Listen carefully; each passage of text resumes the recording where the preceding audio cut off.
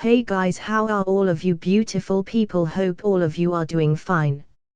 And yes, this is the next part of a new Naruto. What if something made Naruto the dead last that everyone sees him as?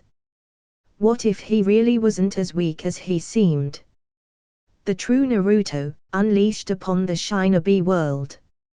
Our story starts at Invasion of Konoha arc and continues onwards. So let's start without any delay. Let's start this great series.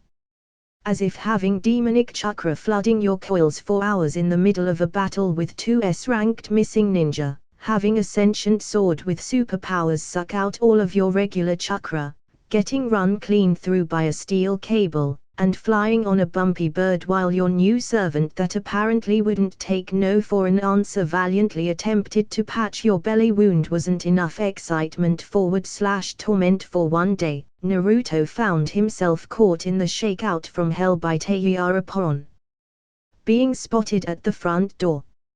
Now normally he would have either tried reasoning with her and explaining himself after listening to what was bothering her, or he would have kawarimid with the nearest hapless fool, i.e. Shikamaru Nara, who had just entered the vicinity to see what all of the fuss was about. But today, after all of the things that had transpired over the last 3 to 5 day period, upon being snatched up and shaken like a rag doll by the girl for approximately 30 seconds, he blacked out. "Master!" Hamako yelled as she showed surprising speed and strength by yanking Naruto away from Teiya as soon as his eyes rolled back in his head and he started foaming at the mouth. "Why would you do that to him? Do you have any idea what he did to himself today? He was barely able to stand even with my help." "Master?" was the questioning statement that went up unanimously after Hamako spoke. One tone was in curiosity, one tone was in annoyance and anger, and the last was in raw unbridled amusement, accompanied by a short perverted giggle. Hamako looked at the unresponsive Naruto in her arms before sighing and looking towards Tsunami. "Do you have anywhere I can keep him for the night? I'm afraid with the grievous injuries he had inflicted on his person he will need a few days before he can move safely." Tsunami nodded. "Yes, we have extra rooms upstairs. It was where we were planning to place everyone else for the night." Hamako gave a short bow before dragging Naruto up the steps. "Thank you very much." Kakashi gave her a nice smile. "He'll be up and about, running amok by tomorrow. Don't worry." Hamako looked over at him while she was dragging Naruto up the stairs and almost dropped him when she saw him. White Fang. She shook her head and continued lugging Naruto up the stairs. Kakashi raised his one visible eyebrow in surprise. "What did she call me? How would a girl like that even know that name, let alone had an inkling of how to associate me with it? By the way, where did he even find her, and why would she call him master? And why the hell is he so hurt? Just what have you been doing while you were gone, Naruto?" Shikamaru had musings of his own as he watched Naruto get dragged up the stairs but decided to save that for later. "All right. The troublesome blonde is back, so can we go home soon?" Teiya just stared at them going upstairs. "Who the hell is this? And master? What the fuck is going on here?" Kakashi sighed and put a hand on her shoulder. "There's not much you're going to be getting out of Naruto tonight, so you might as well wait for him to wake up before asking anything. However, if he refuses to answer, that's his business. To you all, there are things that I simply have to know about. That wasn't the same sword that he left with either. XXX." The next day, getting to him, however, proved very difficult when Teiya decided to forego Kakashi's advice to just let the matter sit until the next morning, deciding to wake him up and talk to him right then.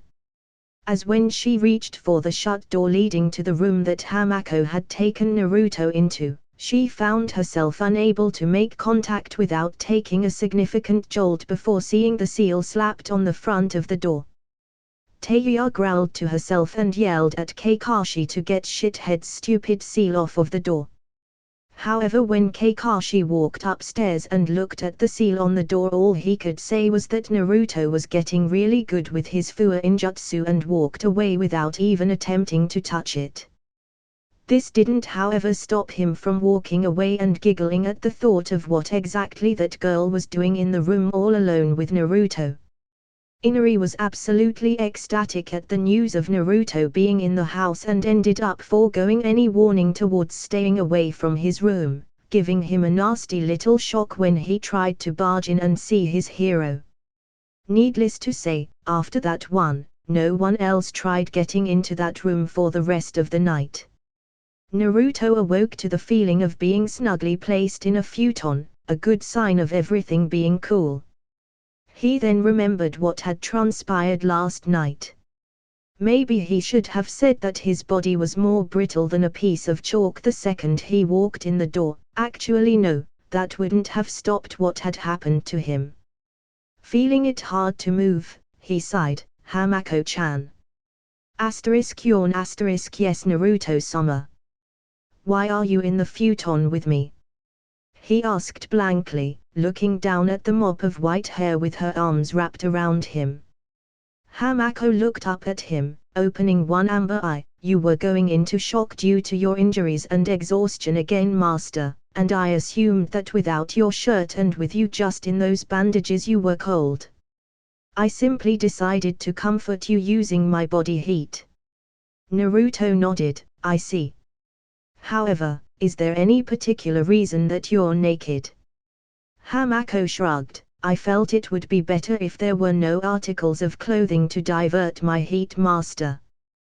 Thinking that he somehow took offense to this, she frowned at him. Are you angry with me? I'm sorry if you don't find me attractive enough. Naruto made to sit up as Hamako allowed him up and covered her chest. What? No. Hell no, are you kidding me? By the way, what cup size are you for references, Sake? You can't be anything under AC, never mind. But you don't have to do this stuff for me. You don't owe me anything, I'm taking you with me because I want you with me. I was never going to just leave you there by yourself, you deserve better after everything that has happened, and seeing as how you're all that's left of my ancestral village and you seem to have a connection with my family, I decided on bringing you to Konoha. Hamako smiled at him as she stood still covering herself, and that is why I am willing to do these things for you so easily, Naruto-sama. I feel that at some point I must tell you about myself in order for you to understand why I feel this way on the subject. Naruto shook his head at the sound of someone coming towards the door as he smiled at Hamako. I think that's something that needs to happen at some point. I'd be glad to listen to you when you decide to do so. Naruto. Whenever you feel like taking your seal off of the door, breakfast is ready for you and your friend. Giggles. Naruto turned his head from the door where he saw the seal Kakashi was talking about. You put a seal on the door. Hamako shrugged in response. I didn't want anyone trying to disturb you last night, so I put it up. Well, I guess that's our cue to head on down and grab some chow, Hamako-chan. He then raised an eyebrow as he noticed that she was still covering her modesty with not the least bit of embarrassment or anxiety. We need to get you some damn clothes to wear. He then had another thought. Why are you not the least bit concerned with the fact that you're sitting in front of me naked? Hamako looked at him in a cute clueless manner. Well, I assumed that upon awakening you would feel tempted to take advantage of me in this state, so considering what I had initially anticipated to happen, I'm not really bothered in the least if you just look. Naruto gave her a deadpan look. So you fully expected me to see you all snuggled up on my chest, both of us in a less than fully clothed state to say the least, and decide to more or less ravage you? He got a nod in response. Do I really give off that kind of vibe? Hamako smiled. Not at all, master, but you are a teenager that is growing up, and you are my age. It would only be natural of you to see a reason to take advantage of that. Oh yeah. This girl is going to be a lot of fun, I can just sense it, boy. Good luck with that. Quipped the Kyuubi amusedly from within Naruto's head. Naruto kept up his look, and you seem to be just a-okay with that. I would ask you why, but I'm kind of afraid to know the answer. Naruto groaned as he stood up, not exactly throbbing in pain like he had been not an entire 24 hours prior, but still very stiff. Okay, change into what I gave you to wear and I'll see if I can't get you any clothes of your own today. Naruto rolled his eyes as Hamako immediately stood up, shedding her only shield to her modesty to acquiesce to his request with not a second thought. Yeah kid, I can see it already. Kyuubi spoke up as Hamako moved to change. That little girl is going to have you wrapped around her finger without even knowing she has it, mark my words. Naruto felt like disputing, but just could not find it in himself to do so as he found himself staring at Hamako squeeze one of his muscle shirts over her chest. You know, the part of me that enjoys the fact that I'm watching this right now has to agree with you. Kami, Erokyofu and Kakashi-sensei messed me up good, didn't they? Naruto smirked as he watched Hamako attempt to smooth out the shirt, making her assets move in a very noticeable manner, and I simply just don't care. XXX. After amusing himself by watching Hamako get dressed, Naruto decided to forego a shirt and simply walk downstairs in just his bandages and a dark red pair of pants. Hamako had rebandaged him despite his insistence that he was fine, and the end result ended up with his upper body up to his neck and even his arms looking like he had escaped an attempt at living mummification. Naruto sat at the table and gave everyone a big, healthy grin as they watched Hamako grab a seat next to him. Hey there everybody. I can see you all have something to say, so go ahead and say it. Inari quickly jumped in before anyone could speak or question what he had been doing for the better part of a week. It's good to see you again, Naruto. How have you been? Naruto smiled at the ecstatic young boy. Well, I'm glad someone here wants to know how I've been doing just because they missed me. Inari grinned at the praise from the scar-faced blonde as everyone else currently in possession of a Konoha headband sweat dropped. Kakashi cleared his throat. Well, be that as it may, Naruto, you said you wouldn't be gone any longer than 2 days. Naruto gave him a dry stare. I severely underestimated the lengths that creepy people were willing to go to in order to find me. Kakashi immediately knew what he meant. So how did it go? Naruto gestured to himself. I'm still in one piece, so that's always good. And I will say that the trip was extremely productive.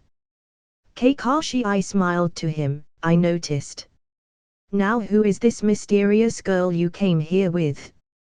Naruto looked over at Hamako, who bowed to Kakashi. I'm sorry, Hatake-san. My name is Hamako Kiyamaiju. I was unaware that Naruto-sama knew Konoha's White Fang. It certainly is a pleasure to meet you. Kakashi laughed uncomfortably. Sorry, you've got the wrong guy. I'm his son actually, Kakashi Hatake, at your service. Hamako blushed at the mistake. I'm so sorry, but you look so much like him even with your face covered the way it is. I couldn't believe that I was in the presence of such a legendary ninja for a moment. Shikamaru raised an eyebrow. Did you just call Naruto-sama? Hamako looked over at the pineapple-haired boy. That's right. I did. How else am I supposed to show respect for master? Naruto face faulted out of his chair. How did he not remember to tell Hamako to keep all of that summer stuff and master talk under wraps for the time being? Oh, that's right, he was dealing with chakra exhaustion and wounds brought about from battle. Master. Teiya let out. Shithead, what did you do to get this girl to call you master? Actually, Why the hell do you even have a girl following you anyway? You sure didn't leave Kiri with her.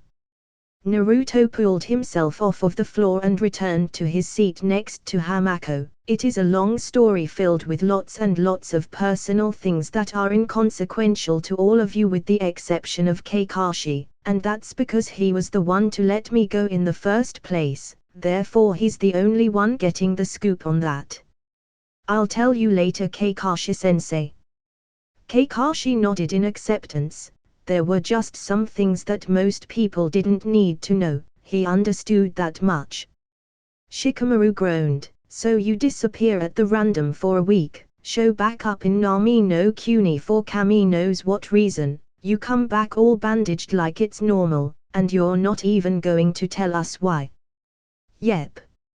Naruto said without a trace of guilt or shame in the matter, it's not like you guys lost a pound of flesh following me or something. The only one I owe an explanation to is Kakashi, because he was the one that put himself on the firing line and let me go. If I hadn't come back, do you realize how screwed he would be? That walk back to Konoha would be like him heading to the gallows. Kakashi flinched and nodded. He might as well have gone missing if he didn't come back with Naruto, especially after explaining to Tsunade and Jiraiya when he disappeared and how suicidal to say the very least. Why? Shikamaru asked. It was strange that Kakashi would flinch like that at the thought of him losing Naruto. Naruto was strong, very strong, but he was just a Chunin. Kakashi was a Jounin of perhaps the highest feasible caliber with the most vaunted Daojutsu Kekii Genkai in Konoha's history. For Naruto to say something like that and for Kakashi to actually make a motion that supported his words was something that registered looking into, but he wasn't going to be getting anything from Naruto since the boy wasn't very vocal on a lot of the things he was doing professionally these days. Hell. These days no one other than the Hokage herself even knew how to find him other than leaving him messages at home for the longest time until it was discovered that he trained by tearing the forest of death asunder. Naruto leveled his gaze coolly at Shikamaru. You really don't want to know that right now, Shikamaru? I can guarantee that you would find it troublesome to say the very least. Teiya scoffed. Well, fine then, Mr. Secret. At least tell us where you got her. She said, pointing at Hamako. Why did you bring her here? Does she live around here or something? Naruto looked at Hamako, who nodded. Well, no. I found here while I was off doing what it was that Kakashi let me leave to go do. He gave a meaningful look to Kakashi. I found her. She was the only one left, Kakashi-sensei, and if not for my certain bad luck with a few red clouds I wouldn't have even found her, or anything, so that's a good thing at least. He locked his eyes with Teiya, and she's coming back to Konoha. With me? He said in a low growl, as if daring anyone to even attempt to call him on it.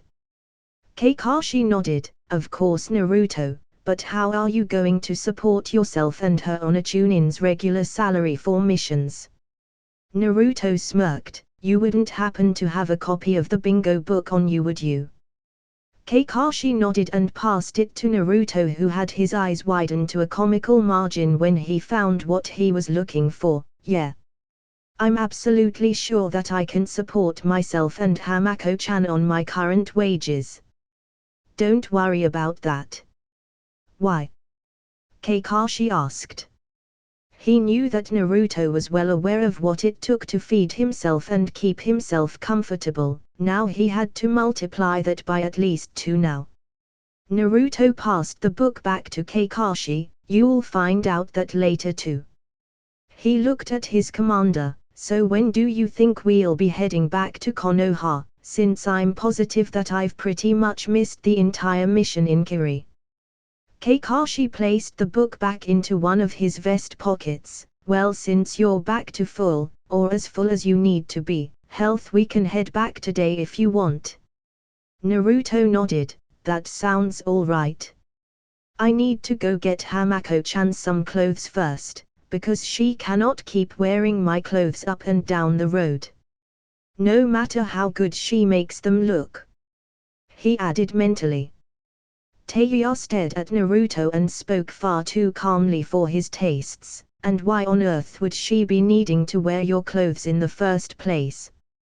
Before Naruto could think of a brilliant and believable way out of this situation, Hamako chose to answer, because when Master found me I had no clothing of my own.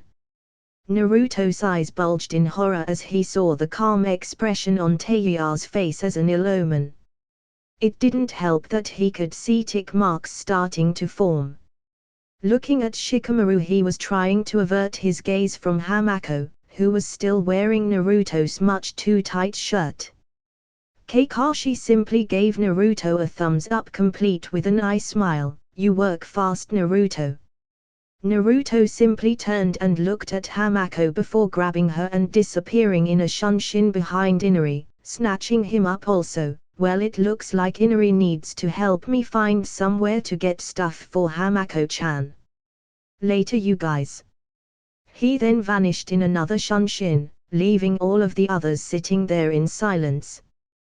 Tazuna, who had stumbled downstairs sometime during Naruto's explanation, looked at everyone else in confusion. Why is everyone just sitting there? Kakashi shrugged and pulled out his icha. He's already going to tell me everything I want to know later. I'm good as far as that's concerned. He felt the glare of Tsunami on him and sighed. Inari's not here right now, can I at least read it until Naruto brings him back? Shikamaru stood up and walked off. Chasing him now would be too much work to deal with. I'll worry about things later. He headed out the front door. I'll be on the roof getting some sleep. All eyes panned over to Taeya, who still had her uncharacteristically calm face on, getting even Kakashi to look at her in concern. She simply stood up and walked upstairs. There's no reason for me to try chasing him now just to yell at him when I live right next door to him in the first place. I've already waited a week, I'm sure I can wait another day or two to tear him apart. And the more time that passes until then, the more ammunition he's building up for me. XXX. 2 days later, Konohigakyo no Sato. The group had set out from Nami no Kuni and moved at an incredibly brisk pace even by shinobi standards to reach Konoha, mostly because they were being headed by a jounin in Kakashi and the everlasting stamina lunatic that answered to the name of Naruto. Naruto carried Hamako the entire way due to the fact that she wasn't nearly as fast as the rest of them were, with her not being a ninja and all, and was still cutting a pace that kept him in step with Kakashi. Speaking of Hamako, Naruto had enlisted the services of Inari to find a suitable clothing store for his new female attachment. She still had her hair up in her twin pigtails that went down her back past her shoulders with the bangs that shaded part of her eyes from clear view, but she now wore tight black shorts that came to her thigh, a white, long-sleeved kimono top that stopped at her waistline, the belt of which was white as well, and a white pair of high-heeled sandals. The kimono top had light blue ornate designs of waves all over it. Naruto had instructed her to pick out whatever she liked, as he assured her that he would have absolutely no problem footing the bill. He then rubbed his hands together and chuckled conspiratorially, making Inari back away slightly. Hamako had mostly spoken only to Naruto throughout the entire trip, with him trying to get her used to what to expect upon arrival in Konoha, and asking her about what he could do to make her comfortable once she started living with him, since letting a girl that had never lived alone live in a foreign village at least 20 years after her time by herself was an absolutely horrible idea.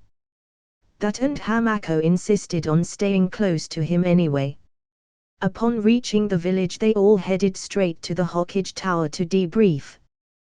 They all stood at attention while Kakashi gave the official mission parameters, and upon being excused by Tsunade the two other Chunin walked out of the office while Naruto left in a shunshin. After a few moments to make sure that Shikamaru and Teiya had left the building, Tsunade slid the window open where she found quite an amusing sight, Naruto and Jiraiya standing on the same ledge under the window glaring at each other. Both were crouched with Jiraiya still towering over him. "What do you think you're doing, Geiki, at my entrance?" Naruto glared up at him, about to head back inside of Tsunade-bachan's office the fun way. "What does it matter to you, Ero-Sennin?"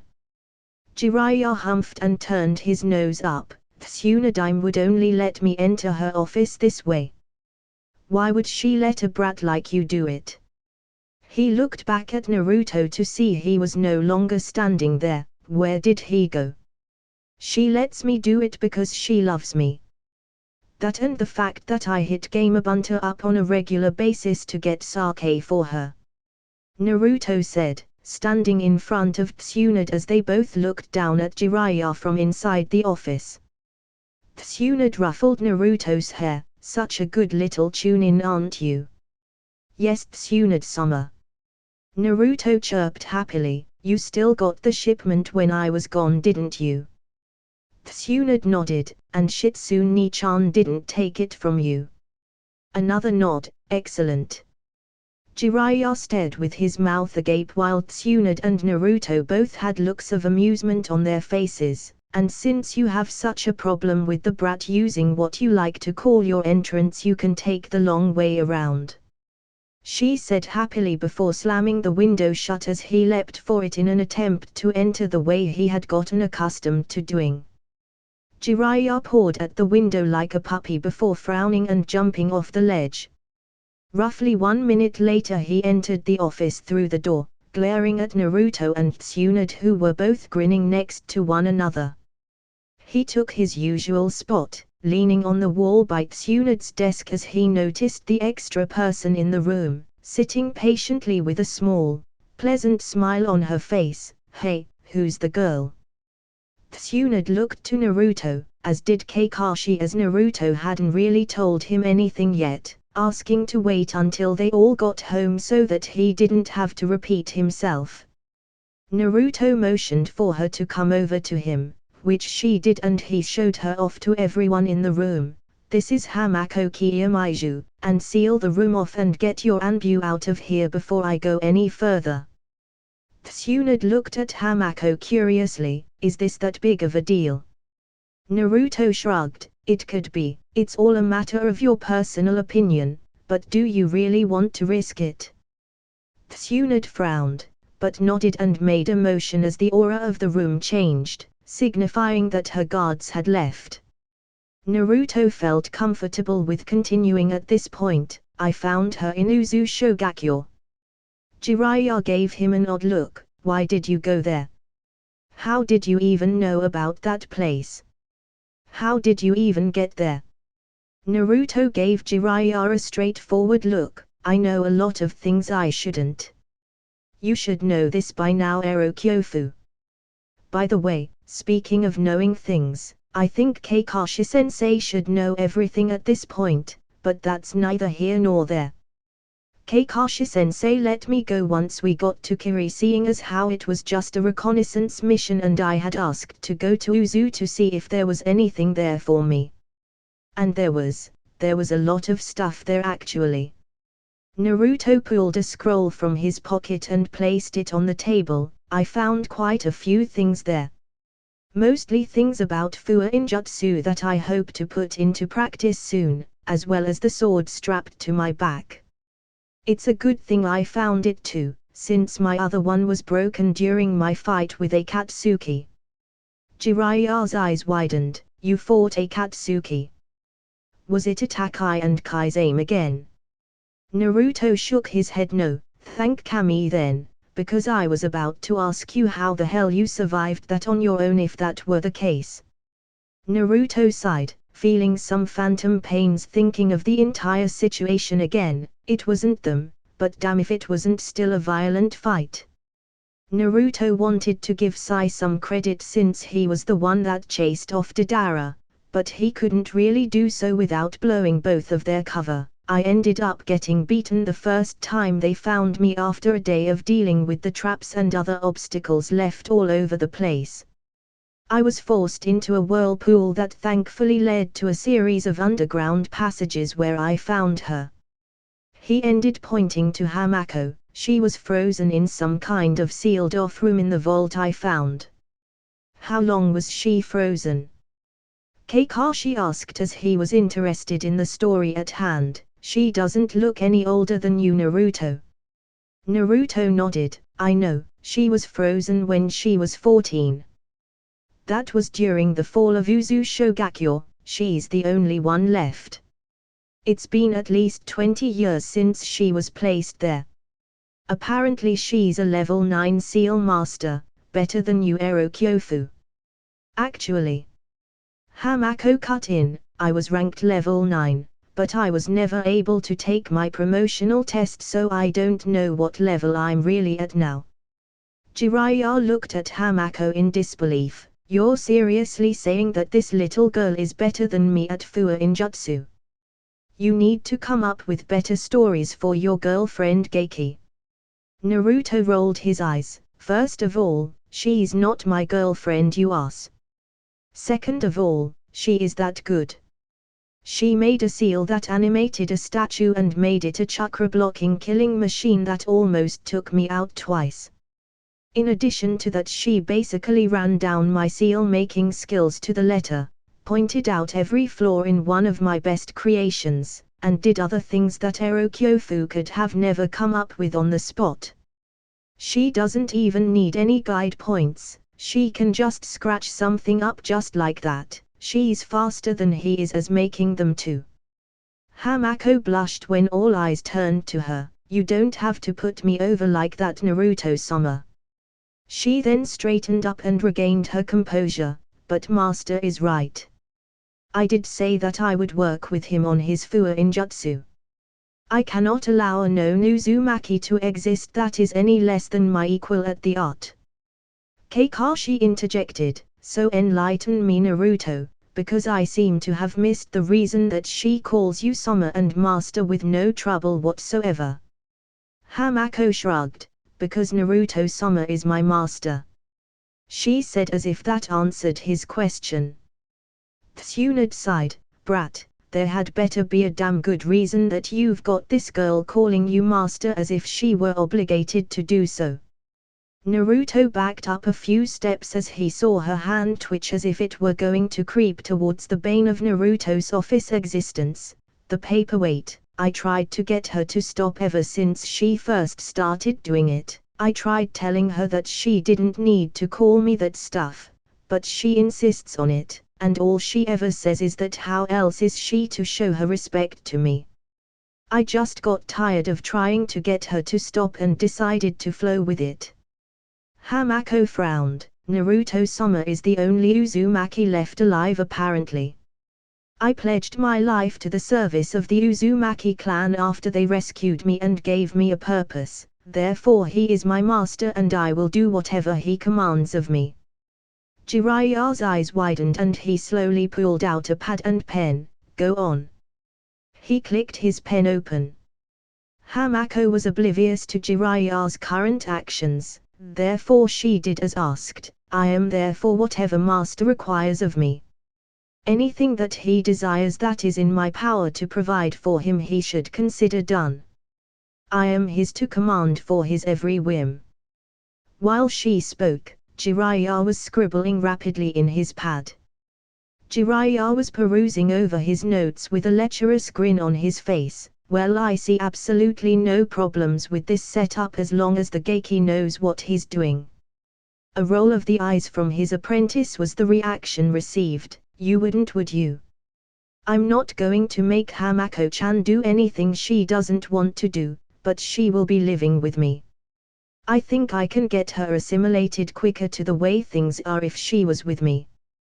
Tsunade agreed with him. Very well. I'll have her entered as a citizen of Konoha when I get the chance. Does she wish to be a ninja? Naruto shook his head. Hamako-chan isn't a ninja. She's just damnably good at fuinjutsu. Hamako nodded in agreement. Naruto-sama is correct. I was instructed from the earliest time I was able in fuinjutsu. I was unable to become a shinobi of Uzu Shogakure, but I still found ways to be useful. I hope for the same here as well. Tsunade gave the girl a smile before turning her attention to the scroll Naruto dropped on her desk. So I assume that this is full of the other things that you found on your excursion. Naruto smirked. Not really, I still have those things with me since no one but an Uzumaki can even open or read them. This is something else though. You might really like what it is. It might make one of our treaties even stronger after all of the tumultuous stuff that it went through over the last year. Tsunade opened the scroll only to widen her eyes as a pile of broken pieces of something fell out. She saw ahead and turned it towards her before hearing Jiraiya gasp. He had a discarded piece with the emblem of a scorpion on it. This is the insignia of Akasuna no Sasori. Kid, are you telling me you were able to capture one of his puppets? Naruto shook his head. No, this is Sasori himself, or what's left of Sasori. He turned his body into a puppet. I think I destroyed his heart or something when I finished him off, because that was the only time he bled during the entire fight, and man did he bleed when I hit it. His eyes turned to Tsunade with a shine. So when can I expect my money for the kill? Tsunade smiled at Naruto. I'll dispatch a hawk to Suna when we're done here, telling them that you've defeated Sasori. Good going, brat. How did you pull it off? Kakashi walked up to Naruto and planted a hand on his shoulder. Yeah, I'm actually very interested in that too. Naruto shrugged. Well, most of the things he had were intended to poison me. I'm immune to pretty much everything ever conceived in that department, so he couldn't finish me. He only had one thing with the potential to really finish me off, and when I disabled that, it turned into a battle of attrition, and I never lose when it factors down to that. He adjusted the sword on his back. Another member of Akatsuki is some guy named Deidara. I wasn't able to finish him, he got away, but at least you know another one of them now, so you have 4 confirmed members and one of them is dead. Jiraiya planted a hand on Naruto's shoulder. That's some good work, Naruto. You're really coming along these days, aren't you? Naruto grinned up at the man. Yep, and after what Kakashi told me, I know what I'm doing next. Kakashi blinked. What would that be, Naruto? Naruto channeled some wind chakra into his hand. I'm going to learn how to mix elemental chakra with the Rasengan and see what I can do from there, and the best part is... He lifted his other hand as lightning began to crackle around it. I have 2 to work with now. Kakashi's eyes widened. How did you get another affinity, Naruto? Naruto let the chakra around his hands drop. I use a lot of lightning ninjutsu to go along with my wind. You would think that I would suck at lightning stuff because it's weak against my main affinity, but I use it so much I developed a second affinity. That's always fun, isn't it? Now I have to do the exercises for this too. I hope nothing as serious splitting a waterfall is necessary for it. Naruto-sama may not be very good at fuinjutsu, but he is very strong. Hamako mumbled with a smile on her face. I have a question that I hope I am permitted to ask you, master. Naruto gave the white-haired girl a smile. Sure thing, Hamako-chan, you can ask me anything that you want. Hamako nodded and walked over to Naruto, placing her hands on his belly and pulling up his shirt. I was under the impression that you weren't very adept at sealing, so why is there such a powerful one on you? How did you come up with it, and why is it there?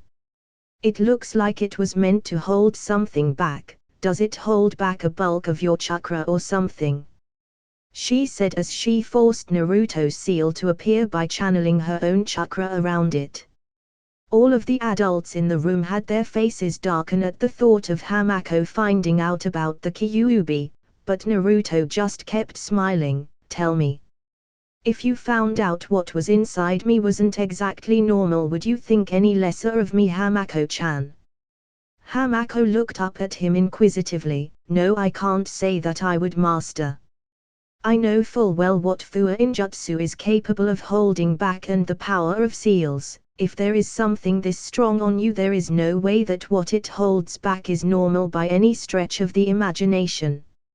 Naruto nodded and looked at Jiraiya. I told you she was good. He looked back down at Hamako, who was poking at his stomach and staring intently at the seal. When did you find out about it? Because you seem like you wanted to ask about it for a while. Hamako looked up at him and stood back up. I saw it when I was bandaging you up on the way to your meeting place with Kakashi-san. There was some kind of red glow coming from it, but you were slipping in and out of consciousness, so I couldn't ask you about it. Naruto kept smiling to her. So Hamako-chan, I just have to say, what do you know about the word Jinchuriki? Hamako blinked. You mean like Mito-sama? Naruto sighed, again with that name. Mito-sama, and you say that I'm related to her or something, and what does she have to do with being a Jinchuriki? You don't know this either. Do you know anything about your clan, master? Naruto shook his head. Nope, no one ever told me anything about them. I just figured it was a simple family name or something that I was stuck with in the orphanage at first. I didn't even know I had a clan. Mito was my grandmother. Tsunade said while looking at Naruto. She was the wife of the Shudame Hokage. Hamako looked around the room and realized that Jiraiya and Tsunade were there. You sure do know some powerful people, master. Tell me about it. He said, but what about Mito? How does she fit in with the term Jinchuriki? Hamako lifted Naruto's shirt once more to look at his seal. That's easy. She was one. The container of the Kyuubi no Yoko. Naruto palmed his face. So I not only am related to the Yondaime Hokage, had a clan of my own that more or less ran an entire hidden village, and am the Kyuubi Jinchuriki. I'm related to the first Kyuubi Jinchuriki, who just so happened to be the Shudame's wife. And I'm sure at least one of you knew it too. Man, Danzajiji has no idea how right his idea was to make me go after Hokage. This pedigree of mine is ridiculous. Naruto then looked at Tsunade and pointed at her. Wait, so that technically does make you my actual Ba-chan on some level, doesn't it? So I can really call you Tsunade-ba-chan now, and you can't say jack about it. Tsunade looked at Naruto with a tick mark on her head. You're so lucky we're supposed to be family, brat. Love you too, Tsunade-ba-chan. Naruto ducked a paperweight. Ha. You've got to do something better than that. Naruto got drilled in the side of the head with one of Tsunade's heels. Gah. Who throws a shoe? Honestly. He rubbed his head and looked back at Hamako. Well, I asked you all of this because I'm the Kyuubi Jinchuriki now. His eyes met hers as she looked at him in shock. I know it's a lot to take in, but if you have any problems with it, you don't have to live with me. Naruto then blinked in surprise. Hamako-chan. Hamako's eyes shined as she prodded and poked at the seal on Naruto's belly. You're a walking example of the most powerful Fuwa Injutsu known to man. That is so amazing, master. Jiraiya looked at the girl in amazement. So you're not concerned by this in any way? Hamako didn't even look up. Of course not. Master is just master. He just has a demon sealed inside of him, and pretty well too if this is any indicator. It makes sense though, that power that you were supposed to be using when you fought those ninja that attacked us felt malevolent. Naruto smiled at how easily his new guest was taking his secret. He looked up at everyone else. Anyway, I've been thinking. Maybe you should just come out with it and tell everyone about the Kyuubi. Tsunade gave him a strange look. Why on earth would you want that? Naruto smirked and let out a small laugh as Hamako kept poking at him. Because it's getting obnoxious to keep a secret, and it's a bad secret at that. Everybody knows except for the kids, and if there's one thing I hate, it's badly kept secrets. You might as well just let people talk about it at this point. Jiraiya looked at Naruto somewhat proudly. He was taking his burden head on and just pressing the issue on it instead of trying to sweep it away. It was common knowledge that for those that didn't know Naruto but knew of him, that the Kyuubi would always be the proverbial elephant in the room. What about the haters, kid? Naruto scoffed. If anyone has any problems with it, I can keep myself safe at this point.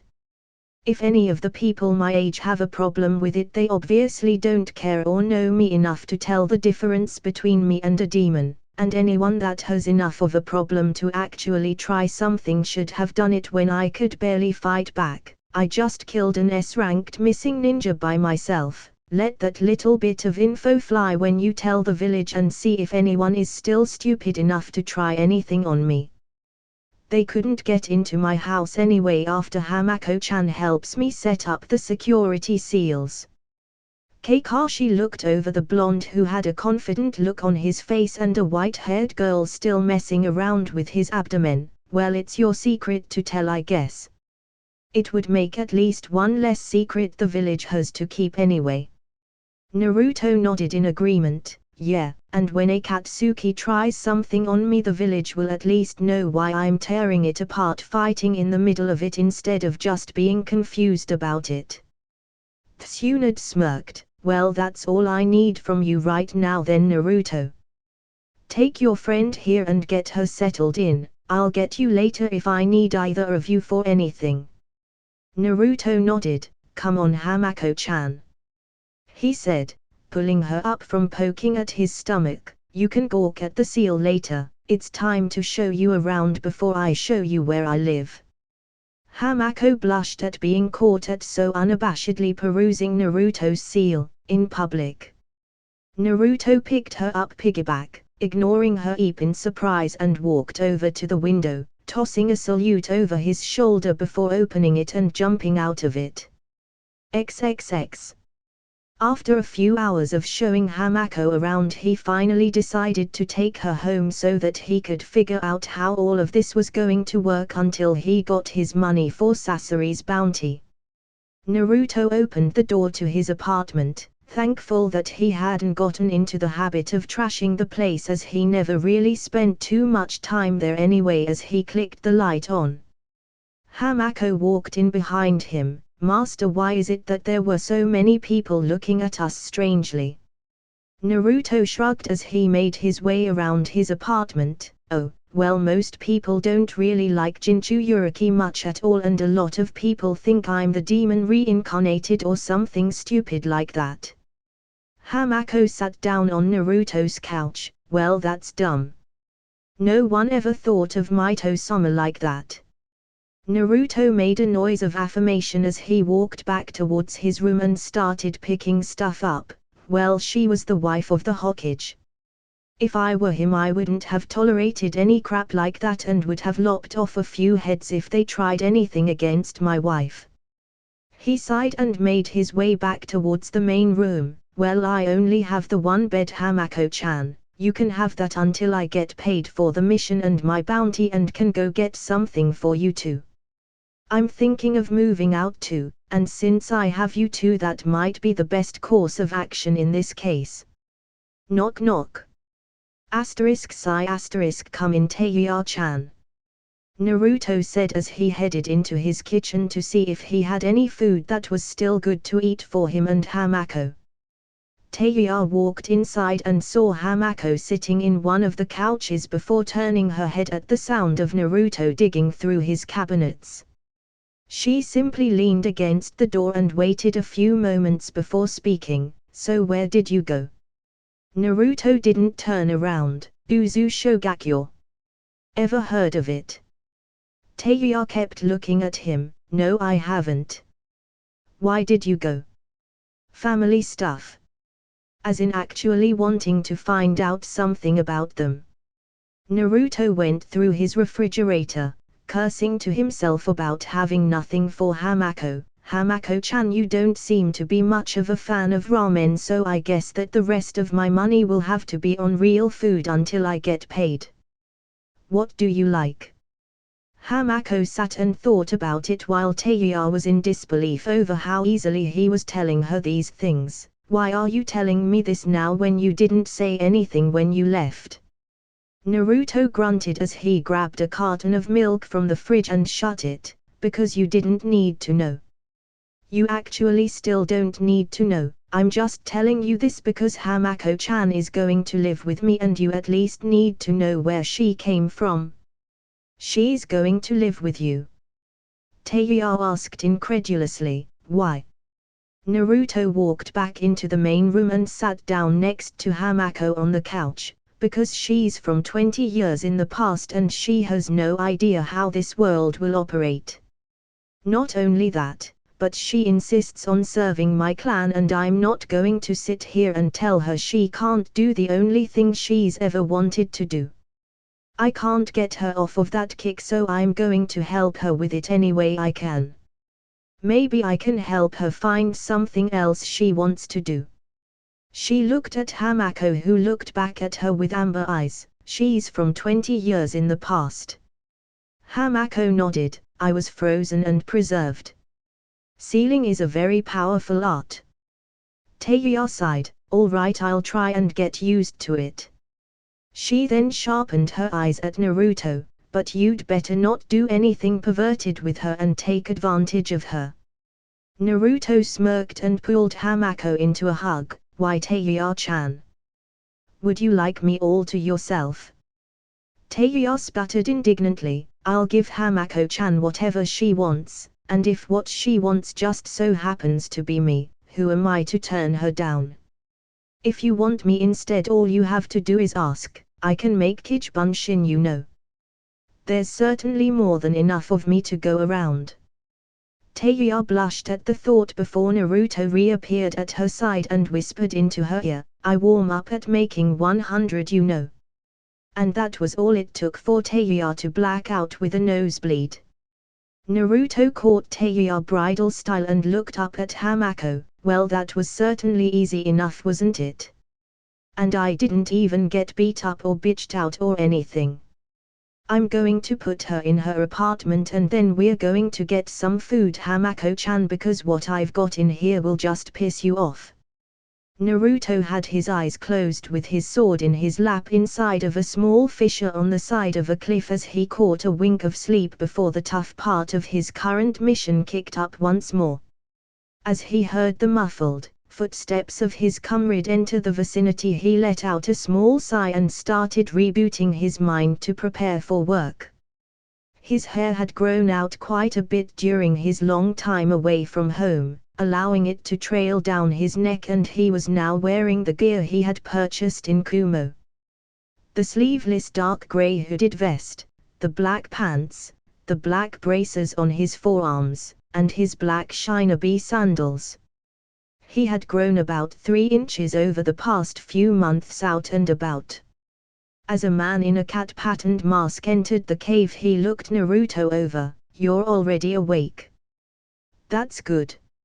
It's time to get to work, kid. Naruto chuckled. No time for real rest, ha Tenzo. Tenzo sighed and pulled the mask off of his face to reveal a man with short brown hair, black eyes, and a mask-style hittiette in the fashion of the Nidaime Hokage. Use the code name for the love of Kami, Naruto.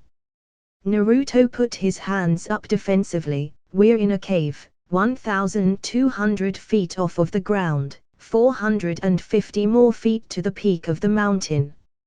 Anyone that actually hears your name is going to be dead in a few minutes anyway, and if a patrol actually came all the way out here away from the base, they are either completely stupid, or the others didn't do as good as they thought covering their tracks when they went and did reconnaissance, so either way, you're good. Tenzo stared at Naruto for a moment with his eye twitching. lack of respect for protocol aside, you've done very well on this assignment. You're not half bad at this stuff. Who knew a 14-year-old kid was this good at sacking bases?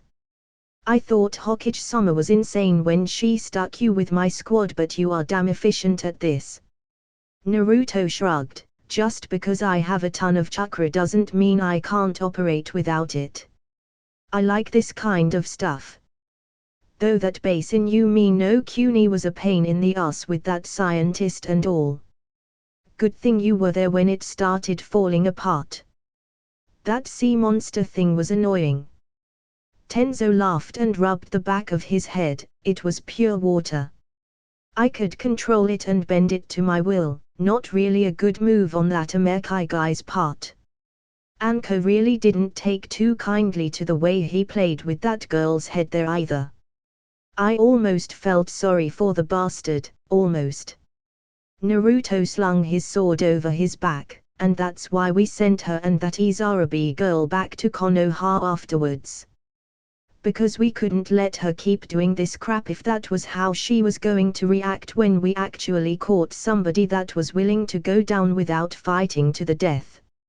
Alright, who's going with me on this one? Is Yugao heading in with me?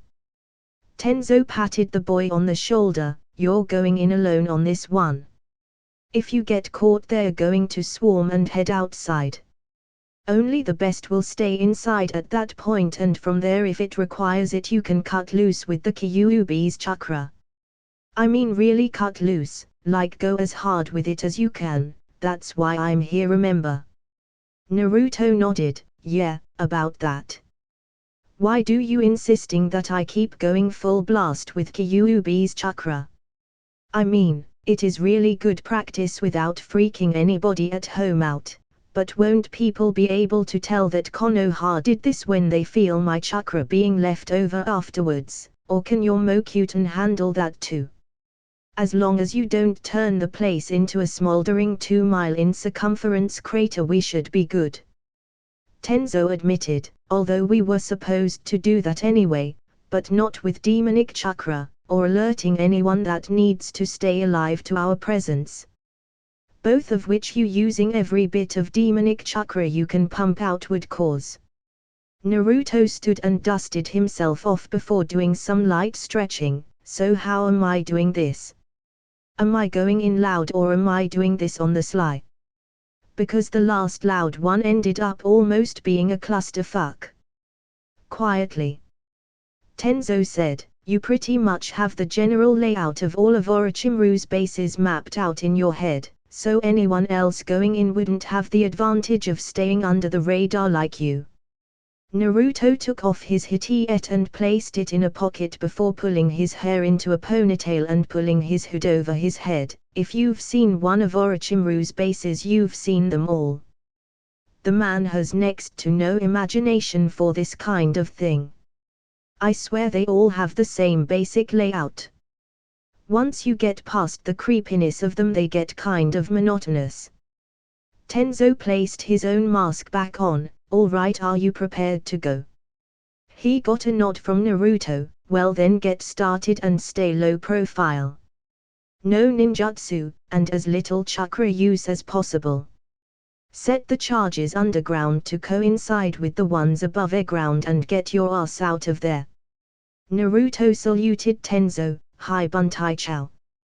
With that, Naruto left the cave and started scaling the cliff face with chakra on his feet as the sun began to set. This was what he had been waiting for so long for. Tsunade had finally given him a mission that was right up his alley, and though he was out of practice when he started he fell back into the swing of things quickly. Flashback 5 months prior. You're kidding right Tsunade-chan? She's kidding right Shitsune-chan? Naruto asked in an unbelieving fashion. You're seriously jerking my chain right about now, aren't you? I didn't think you would ever send me out on something like this ever again. You're actually going to send me on a real A-ranked mission? Where I'm actually going to fight? Tsunade stared Naruto down. You were recommended for Anbu by Genma Shiranue, and even Kakashi has said that seeing what you can do in the group could be worth looking into. This is the perfect opportunity to see what you've got, brat, even if you're not technically one of them at this point in time. Any objections? Naruto thought for a moment before shaking his head. No, not really, but can you do some stuff for me while I'm gone? Tsunade thought about it. What do you need? Naruto smiled. First, take care of Hamako for me. She should be just fine. She lined the apartment with seals, so she should be secure, but she might get lonely. Just keep her busy. She can make all kinds of stuff for you. Just give her some specs on what you want in a seal and she'll pull something together for you.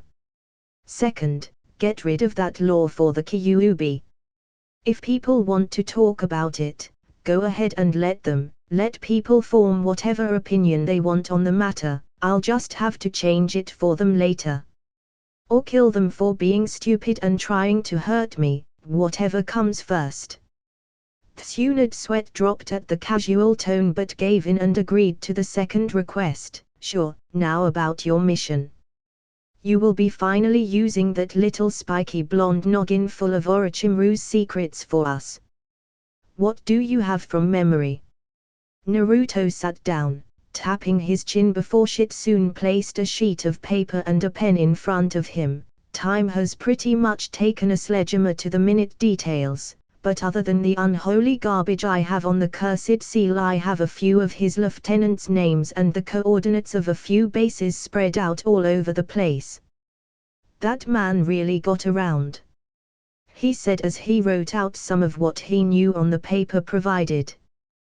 Tsunade waited for him to finish before taking and reading what he had down. This isn't bad at all. It's definitely more information than anyone else had been able to scrounge up on Orochimaru's workings for years before this. It's definitely settled then. You will be accompanying a contingent of Anbu on search and destroy missions against the bases you've just listed for us. Naruto had to grin at that, finally. He mumbled out, "Are you going to promote me now or what?" Tsunade lowered the paper and frowned at him. Maybe. We'll see when you get back. I'll summon you in a few days to get your full briefing for the mission. Tell no one what exactly you're doing. I'm sure you know this. Naruto had a question. What about my money? It's been 2 weeks and I never got my money for Sasori. Tsunade rubbed her temple. Since he turned his body into a puppet, there was no biological evidence of it being Sasori himself despite his signature poison coating the weapons you sent. Naruto blinked. You need DNA. Why didn't you say so? I kept the tatters of the shirt I used when I fought him. It has his blood from my final attack all over it. I'll send it right to you before I set out on this trip. I want my money. Tsunade's not shafting me on this one. Tsunade sent a look to Shitsune, who nodded and left the room, probably to prepare correspondence to Kase no Kuni. She then returned her attention to Naruto. I'll handle it if you get me the DNA. Now get rested and ready for the mission. No training, and get your affairs in order before you leave. This one's going to be a long one. Understood, Tsunade-sama. Consider the bases raided and sacked. Naruto saluted her and exited through the window. End flashback. Night had fallen as Naruto made his way further in from the edge of the cliff he had just scaled and eventually came upon a seemingly normal-looking fracture in the rock wall. Pretty normal-looking cave entrance. The man can certainly disguise his bases when he wants to. The opening seemed unguarded, but Naruto knew far better than that. This base was still active. That meant that there was a guard or two somewhere within easy sight of the entrance. Naruto simply stood still and decided now was the time to use one of his natural advantages. Hey Kyuubi, can you help me point out any sentries posted out here? I know they are here, I just don't really know where, and attacking one without having a bead on the other could blow my stealth before I even start the mission. He waited for a moment for a reply before receiving one. There is one currently using Doton, Mogiragakyo no Jutsu, Earth Release, Hidden Mole Jutsu, about 10 feet in front of the hole in the wall. There is another just inside the entrance, right out of your or anyone else's line of sight. Naruto looked along the ground for a sign of jutsu use before acknowledging Kyuubi's assistance. Thanks a million. Alright, he's close enough to the surface so that he can sense the movements of intruders. That means I can use a move to get to him, but I have to somehow get the other guy first, or else he'll get wise to something strange happening and alert the rest of the base to my presence. Naruto was incredibly grateful for the new moon being on this night, as it left him with the perfect lack of visibility for him to pull this maneuver off. Naruto created a Kichibunshin and hinged it into a spider before pulling out a spool of ninja wire. Naruto's spider clone took the end of the wire and walked off towards the cave, the underground sentry either not noticing or acknowledging the presence of the spider. As it entered the cave and saw the Oto shinobi posted to stand watch, it moved up the wall closest to him before jumping off onto him and gently walking around the man's shoulder area twice, leaving slack to ensure that the wire would go unnoticed. Luckily there was no need for the spider clone to transform back, as it found a recess in the wall that it could fit its body into and hold the ninja wire. Upon getting the wire fully situated and steadied, it dispelled. Upon getting the mental cue from his clone, Naruto pulled on his end of the wire as hard as he could, feeling the steel wire tighten and run into something, the guard's throat. Naruto kept pulling until he felt the wire give a tug back, signifying that the body of his target had expired. Dropping the wire from his hands, he then picked up a stone before tossing it directly into the mouth of the cave. The underground sentry, feeling the vibration, jumped out of hiding and looked inside the cave, unknowingly turning his back on the direct location of Naruto, who then proceeded to bury a kunai into the back of his head /neck from 30 yards out. Naruto ran from his hiding place and pulled the kunai from the back of the man's head before holstering it and making a Kichibunshin to clean up his mess outside while he continued on in with his mission. Getting through Orochimaru's underground designed bases was a simple game of what deadly trap goes here. The first hallway, uninhabited, which meant, avoid the pressure plates that would drop the floor out from beneath you in a flash, dropping you into a punji pit. An easy solution to this: run along the wall. Avoid the tripwires that were set up down the long staircase leading deeper into base that would end up with poison gas secreting from the walls and saturating the area. The second branching corridor, Naruto proceeded to take a left, hoping that he was right in remembering that the first right turn in the original Oto base that he infiltrated lead directly to the barracks. Not exactly the most fun start to a mission if he could accurately recall. Before leaving, however, he stuck a charge on the ceiling of the exact spot where the three paths met, using the low light of the base to hide it. Orochimaru really needed to invest in some lighting in his bases. The torches gave the place a dark, creepy, somewhat intimidating vibe, but low visibility meant guys like him could sneak in all day and have the advantage, especially over Oto shinobi and their light gray usual uniforms. Eventually Naruto came upon a room with all kinds of communications equipment. Oh yeah, this room definitely had to go if he was going to keep doing this. As he entered the room, he had to ponder something as he moved along the wall. Why did every room with equipment like this have everything facing away from the only door in there?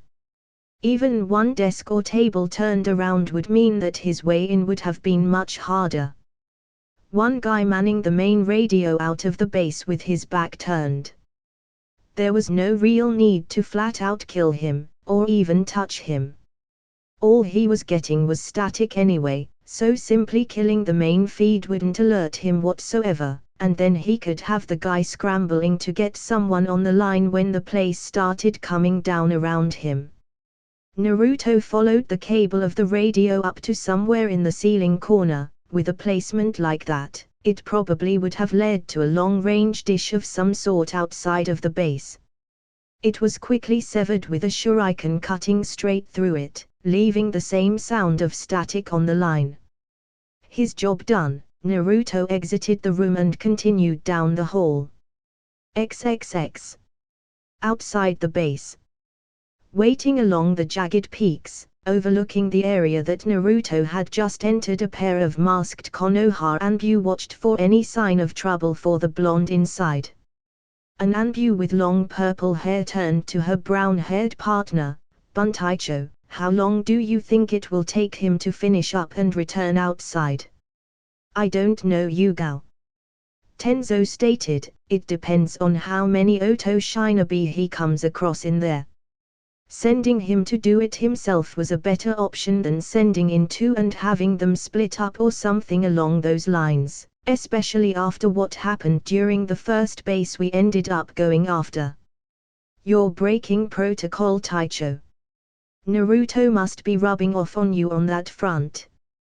Yugao teased, but you're right, I guess. That alert inside of the first base we went after wasn't a laughing matter at all. I'm honestly still kind of scared from when Naruto had to access the Kyuubi's chakra to cut our way out. I can see why he was worried about using it around us. The bloodlust I felt was horrible. You were the one that insisted on checking out the barracks. Tenzo insisted before nodding. Well, either way he should be fine. Even if he gets caught, he can get himself out. I think I want this kid in Anbu when we go home. He's damn good, all things considered. Think he's okay in there? She asked. Tenzo chuckled. If he wasn't, then I guarantee that we would both know it. XXX. With Naruto inside the base. Naruto had only had to kill one more person since he had been there. A lone ninja that had almost caught sight of Naruto walking through the halls as he was on his way back to the barracks had to be dealt with. Naruto ended up breaking the neck of the unprepared man with a swift kick to the head before a fight could break out. Why he didn't just shout intruder, Naruto will never know, but that was neither here nor there. To hide the body, Naruto propped the corpse up in an off-area corner to make it look like he was trying to catch some standing ZS before someone busted him. That wasn't going to be a reasonable hiding spot for long, so he had to move. There was only one real area left for Naruto to enter and go through before he could exit, the laboratory. Orochimaru constantly had people working on experiments for him and sending him the results. It was the main reason he created Otogakure in the first place, a series of hideouts and strongholds where Orochimaru could experiment on subjects and learn ninjutsu. Every base they had been to thus far had a laboratory with tons of experiments, some reasonable, most of the inhumane variety, as well as a bunch of prisoners, many of which the Konoha ninja had discovered would have been better off dead. Naruto's interest in Orochimaru's labs were the product of the promise he had made to Anko to get the seal off of her neck. He had discovered from Orochimaru's notes back when he was a child that the origin of the cursed seal were from an organic source, most notably a human being. Orochimaru was obviously keeping him somewhere, and he figured if he was able to take out enough bases he would be able to find the person it came from. If he could do that, then he could get Hamako to work on trying to break the seal down. He still needed DNA from Orochimaru to study, but he was sure that there was plenty of that laying around Konoha somewhere. The only ways to really free Anko that he could possibly see were to either kill Orochimaru, something he knew he wasn't going to get a chance to do anytime soon, or to find the source of the cursed seal and go from there. Orochimaru's true lack of knowledge in Fuinjutsu came to the forefront once again, as instead of some sort of elaborate security device, the door to the lab was protected by a lock that Naruto was able to pick and move along from without any trouble. Steeling himself for whatever horrors he would find within, he opened the door and rolled inside, closing it behind him to keep a wandering guard from stumbling across him. The lab was empty and cleared out. Anything that he would have found useful or tch. Naruto let out in an annoyed fashion. A red herring of a base. He should have known, if this place were truly active, the people stationed here would have been far more attentive. It would have been a rat's nest comparable to the original Otogakyo that Naruto had infiltrated as a boy. Blowing this place to bits now would do nothing more than let Orochimaru know once again that someone was onto him, and that someone was obviously Konoha, since for the most part the rest of the shinobi world simply let him be. They had already destroyed 2 bases without much of a trace, and the one in Yumi no Kuni was next to abandoned by the time they had gotten there. Taking this one out now would have definitely let the Snake Sanin know that his gambit of using expendable bases like this was definitely working to keep the heat off of him. This one was a complete and utter bust. As he went to open the door, he found it locked from the inside. Naruto jiggled the handle before realizing that he would have to pick it all over again. This place had some stupid security measures. Just as he pulled out his tools for the job, a recorded voice came over an intercom in the room. To the fool that thought that trying to inspect the remnants of my research was a good idea. If you really wanted to see what I had been doing here, all you had to do was ask QQQQQQ. The far back wall opened up to reveal 3 men in prisoner garb. From where they were, it appeared that this room was directly connected to the cells of the prison. How fun! Especially when they looked like they were under the influence of the curse seal. Second stage, if the discolored skin and the barely human appearances were anything to go by. Naruto drew his sword from his back wordlessly as they stalked inside of the empty lab, the door to the prison closing itself behind them. These guys were nothing more than mindless savages now. Not worth his time whatsoever. But he couldn't open the damn door without getting rid of them first. Naruto waited for them all to rush him at once in attempt to simply overwhelm him with numbers. From their approach it was clear that they didn't even have any real training, something that he took advantage of when he cleaved the arms of one attacker off at the elbows. Before he could even let out a scream in pain, Naruto cut his head off cleanly. Naruto shoved his shoulder into a second attacker and pushed him back, allowing him to throw a back kick to the third prisoner that caught him in the body, pushing him up against the wall. Naruto quickly backpedaled and reversed his sword in order to run the man against the wall through with it while he was disoriented. The second berserk prisoner ran at the self-cornered Naruto, who grabbed the deceased man behind him by the collar and threw him over his shoulder at him. The unexpected action of his blonde prey threw the prisoner off, forcing him to stumble and slow down. More than enough time to let Naruto grab his sword like a javelin and throw it straight at the poor fool, catching him right in the head. Naruto watched the curse seals on their bodies recede with an impassive glance. He pulled the sword from his victim's head and wiped the amassed gore on the blade off on the deceased man's clothing before resheathing it and proceeding to pick the lock, swiftly getting a satisfying click, signifying his success. Damn it, time to pull out.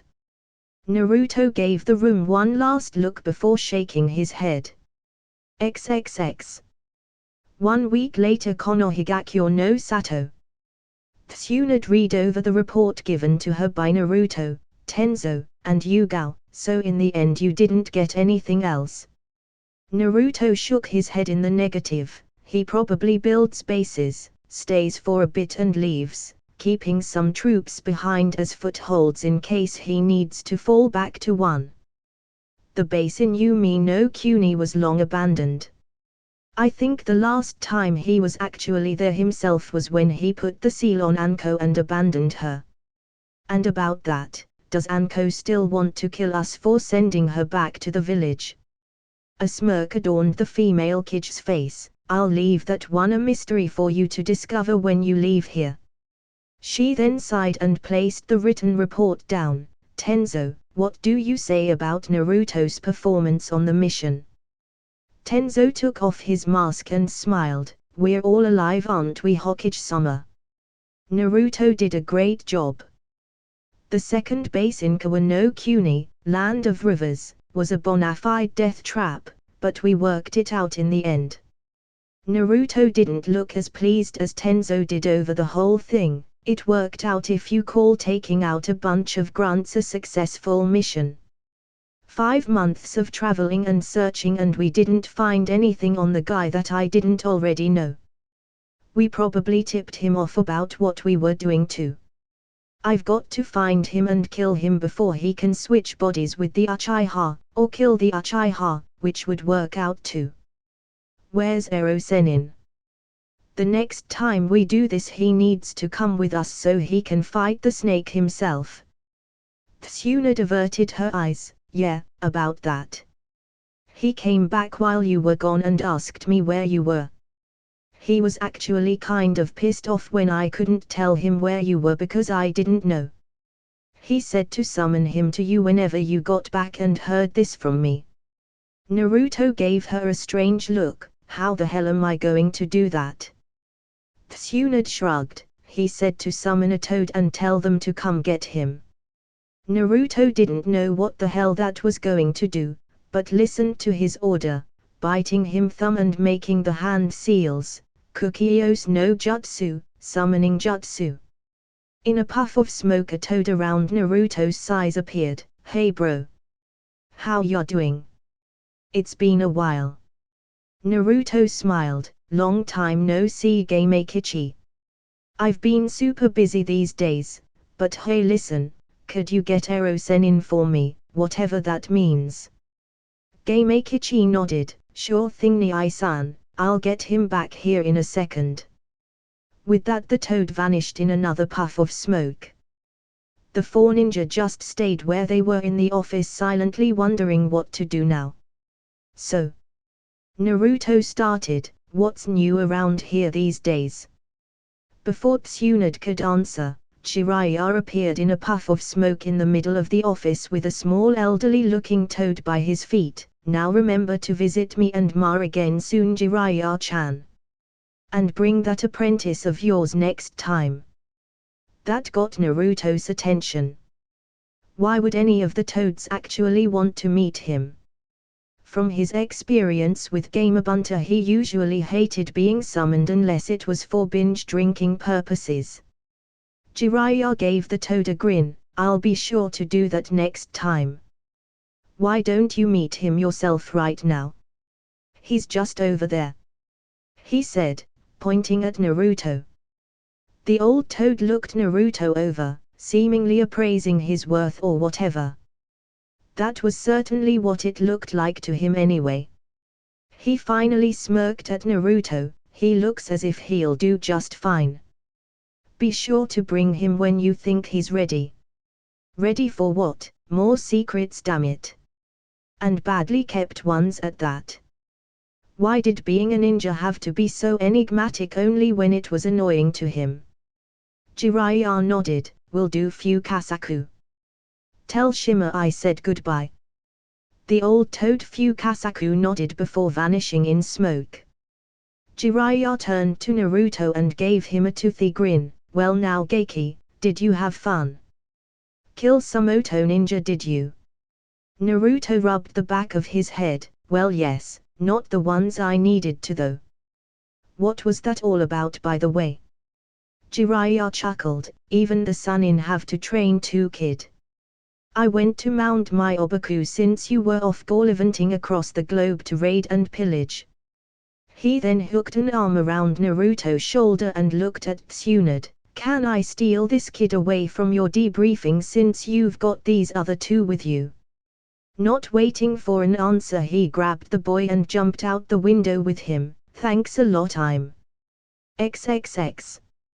Jiraiya took Naruto to the top of the Hokage monument and found the boy incredibly amused. When they arrived there, they put Ba-chan's face up here while I was gone.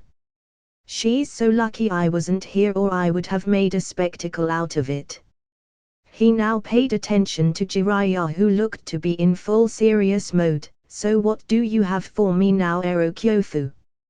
Jiraiya looked at Naruto before speaking. You do know that Tsuna did what you said and repealed the law about the Kyuubi, don't you? Naruto shrugged. We were moving so fast when we got back in the village and my hood was up, so I don't know. And don't tell me how things are going now either. As long as Hamako is okay and nothing happened to her due to her association with me, I don't care. If anyone did do anything to her and I find out when I get home, I'm going to go hurt the idiot that did it. Jiraiya kept up his concerned look. Are you sure you'll be okay with people if they start cursing you in the street? I'll crack some jaws for you if you want me to, kid. Naruto chuckled. Thanks, Erokyofu. But the people love and respect you, for the most part. No, don't throw your rep away for me. As long as no one directly tries to attack me, or my friends, I'll be cool. They can't burn my apartment out after Hamako-chan put up all of the security stuff I told her to do, so only direct attacks against us would have a chance of doing anything. If they do, I'll just have to cripple something as punishment. Jiraiya's sweat dropped. Harsh Geiki. Naruto gave him a dry look. Gaara would suffocate them in sand and crush them to death. A broken arm or leg is me being nice, just so you know. Jiraiya patted Naruto on the shoulder. I don't know how Minato and Kushina would feel about the whole you crippling the people attacking you thing. Well, actually Kushina would cheer you on while you did it and probably even jump in herself, but that's neither here nor there. Anyway, I know that your growth as a ninja and your whole attitude over the Kyuubi would make them incredibly proud of you. Naruto smiled up at the man. Thanks a lot, Erokyofu. I'm not really sure about that though. I'm baptized in blood. How could a hero like the Yondaime Hokage consider me anything to be proud of? I'm not even talking about my time in Route anymore, I'm talking about now. Do you know how many lives I just got through ending, either directly or remotely? I'm 14 years old and since the age of 5 I've killed more people than many war veterans even have to. I know I've done more than any other ninja my age, except for Gaara. Gaara's definitely killed way more people than me, I don't even think I'm close. Jiraiya sighed and flicked Naruto in the forehead. Are you dumb, kid? Do you know how many ninja your old man killed in his time? I can assure you that your body count has absolutely no chance of holding any kind of candle to his. How many do you think you killed? Naruto estimated in his head. I would say between 200 to 300, especially in the one place where we got caught. Jiraiya ruffled his hair. Minato killed over 300 I1 ninja in one battle, by himself. Before that I think he killed about 100 ninja and razed their camp to the ground when they ended up capturing your mother. Hell, I had to pretty much almost destroy an entire village by myself. If you call yourself a killer, then what are we? That's what we have to be, Naruto. That's the way things are in the shinobi world. In reality, in the eyes of the public, the only difference between butchers and heroes are the colors of the uniforms of the men you've killed. As messed up as that is, Naruto said, I guess you're right. I had a bit of a punk-ass moment there. As long as you're sure they would have been proud of me, I believe it too, Erokyofu. Alright, now I have to go home and see how my roommate is doing. Jiraiya then got a lecherous grin on his face. How's that girl doing anyway, Geiki? She adjusting to the village okay? Naruto glared at him. Get that look off of your face, you damn pervert. And how would I know? I've been gone for almost half a year. I guess I'll find out when I go back home. Naruto waved at him. Later. Don't be a stranger now. Naruto then used Shunshin to disappear from the mountain. Jiraiya smiled to himself as he watched the leaves settle from Naruto's Shunshin. I wonder how good of a sage that kid would make. XXX. Deciding to see what the people of the village thought of him now rather than wait for a time where he had to actually do something amidst the people and be caught off guard, he decided to stroll through town on the streets on his way home. Much like before, adults didn't try to look at him, but much to his surprise, instead of having angry looks on their faces, quite a few of them looked down at the ground. That had never happened before. Demon. A passing middle-aged man said as Naruto walked past his position outside of a building. Your mother, was Naruto's eloquent reply. The man stepped out from his position and marched into the street to confront Naruto. What was that? I don't have to put up with you anymore. You don't have the Hokage's protection anymore. She obviously sees what you really are. Naruto didn't even turn around. Yeah, she sees me as someone that is able to handle his own business, so I have one question for you, sir. Are you my business? You tell me. He said as he pulled out a pocket knife and ran at Naruto, only to be stopped by the blade of Naruto's sword at his throat. Naruto sighed as he looked at the man from a side gaze. That was a great idea. Let's attack the trained ninja armed to his teeth with a stupid pocket knife that's probably too dull to even cut notebook paper. Naruto used the blade of the sword to slide the knife out of the man's hand before smacking him on both of his kneecaps, dropping him to the ground in a bowing position. I had her take away that law for your benefit. Because keeping the secret that wasn't really much of a secret in the first place was getting obnoxious. However, just because you won't get angry on you for speaking out about this doesn't mean that someone won't kick your ass for attacking me. I'll do it myself, I'll just enjoy it better. He then used the flat of his sword to knock him out. Naruto looked down at the unconscious man and back up at the villagers who had just watched him knock a grown man out with no effort whatsoever. Naruto laughed nervously as he sheathed his sword. Nice day, huh? Sorry about that, please, carry on with your business. Naruto then proceeded to whistle a jaunty tune as he continued making his way home. From within a nearby restaurant, a group of young ninjas somewhat knowledgeable about the scar-faced blonde had witnessed the spectacle. A group of 10 Konoha ninja were celebrating the fact that the 4 that were still genin would be traveling to the upcoming Chunin exam in Suna and had seen just how hostile things could get for Naruto. Each of them sat in silence as they watched him walk off on his own through the window, whistling the entire way. XXX. Yo Hamako-chan. Naruto yelled as he entered his apartment, I'm back. Hamako came from the back room with a gentle smile on her face. Welcome home, Naruto-sama. I hope you're unharmed from your mission. Naruto nodded as he started taking his gear off. Yeah, I'm fine, Hamako-chan. I'm just drained, I forgot how long those missions like that really are. Were you okay while I was gone? Yes, I was fine.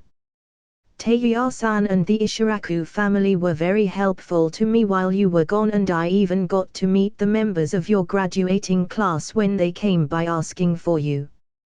Hamako admitted to Naruto as he took off his hooded vest that probably had some kind of leftover residue from his violent activities over the last few months. Hamako scrunched up her nose as he walked by her. You smell like blood, master. Naruto frowned. Sorry. Throughout the mission there was a lot of it and a considerable amount got on me, repeatedly. I need a long shower and a good meal after this. He yawned loudly. What have you been doing to occupy your time? Hamako winked at him. Oh, just a few personal projects. I have to say, Master, the seal on your stomach looks very familiar to me. She said as she looked at the visible seal on Naruto's belly. It looks like something derived from the sealing style of Uzu Shogakyo. Naruto made a thoughtful noise. You can study it after I shower, eat, and sleep. Anything interesting happen while I was gone, or did you just watch the wallpaper to entertain yourself? Hokage-sama revealed your Jinchuriki status to the village. Hamako said as she picked up his vest and walked towards his hamper to drop the piece of clothing inside. It was a mildly entertaining spectacle somewhat. Naruto smirked. So how many of the old fogies called for my death when she was through talking? Hamako shrugged. More than a few actually. But then the shinobi that had met and knew of the things you had done in your career thus far shut them up. Especially the two that are always guarding the gate. It was amazing. You probably would have gotten a kick out of it. Note to self. Naruto said, send Izumo and Kotetsu a fruit basket or something for being good people. XXX. 3 weeks later. Once again, Naruto's training took him deeply into the forest of death. He put his attempts to learn how to utilize the Kyuubi's chakra on the back burner for the time being as he wanted to learn the nuances of using his sword. The rate at which it drained his chakra when he transformed the Sennenki no Ken into Sennin Kugake was ridiculous. He couldn't even keep it up for too long without tapping into the Kyuubi's chakra, and even then, getting more than several minutes of use out of them was seen as a success. How the hell did anyone use this thing without draining themselves dry? Or maybe that was why it was a sealed heirloom in the first place. Hey, maybe he could use it by giving it to his enemies to use themselves. Just let them kick his ass until they dropped dead of chakra exhaustion and then take it back. Nobody would ever see that coming. From experimentation, the blades cut through pretty much everything like a guillotine blade, even without him circulating wind chakra between them, which was good, because the damn blades absorbed his chakra like a sponge. The transformed blades couldn't cut him, and with them his taijutsu was extensively more dangerous than it ever could have been otherwise. Other than that, he was having more trouble manipulating his new lightning element than he had been expecting.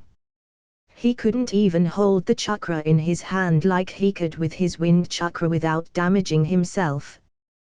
The damage would come by way of him shocking the feeling out of his hands for hours. He couldn't practice getting the feel of the chakra with his Kichibunshin because they would dispel after taking the damage, and this was the only way for him to train the element for the time being.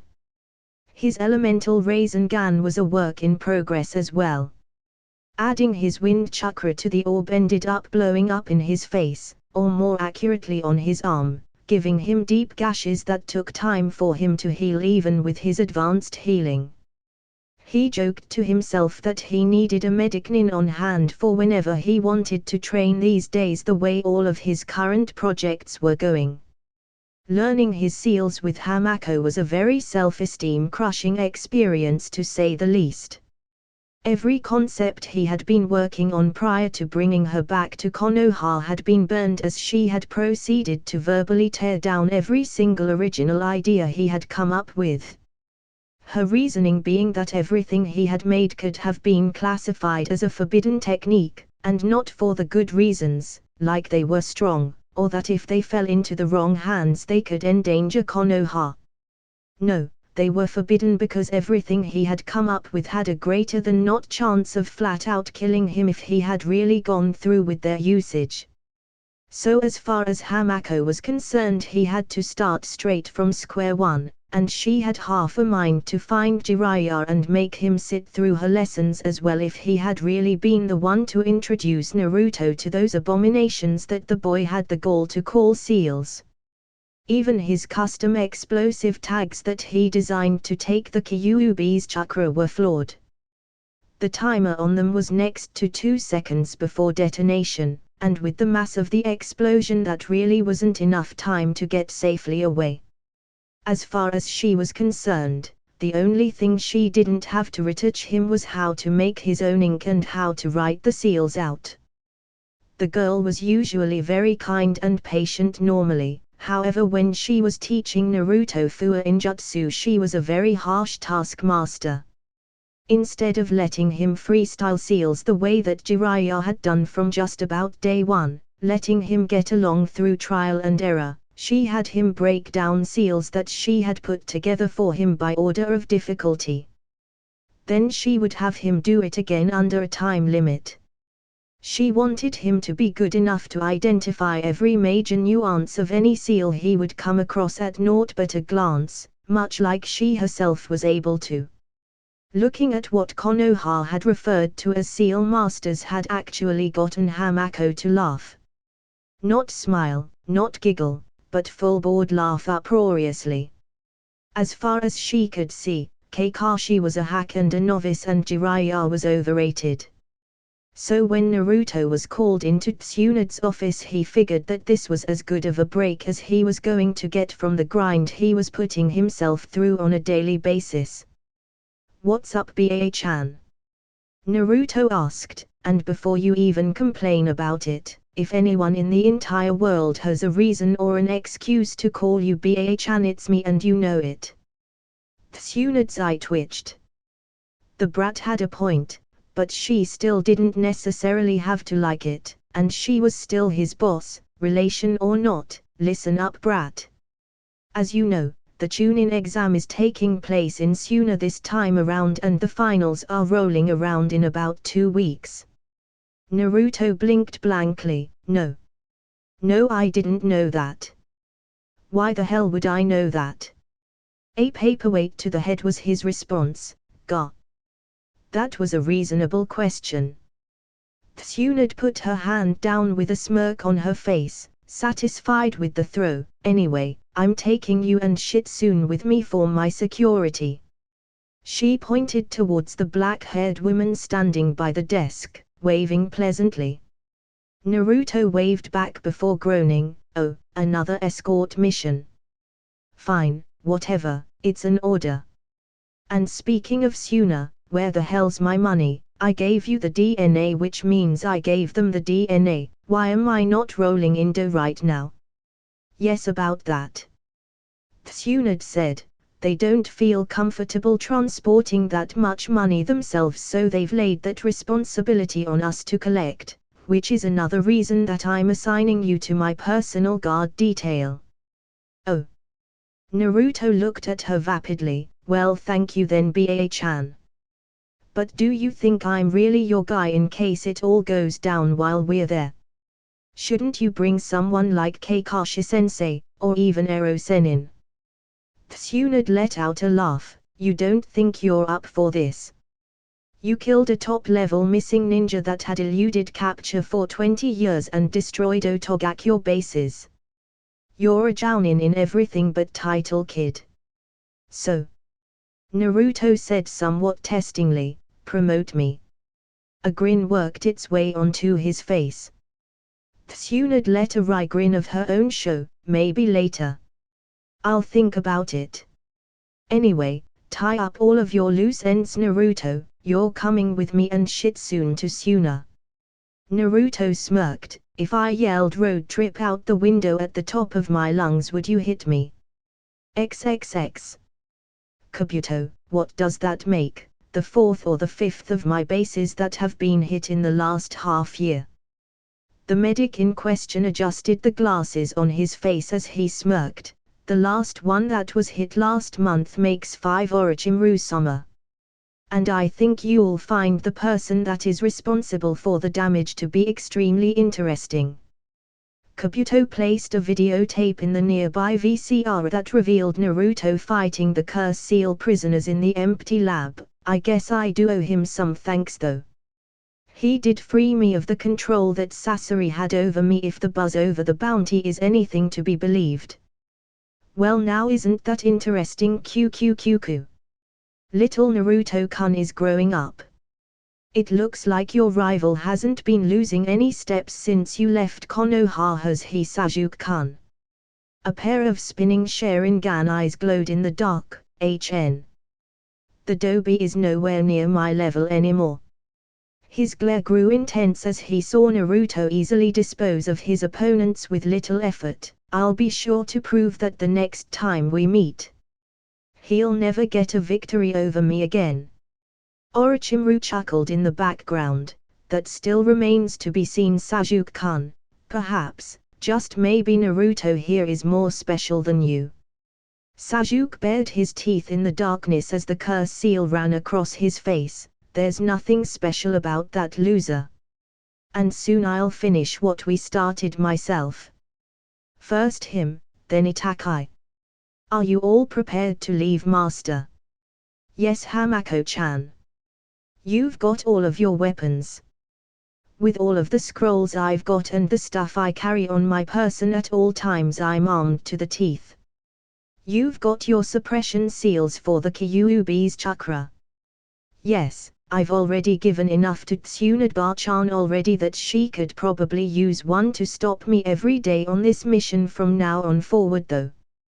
Well, it is one of only two things that you can adequately make. Now why did you have to go and kill my self-esteem like that, Hamako-chan? Naruto was leaning against the front gate in the same clothing he had taken to wearing recently, with Hamako doting over him before he was to leave to escort Tsunade to Sunagakure for the finals of the Chunin exam.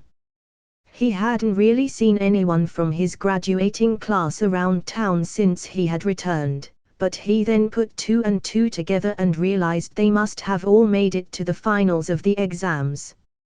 Hinata and Shino had been promoted last time around, so they were probably on a mission. Shikamaru probably went with Asuma to watch the proceedings, and Team Guy, who had been promoted immediately after their next exams, were probably busy, because being a rookie Chunin did suck. You weren't high profile enough to really put in for downtime, but you were considered just good enough to get back-to-back real missions. Naruto gave a glance to his pleasant companion. Are you going to be all right while I'm gone? Hamako rolled her eyes with a smile on her face. I was fine when you left for half a year, Naruto-sama. I don't think a week or so without you here will be too much to handle.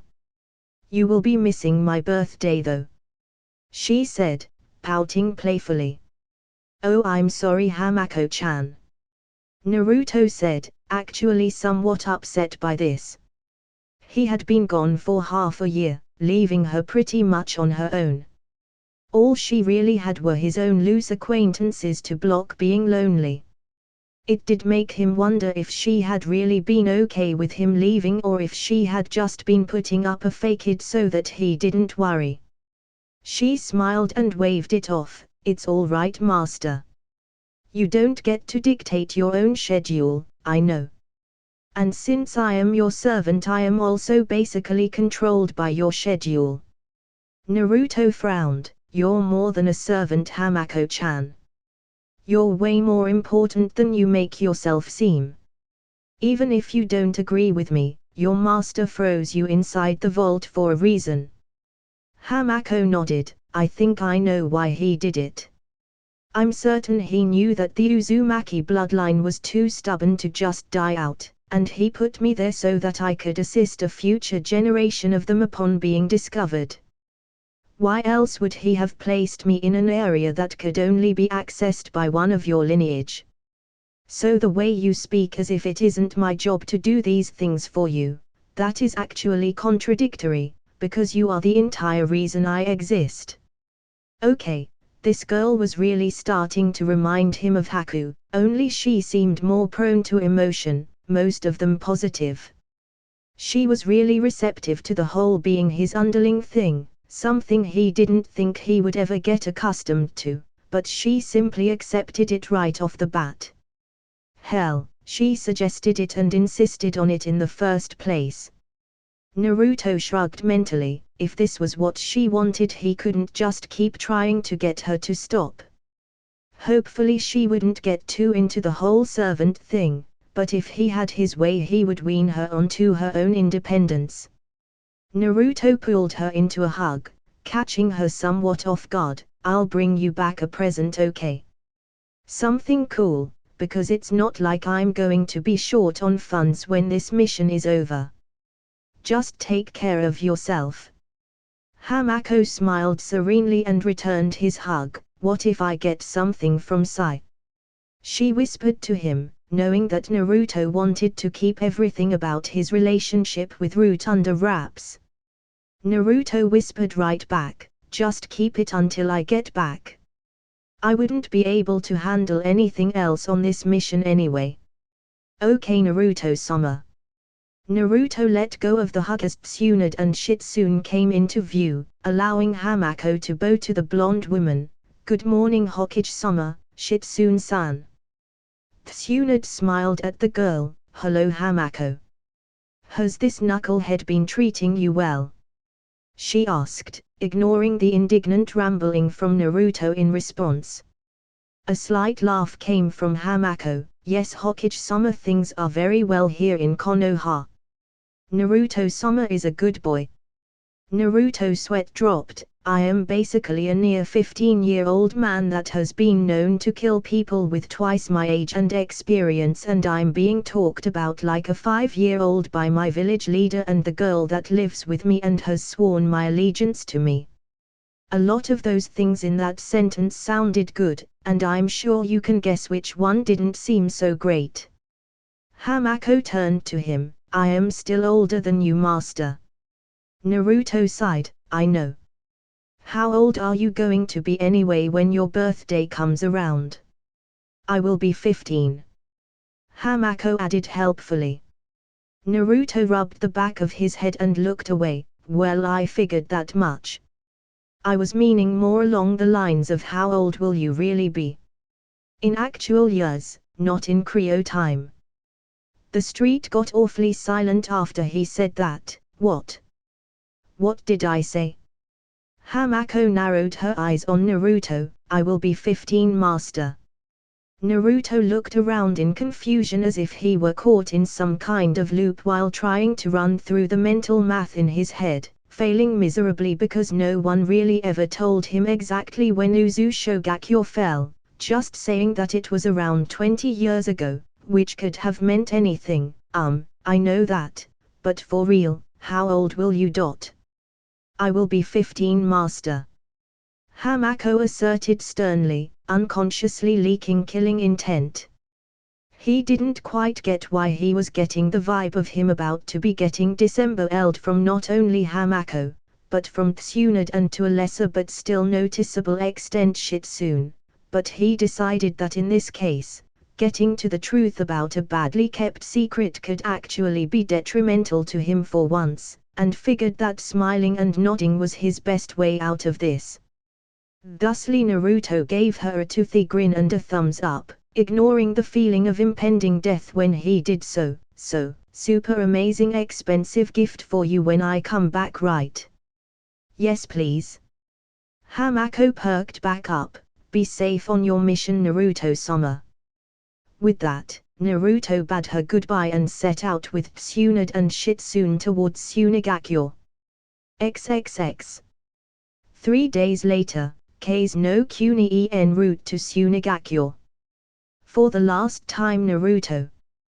Tsunade said, currently decked out in full Kage gear as they made their way through the desert. You aren't wearing the robes and the hat, so stop asking. Come on Tsunade-chan. Naruto tried to reason, his hood up to avoid the desert sun beating down from above. Think of it like this, just let me henge into you and you into me and I'll be your body double until we get to Suna. It's a totally sound idea. Besides, I'm going to be wearing that stuff soon enough anyway, I might as well get used to it now. Tsunade shot an amused glance to her left where Naruto was standing. Jiraiya said you were gunning for Hokage these days. What makes you think you actually have what it takes, brat? Naruto put on a thinking face. Well, I'm Minato Namikaze's kid, the remnant of a powerful clan, and loosely related to you, so I have the lineage, one would say. If you would promote me again, I could start proving that I'm strong enough, more than I already have. Oh, and I already beat you back when we first met, so I have a recorded win over a Sanin. Tsunade got a tick mark on her head. That was not a recorded fight, you idiot. I was using one finger and was taking it easy on you, and I still ended up knocking you flat on your spiky blonde ass. Naruto grinned at her. I never told you to go easy on me, and you made the terms of the fight making it an exhibition bout. You ended up using your entire hand to wail on my face, thus you broke the stipulation and lost. Therefore I won, therefore I have a victory over you. And I have witnesses. Shitsune-chan, Erokyofu, and Tunton all saw me take you back to school. You should really stop talking before I pick you up and chuck you in Tsunade's general direction. Tsunade threatened. Naruto's eyes were shaded by the hood draped over his face. That actually sounds pretty useful. He looked over at the dark-haired medic holding a small pig. Do you want Tsunade-chan to throw you across the desert too, Shitsune-chan? It has to beat walking. I hate the desert. Tsunade flicked Naruto in the back of the head, propelling him forward into a sand dune. As a smile came to her face, Shitsune rushed over to dig Naruto out alongside Tunton. Naruto-kun, are you alright? Tsunade laughed as she neared her bodyguards. Shitsune, I hit the runt harder than that on a near-daily basis. He's fine. Naruto popped out of the dune, hacking out sand and brushing it out of his hair. That was totally unnecessary, by the way.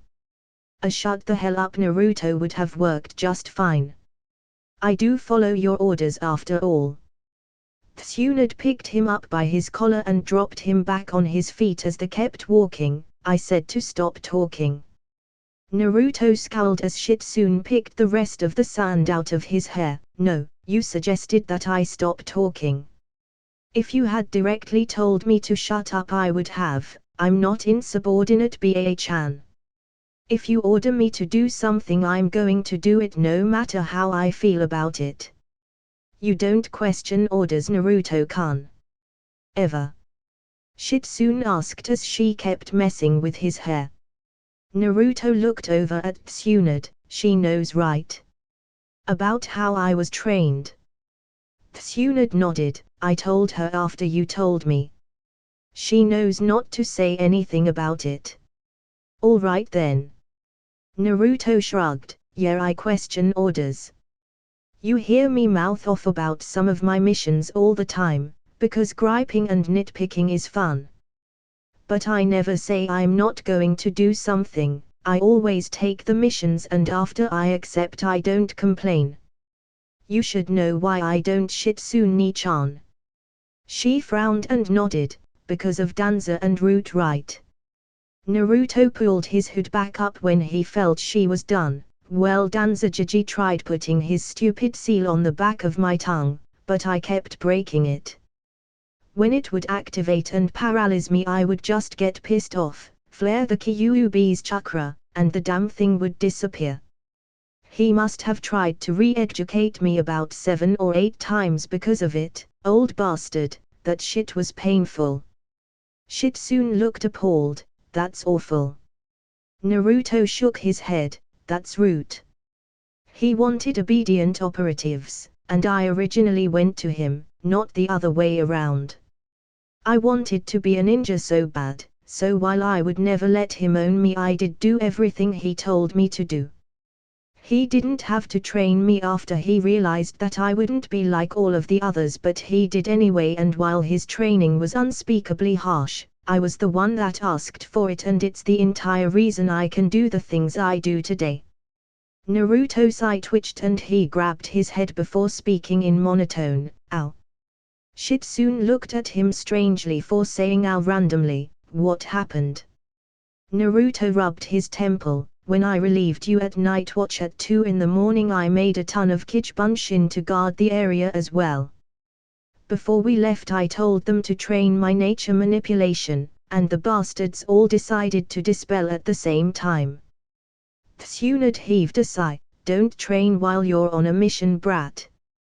What's wrong with you? Naruto growled lowly at the pain of his headache, only to exhale in relief when a pair of glowing green hands ran over the sides of his head. Thank you, Shitsune-chan. And technically, Ba-chan, it isn't me training into the ground, I just got a headache. You can get a headache eating a damn ice cream cone.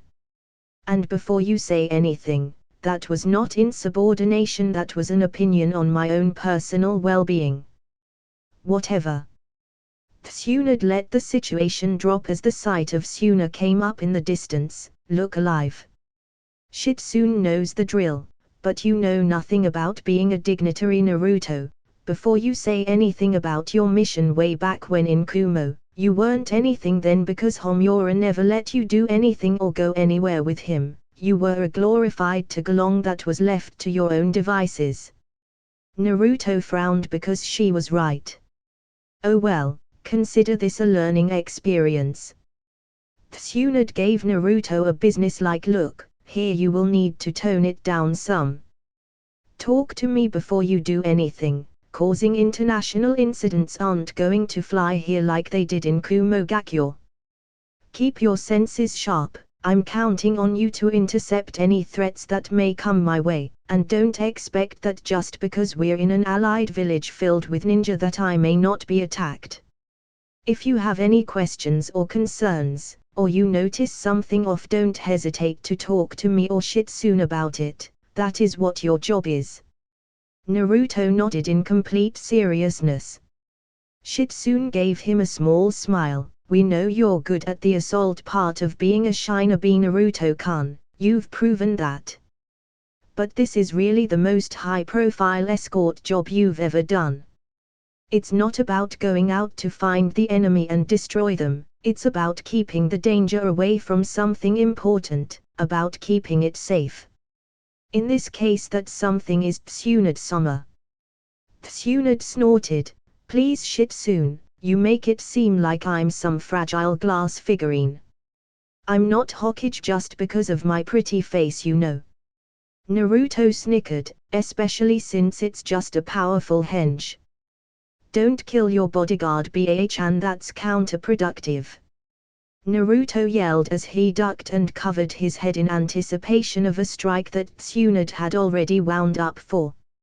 Shitsune's sweat dropped and nudged him forward from behind, getting him to stumble ahead. Naruto chuckled as he regained his balance. Yeah, don't worry. I'll do everything I have to do to make sure I don't let either of you down. Just remember that I'm not really accustomed to hanging back and watching things unfold. I'm more of the go there and beat the crap out of that kind of guy, so if I start stepping out of line, feel free to check me. Non-physically, of course. Tsunade had a serious face on as they neared the entrance of the village, guarded by 2 Suna ninja. Well, just be ready for rapid response in any event.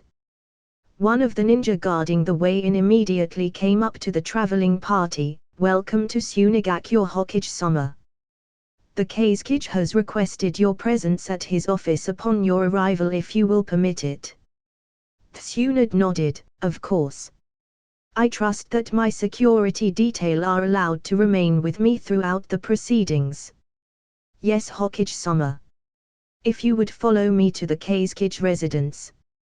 The guard led them into the village. XXX. On the way to the meeting, Naruto noticed that the looks the group had been getting were no longer hostile as they were for him when he had escorted Gaara, Tamarai, and Kankuro back home following the invasion that had taken place before Tsunade's inauguration as Hokage. The looks were more like awe, something Naruto obviously chalked up to the fact that Tsunade was walking through their village in her robes. As they arrived at the Kazekige's building and were escorted all the way to the office, Naruto had been expecting to be taken straight to the council chamber that he ended up sitting in for 3 hours during his last trip to Suna, but they ended up being taken straight to an office with an ornate door, not too different from the one that signified Tsunade's office. Naruto raised his eyebrows in curiosity. Huh? Well, I guess that it has been 2 years since the Kazekage was killed. It's only natural someone else took the spot.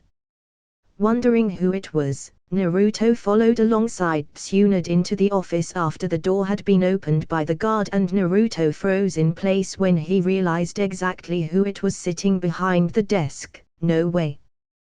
Tsunade smirked as she saw Naruto's reaction out of the corner of her eye. Even Shitsune had to give off a small giggle. Greetings, Kazekage Dono. It is good to see you in good health, Hokage Dono, said a monotone voice, and you as well, Naruto Uzumaki. The spiky short red hair and the kanji for love on the left side of his forehead, dressed in Kazekage robes, was none other than Sabaku no Gaara. Naruto looked between the robed Tsunade and the robed Gaara about 4 times. Can I speak freely, Hokage-sama? Kazekage-sama. You may, were the responses from the 2 leaders, though one was exponentially more jovial in tone than the other. Thank you. Naruto nodded before taking a breath. What the fuck, Gaara? You can't write a letter. And nobody thought that this was something I would like to know. Tsunade had an amused grin on her face. He was given the position and inaugurated while you were off on your little rampage against Orochimaru's bases. How were we supposed to contact you to tell you when we couldn't even find you? Gaara then spoke. Besides, your Hokage decided it would be far more amusing if you didn't know when you came to collect your bounty.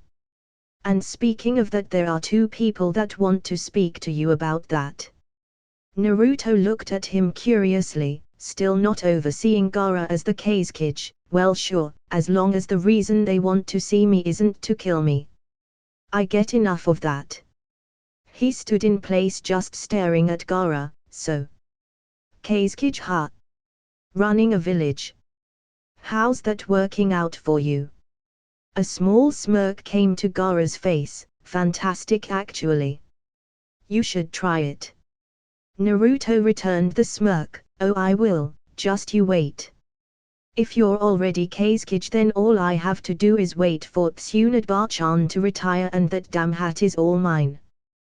Where is your hat, by the way? Gaara shrugged. I don't like wearing the hat indoors. Naruto's eyes widened. I would bronze that hat and have it surgically attached to my scalp if I could. I don't get you guys. Sandaimjiji wore it all the time, and so would I. They would literally have to pry the damn thing from my cold dead hands.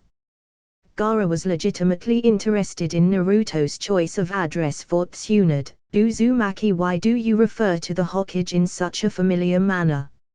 Naruto shrugged. Aside from the fact that she let me speak freely and hasn't told me to shut up yet, after a bit of digging I found that she is legitimately related to me way down the line, so it's appropriate. Tsunade interjected. All right, Naruto, that's enough for now. The Kazekage has called us here for business. Gaara nodded. Yes, I have invited you here to observe the final round of the Chunin exam selection tournament due to Konoha having 4 participants involved. However, I have also invited the village of Iwa to watch the event as well. Naruto got stone-faced at the sound of Iwa, as did Tsunade. Gaara took notice of this. Is there a problem? I understand the latent aggression from your 2 villages after the war all those years ago, but can we not let the matter settle? Naruto looked at Tsunade, who nodded her consent. I'm kind of the son of Minato Namikaze, Gaara. I've never really said anything about it since I found out, because for the most part it doesn't really matter, but in this case it's kind of a big deal. Gaara showed no surprise to the revelation. I see. That is somewhat astonishing, but it makes sense. Most Jinchuriki are related in some way to the leaders of their villages to instill loyalty, though I do not see how that would have worked if you still didn't know. Anyway, Naruto continued, what's the over-under that the Sashikage sends assassins after me after he realizes who I am? All it's going to take is one good look at me for any of them to hate my guts. Tsunade sighed and took a seat by Gaara's desk. If it's still the same old man from when I was a kid, then he'll definitely know you at first glance. The fact that your Jinchuriki status is now common knowledge would only make that worse. Tell me why you told me to let that out again. I'm already being pursued by a Katsuki. Keep your eyes open for that, by the way, Gaara. But anyway, at this point, if it gets out and Iwa starts sending people to kill me, there isn't a snowball's chance in hell they'll actually send someone capable of finishing me off. Maybe if I were my old stupid sealed self, then most definitely, I would be a dead man walking right now, but I just got through killing Suna's most infamous missing ninja and have been obliterating Oto bases for the last half year. He blinked and looked at Tsunade. Am I in the bingo book yet? She shook her head. No, you haven't caused any kind of stir with any nations yet, so you're not on anyone's radar. And you don't want to be in a bingo book anyway, brat. What's wrong with you? I'm trying to get famous, Ba-chan. Naruto shouted before silently musing to himself, it's my mission after all. Whoever becomes Hokage when no one has ever even heard of you. That's why Danzajiji found it so hard to get his name in the argument after my old man died. He had spent so much time running Black Ops and underground stuff that people had forgotten about him both in the village and abroad. He was too good at orchestrating it and keeping himself in the shadows. Gaara returned to the issue at hand. In any case, do you think I should position any protection around Uzumaki? I would rather not have another war start at another Chunin exam if I could help it. He looked at Naruto. You seem to have very bad luck with Chunin exams. Tell me about it. Naruto sighed. I think it would be better for the world in general if I just stopped knowing about these things. I'm 2 for 2 with these things so far, so it can't just be a coincidence. I'm not even in this one. Gaara placed his hands together on his desk. Well, now I would like to speak to Hokage Dorno about matters alone. I have to ask your guardians to step outside of the room. Naruto looked at Tsunade, who nodded to him and gestured for him to leave along with Shitsune. Gaara spoke again just as they reached the door. Those wanting to speak with you about your run-in with Sasori will find you outside of the office while we have our meeting inside. With that, Naruto and Shitsune exited. XXX. 2 hours later. Naruto and Shitsune were seated on a bench in the hall leading towards the office, simply waiting for either the meeting to end or for whoever it was that wished to speak with Naruto. So you're telling me that I can't ever learn Ba-chan's strength-enhancing jutsu because it requires medic nin control? But if you can use it, then why don't you? Shitsune laughed sheepishly. I never liked using taijutsu or fighting in general. All of the things I use in combat are generally ranged techniques with poison. As of now, the only people that can use that technique are Tsunade-sama, myself, and Sakura Hirano. Naruto's eyes widened. When the hell did she learn how to do that? Shitsune smiled at him. She started learning it a few months ago while you were gone, and during her stay in Suna she finished her training for the technique. She sent a letter back saying she did. She's very gifted at medical ninjutsu as well. Well, good for her. Naruto grinned before returning his face to a placid outlook. But I can't ever learn it. Oh well, I'll just have to get along with raw brute force and keep developing that. Shitsune blinked. How strong physically are you, Naruto-kun? With or without the Kyuubi? He questioned in return. Both. Shitsune said. Naruto thought on it. Without the Kyuubi, I would say that the only people in Konoha that can actually outmuscle me are Adult Akimichi, Mato-gai, and of course Tsunade-chan. Rock Lee might be able to do it if he's been doing guys training for all of these years, and I'm sure Ero Kyofu can do it too, but the last time we sparred I couldn't get him to go all out on me, so I wouldn't know for sure. With the Kyuubi, well, let's just say that Ba-chan isn't the only one that can finger flick walls down. Naruto Uzumaki. The attention of the two was grabbed by a diminutive elderly woman walking up to them. Are you Naruto Uzumaki, the boy credited with the defeat of Akasuna no Sasori? Naruto and Shitsune looked at each other before Naruto spoke up. I am. Who's the one curious about it? The old woman gave Naruto an appraising look before speaking once more. I am Kyo, and I am the grandmother of the man you killed in battle. Both Konoha ninja paled at that revelation. Damn it. I can't believe this crap is going to start another war. He came after me. Kyo then bowed before them. I apologize for Sasori's actions against you. By now it is common knowledge who you are, Uzumaki-san. You became somewhat famed around Suna for being the only person that has ever defeated our Kazekage in battle, and your character has been vouched for countless times by the Kazekage and his siblings. If you engaged him in battle, then he attacked you first. He was a missing nin regardless of that anyway. So. Naruto felt out. Am I still getting paid?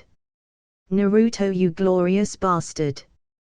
Was Naruto's warning before he was picked up and engulfed in a hug from a larger-than-him Kankuro who rushed over upon seeing him. I can't believe you actually defeated Sasori, and you brought him back.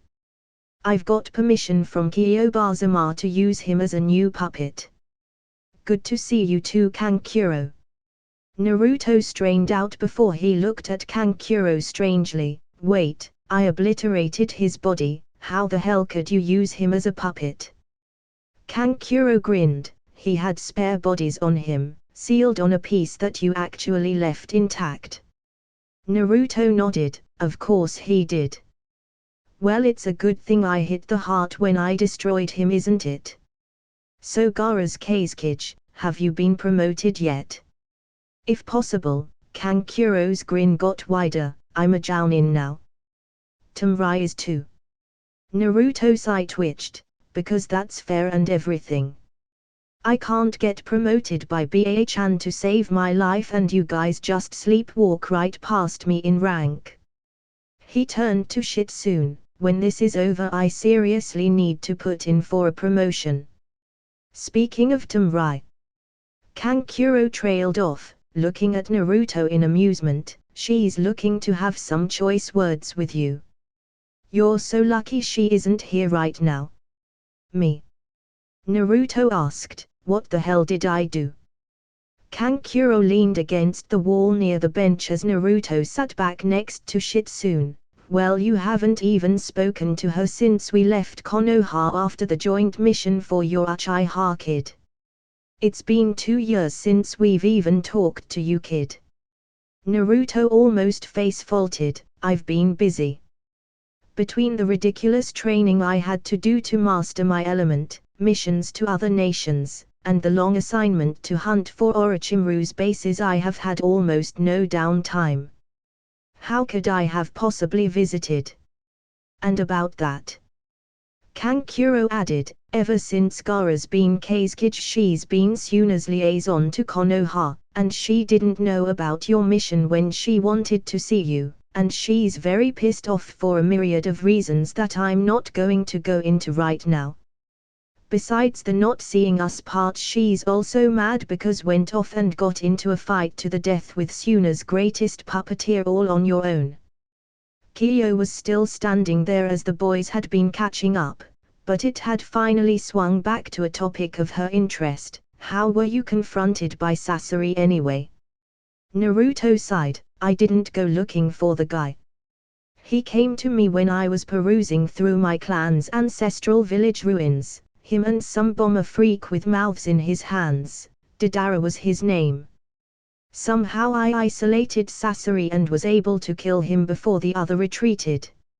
If I don't see her before I leave, you tell her that wasn't my fault. I am a victim here. Kankuro nodded. Sure thing. But that will only work if you're going to be gone by sunrise, because she's going to be back tomorrow. Naruto's sweat dropped. You're an ass, you know that.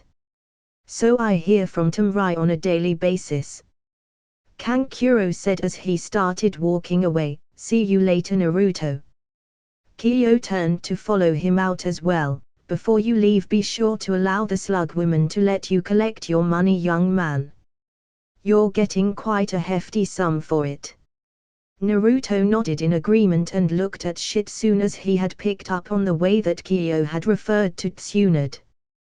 The dark-haired medic shrugged. She doesn't like Tsunade-sama because she kept countering her poisons during the Second Great Ninja War. People seem to be very good at holding grudges. Naruto sighed, old people especially. Oh man, if that lady is mad at you and Ba-chan for her just coming up with counters to her poisons like 30 years ago, then how pissed off at me is the Sushikage going to be after my old man single-handedly made their village his bitch 16 years ago. Shitsune patted Naruto on the back. It's okay, Naruto-kun, he might.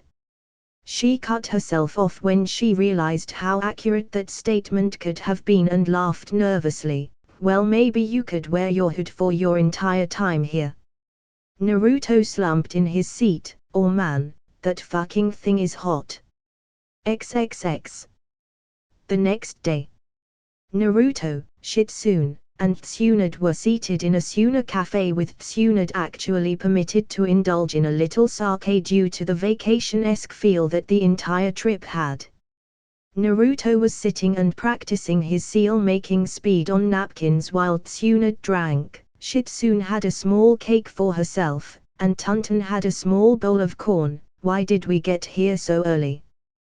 The fights aren't until tomorrow. And where is everybody right now? Can't we see them before the finals? Tsunade downed her saucer and looked at Naruto. Brat, we can't just run off to see them like that. My apprentice is in the damn thing tomorrow. Don't you think I would like to see how she's doing before tomorrow? But I'm also the leader of the village, and any interference from a kid on a competitor's training would be seen as some kind of favoritism, even if it was just to see how any of them are doing. We are in a foreign village after all. They would know and use it when it came time to judge on their growth and skill. She looked at the scowl on his face and realized his problem with a sigh. You are so bored it's killing you right now, aren't you? Naruto gave her a hopeless look, desperately. I can't even train, and I can only work on so much Fuinjutsu stuff without Hamako-chan here, because if she finds out that I've been trying to freestyle seals without her permission again, she'll kill me. He let out a small shiver. She's so sweet. How can she be so damnably scary too? It's a paradox. He turned puppy dog eyes to Shitsune. Can we please spar, Shitsune-ni-chan? Shitsune quickly averted her eyes. We can't fight, Naruto-kun. We have to make sure we stay in top condition in case something happens. And from what I've heard from Jiraiya-sama about training you, you don't know how to hold back. I'm a medic ninja, but I would still be less than 100% if a real battle were to break out. Okay, he said dejectedly before turning to Tsunade. Ba-chan, do you want to fight? Come on, you know you want your rematch with me. I can see it in your eyes. Those big brown orbs are just screaming at you to tear me apart and get your win back. Tsunade gave Naruto a dry look as she refilled her saucer. As much fun as it would be to slap you around the desert, you are my bodyguard, brat, and I can't in good conscience cause the physical bodily harm to you that I would like to for that asinine remark. Here. She then got a smirk on her face. I will keep that in mind, however, when we get back to Konoha. I need a new human punching bag to spar with. I can't go all out on Sakura because I'm supposed to be training her. But you don't have that safeguard on you, do you? And beating your ass would be the next best thing to beating Jiraiya's ass when I can't catch him for being a glorified pervert. With your healing factor you should be able to take it right. Naruto thought to himself, this could either be really good or really bad, a fight with my own Hokage. In an effort to put this in the back of your mind for further thought, just smile and nod in agreement. He then actionized his thoughts before he felt cold iron being set on top of his head. Hello Tamrai-chan. Good to see you again, if I could actually see you. Hello Naruto. The fan freed itself from Naruto's head, allowing the boy to turn around to catch sight of her. Tamrai now wore a black tsunahitiet on her head, a black battle dress, black gloves, and a red sash around her waist. Her ever-present iron fan was strapped to her back as always. You don't know how to keep in contact with people. Naruto sighed, I could have told you where I had been for a lot of the last 2 years, but I would have had to kill you after sending the letter. Tamrai placed her hands on her hips, anything to say in your defense? Yes actually. Naruto said with full confidence, blame her. He said pointing at Tsunade, you should know being a rookie Chunin sucks. Well try that being cranked up to 12 with the rate she had me working at. In the last 2 years, 14 months of it have been spent working long missions. Add that onto the banes of my existence, gate guarding duty and routine border patrol, and my ass has been run ragged. He looked at Tsunade, why the hell did you make me work so much anyway Tsunade-bar-chan? I know for a fact that Shikamaru didn't work 1/3 of the schedule I kept.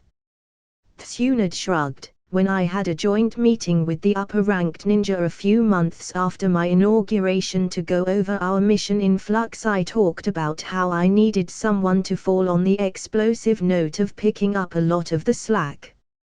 Guy, Kakashi, Anko, Genma, and you raised your hands to volunteer. Oh. He said as he thought back to it, I honestly was not paying attention to a single word you said in that meeting, it was so boring. I just raised my hand at the end because I saw other people doing it. You never elaborated on what it was I had raised hand for, and nobody said anything about it after that, so I thought it was totally inconsequential, especially when nothing happened after that. Tsunade and Shitsune's sweat dropped, and that's why we haven't promoted you yet. They said in unison. Naruto stood up abruptly, oh come on. It was staff meeting. Not a war meeting, not a mission briefing, but a staff meeting. Nothing important is ever said at staff meetings, especially to the Chunin in attendance. We're too high-ranked to avoid them, and too low-ranked to get anything out of them. Tamrai gave Naruto a look that had an air of indifference, but listening to her tone one could tell that she was somewhat perturbed. Well, the last time I was in Konoha I found something quite interesting. How long have you had a girl living in your house with you? This one was an easy bullet to dodge for Naruto, it depends on when you were there. She's been there for almost 6 months, but I haven't been there in 6 months, so technically she only lived with me for about a week, then I left, then I lived with her another week. She called you Master and Naruto-sama. Tamrai said. Naruto responded, if anything I would call her an old family friend, not a servant. She seems to really be into calling me that, so I let her, and I let her live with me for personal reasons. However, she is just an old family friend. An old family friend. He emphasized. XXX. Meanwhile in Konoha, Hamako had taken to visiting Iruka Yamino and being something of a teacher's aide for the academy when Naruto was out on missions, due to not having a lot to do when he was gone. Kids had taken a shine to her due to her pleasant demeanor being a welcome contrast whenever Iruka got into lecture mode, and the little she knew on the subject of ninja arts, while incredibly specialized, helped Iruka out when he had gone over the basics of sealing with older students. Instead of just showing them a ceiling scroll and having them come to their own conclusions on what to think, he had Hamako lecture for the day instead, actually teaching him something in addition to the students.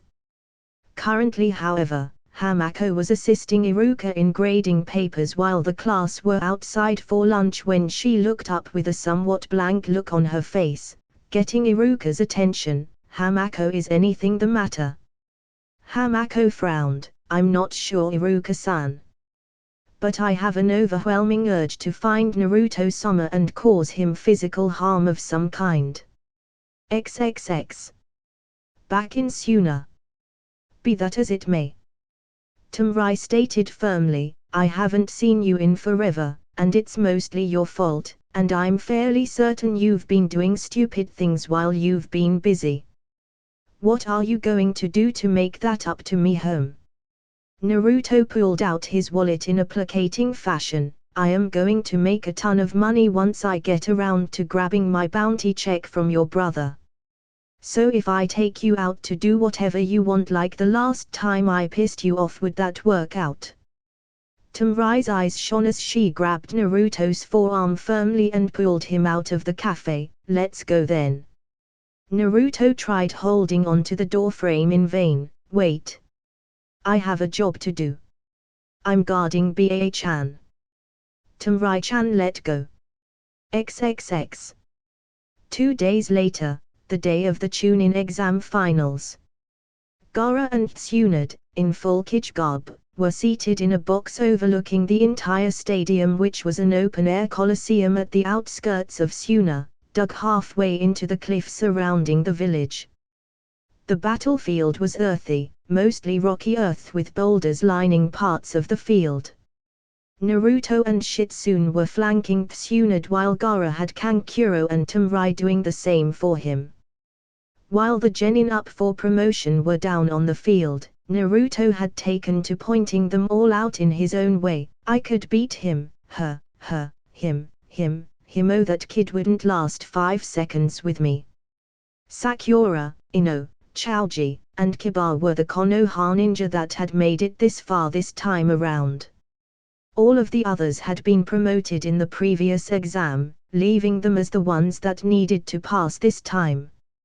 Naruto frowned at seeing Sakura down there. "Man, I kind of screwed Sakura over when I advanced in rank, didn't I? After Sasuke left, she didn't have a team, so trying to take this again must have been a major pain in the ass." Tsunade tried to get him to take some blame off of himself. "She rotated between active teams while I trained her and was on Choji and Ino's team the last time she made an attempt. They were all simply matched against opponents that they couldn't handle in the first round fights and were forced out. Sakura fought Neji Hyuga, Choji fought Rock Lee, and Ino fought Hinata Hyuga. Of course you weren't there to see it." Naruto rolled his eyes. "And whose fault is that? You had me working like a slave, so how was I supposed to show up and watch?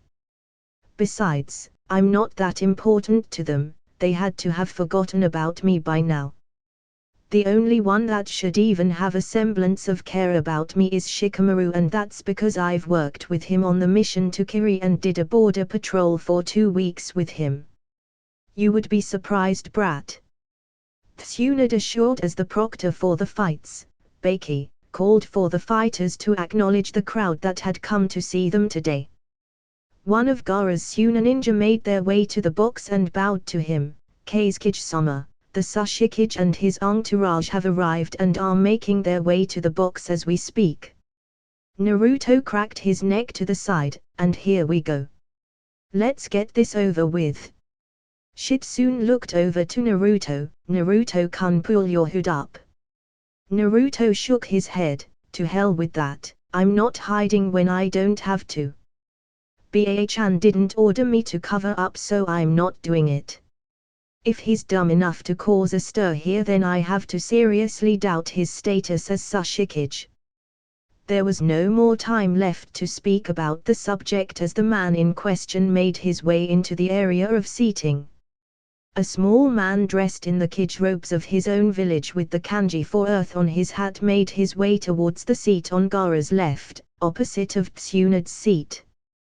The man had a large bulbous nose and a Fu Manchu mustache forward/beard combination. Accompanying him was a large man with dark eyes and hair that spiked out from the back of his red bandana-style hittiette. He had big cheeks and a plump nose and wore the Iwa brand flak jacket and a yellow scarf over his red long-sleeved shirt and red pants. Also accompanying him was a girl with short black hair and pink pupil-less eyes.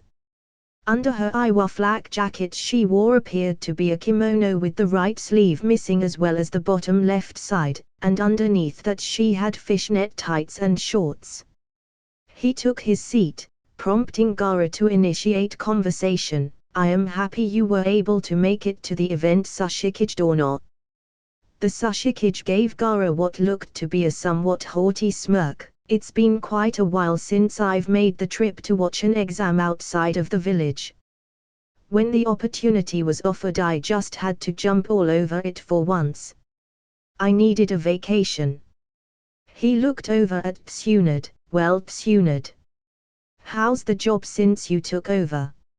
I never pegged you for kij work." Tsunade let out a small laugh. "Let's just say that Konoha gave me an offer to return that I couldn't refuse. It's a bet I was willing to take." On the field, Sakura was fighting first, standing out face to face against male Suna Genin. Along with her still short pink hair, Sakura now had a red hittiette in her hair. Her top was similar to the dress she wore a few years back, but was just the top. She had black high-heeled shinobi sandals, black shorts, a short pink apron-like skirt, and pink elbow protectors as well as a tanto and a medic field pack on her lower back. As she stared her opponent down she pulled a pair of black gloves onto her hands. Upon being allowed to start by Baki, Sakura attempted to rush right towards the boy who jumped out of the incoming pink-haired girl's path as she headed in to attack him. She made a set of half a dozen bunshin to disorient the boy and allow her to get closer while he tried figuring the right one. XXX. Gaara turned to Tsunade as the battle progressed. "Your apprentice is fighting much the same way she did in the Chunin exam that I competed in Hokage or not. How would she go about winning this fight?" Tsunade smirked. "That's easy case Kage or not. She's a woman and an obvious medic nin, and he's a man and probably more of a direct combat type. That means he thinks she isn't physically skilled and he'll attempt to get close." Gaara looked somewhat puzzled. "What does that mean?" The Sushikage knew what she was referring to and let out a laugh. "Oh, this will be funny. Keep your eyes on the fight, young one, and you'll see what she's talking about in just a moment." XXX. The boy had managed to discover which of the copies were fake and now had the real Sakura, but hitting her with any of his weaponry proved to be an arduously difficult task as she seemed to be effortless moving out of the way of everything he sent her way. Getting upset now, the boy rolled through hand scenes, Fuatan, Kuryokuna K's no Unari, wind release, powerful wind wave. The Suna Genin shot off a powerful blade of wind at Sakura who took to ducking behind the boulders produced on the battlefield. The technique cut into, but not through her cover, showing that the boy was not fully adept at using the element. 3 versions of Sakura came from behind the boulder, charging his way. "Not this again," the boy said before reaching into his kunai pouch and hitting them with more weapons, dispelling their illusionary forms, keeping his eyes peeled around him for more instead of keeping himself locked on the boulder Sakura initially took cover behind. As his attention was diverted to search for Sakura, the boulder that he had cut into had been lifted off of the ground into Sakura's arms before being tossed across the field at him. He felt it coming at the last moment and dodged to potentially save his life. As he jumped far to the side, he never noticed that Sakura had anticipated his movement and moved to cut him off upon the point he found it necessary to turn around and face her again. As he turned his head, all he saw was Sakura with her fist cocked back, and that was the last thing he saw for the rest of the fight. Sakura's fist collided with his jaw, sending him flying across the field into the stadium wall, leaving a deep impression in the wall where her opponent's body had hit. Beiki made his way over and found the Suna Genin utterly responseless. Lifting his hand in Sakura's direction, he spoke, "Shouza, Sakura Hirano. XXX." As applause sounded out for Sakura's victory, Naruto looked at a very pleased Tsunade while giving the girl applause of his own. "Damn Sakura. Kami, you just had to go and teach her how to do that, didn't you? From what I remember as a genin on Kakashi's team, she already hit hard enough, though that never made its way towards fighting, just the back of my head really." Tsunade applauded and turned her eyes to Naruto. "Hey, I have free rein to teach my apprentice what I want. If Jiraiya could teach you the spinning blue orb of death and how to summon toads, then I can give Sakura a little strength boost."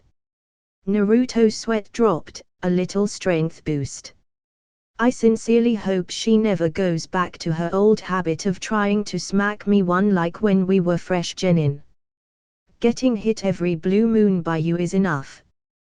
The Sashikage entered the conversation, forcing Naruto to subconsciously steal his features. "So if that girl down there is your apprentice Tsunade and you claim that this kid here has learned the Rasengan from Jiraiya and how to summon toads, does that mean he's Jiraiya's apprentice as well? That's curious." He got a look at Naruto, who until that point he had overlooked as a random bodyguard, and almost had a PTSD flashback at the serious look in Naruto's eyes before settling himself. "You know, he looks awfully familiar. I never forget a face, especially a face that caused so much impact to my village." Naruto, Shitsune, and Tsunade frowned inwardly. "Here we go." They all thought at the same time.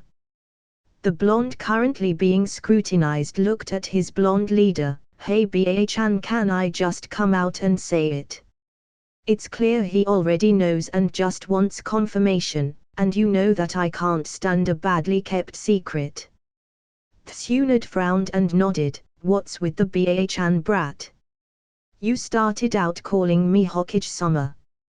Naruto shrugged. "When you let me speak freely in Gaara's office, you never told me to shut up or rein myself in. I used that as a loophole to keep saying what I wanted," he admitted, getting a small sweat drop from Tsunade for such a simple tactic. He then locked eyes with the Sashikage, as much as he could anyway, with the man's hat obscuring them from full view. "As for why I look familiar, well, I'm the son of Minato Namikaze. My name is Naruto Uzumaki and it's nice to meet you." That brought looks of shock from Tamrai, Kankuro, and the Sashikage's two bodyguards. As the Sashikage allowed Naruto to look in his eyes, he didn't see any real hatred, mostly amusement really. "I honestly believed they had resurrected the man from the grave for a moment when I first looked at you, kid, but then I got a look at those marks on your cheeks, and that name. You're the Jinchuriki of your village, aren't you?" Naruto nodded, guilty as charged. "You're not going to yell at me and tell me to die for my father or something? Because that's really what I was expecting the second you got a look at me." The Sashikage looked back out at the arena. "Bah, I'm getting too old to hold grudges against dead men. You weren't even a screaming brat yet when all of that happened, so how could I possibly justify trying to take you out? It's not like I was looking to fight with Konoha and you know Hirashin or something. Man, that would be so badass." Naruto grumbled to himself, "I need something cool like that. Every kid or famous ninja has something cool that nobody else can do. I don't have jack, I'm just a Jinchuriki, therefore if I am known, I'm known as the Jinchuriki kid, not Naruto of something, just Naruto the Jinchuriki. The girl that was guarding the Sushikage was in shock at how Naruto was casually speaking to her kage. How can you just speak to the leaders of 3 of the 5 great shinobi nations so casually? Nobody ever talks to Gramps like that. Naruto turned his attention to her. I hung out with the Sundame Hokage all the time from the age of 8 until his death. I call the current Hokage Tsunade-chan to her face, mostly because it's actually appropriate. And hey, Gaara. Naruto said, getting the Ichibi Jinchuriki's attention, you remember that time you and your siblings spent the week at my house? You guys still owe me grocery money. Naruto smirked, unless I'm told to be meek and compliant to the honorifics that everyone uses for each other, I won't use them. I hate being like that. Sometimes these guys just need someone that is willing to treat them like everyone else. You seem to be pretty familiar with the Sushikage to be calling him Gramps, so what does that mean? The girl glared slightly, because he's my grandfather. What else would I call him? Naruto chuckled, that's a better excuse than I have for why I call Baa-chan what I call her.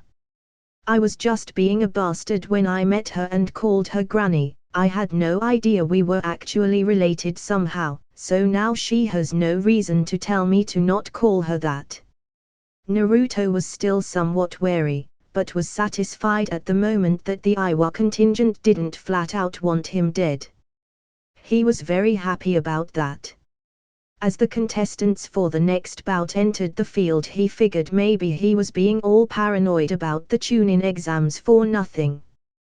There was no way that he would go 2 for 2 in regards to catastrophic situations, right?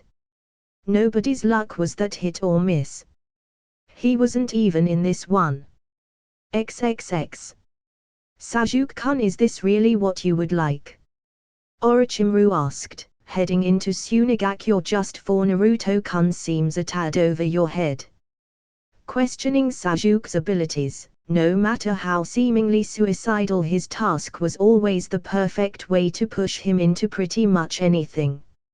Sasuke grunted, I'll finish him off and we'll be right out of there.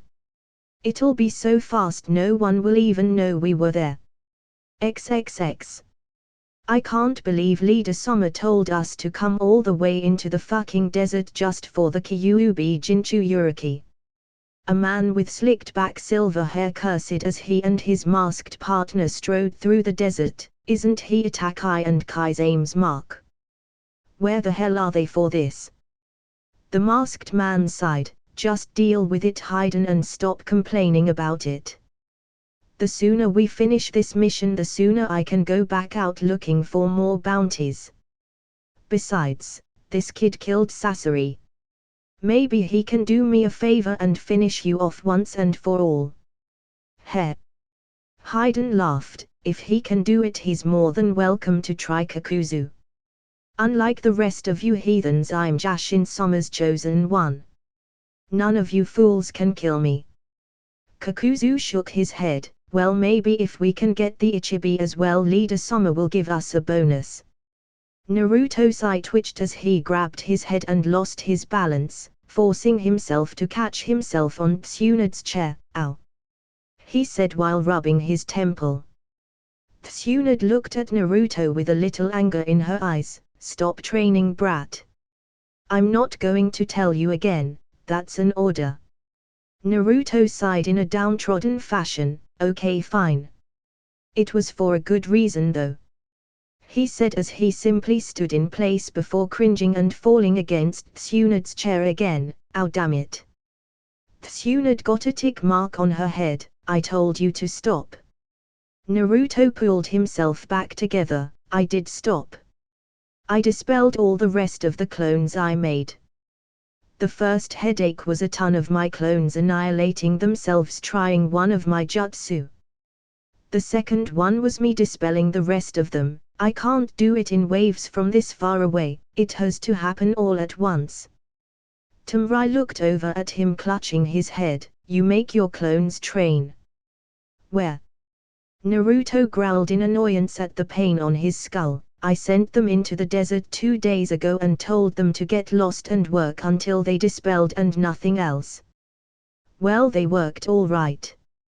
Below on the Chunin exam battlefield, Ino had forced her opponent to surrender after taking control of their body with Shinran Shin no Jutsu, mind-body disturbance jutsu, and forced them to hold themselves at knife point. It was evident that everyone was much better than previously indicated from their last encounter with him, something that actually brought a smile to his face. Chaoji and Sakura were to fight next round after Chaoji had almost crushed the Iwa Genin representative. Kiba was to take on one of the Suna ninja that had survived his first round bout, and Ino was getting a bye straight to the finals after her victory. As he watched with a semblance of pride at his classmates' actions, a piece of information he had previously overlooked passed through his head, forcing a scowl onto his face. "Oh, stupid fucking clones," he whispered. Shitsune turned to him. "What's the matter, Naruto-kun?" Naruto kept his voice low. "While they were making their way out into the desert to train, they saw something, but they didn't dispel because I had given them strict parameters on what they could and couldn't do, and they didn't engage for the same reason." Tsunade narrowed her eyes at the word engage. "What did you see, brat?" Naruto looked at her seriously. "Black robes with red clouds." Tsunade returned her gaze down to the arena as Baki announced a short recess before the next round of fights. "Whatever you're willing to do about this, you know I'm game." Chatter from the entire arena went up, covering up their words even further from being heard by those surrounding them. Tsunade took in her immediate options. She could let be known to the others that Akatsuki was en route for either Naruto or Gaara, probably the best option possible, as that would let Gaara mobilize the village's forces in an effort to rebuke them. The downside to that was the fact that saying anything here would cause mass hysteria, which would make it easier for Akatsuki to manage a quiet capture and slip away if either Naruto or Gaara were caught off guard. In addition to that, a group of S-rank missing ninja were heavy hitters and would take out a mass amount of Gaara's forces even if they were able to put them down in the end. With the two nations being in an alliance and the Tsushikage sitting right there, having him witness the toll that would be taken on Suna might not be the best option in view of possible future events.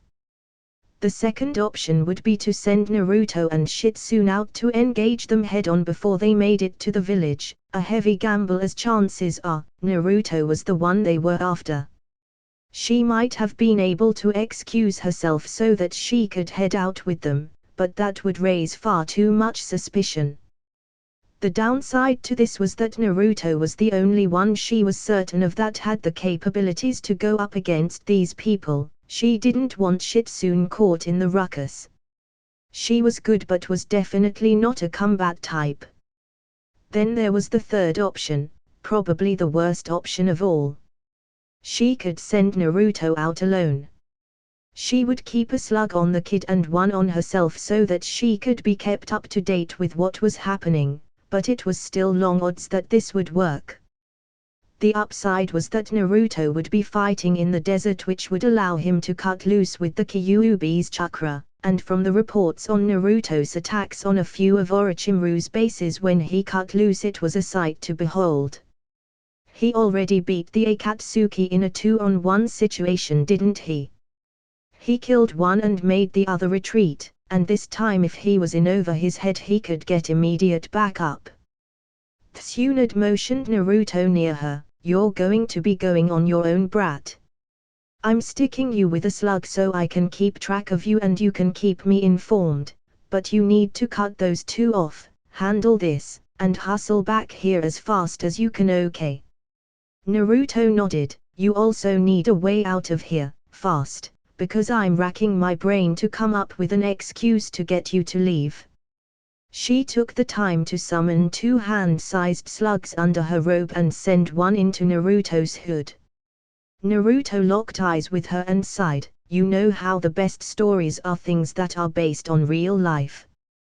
Tsunade gave him a confused look, forcing him to further elaborate. You're going to have to sock me one Ba-chan. A good one too to make it seem realistic, just make sure you send me north by northeast. Aim good too, because you've got to get me over that cliff top. Tsunade frowned, you're sure you'll survive it?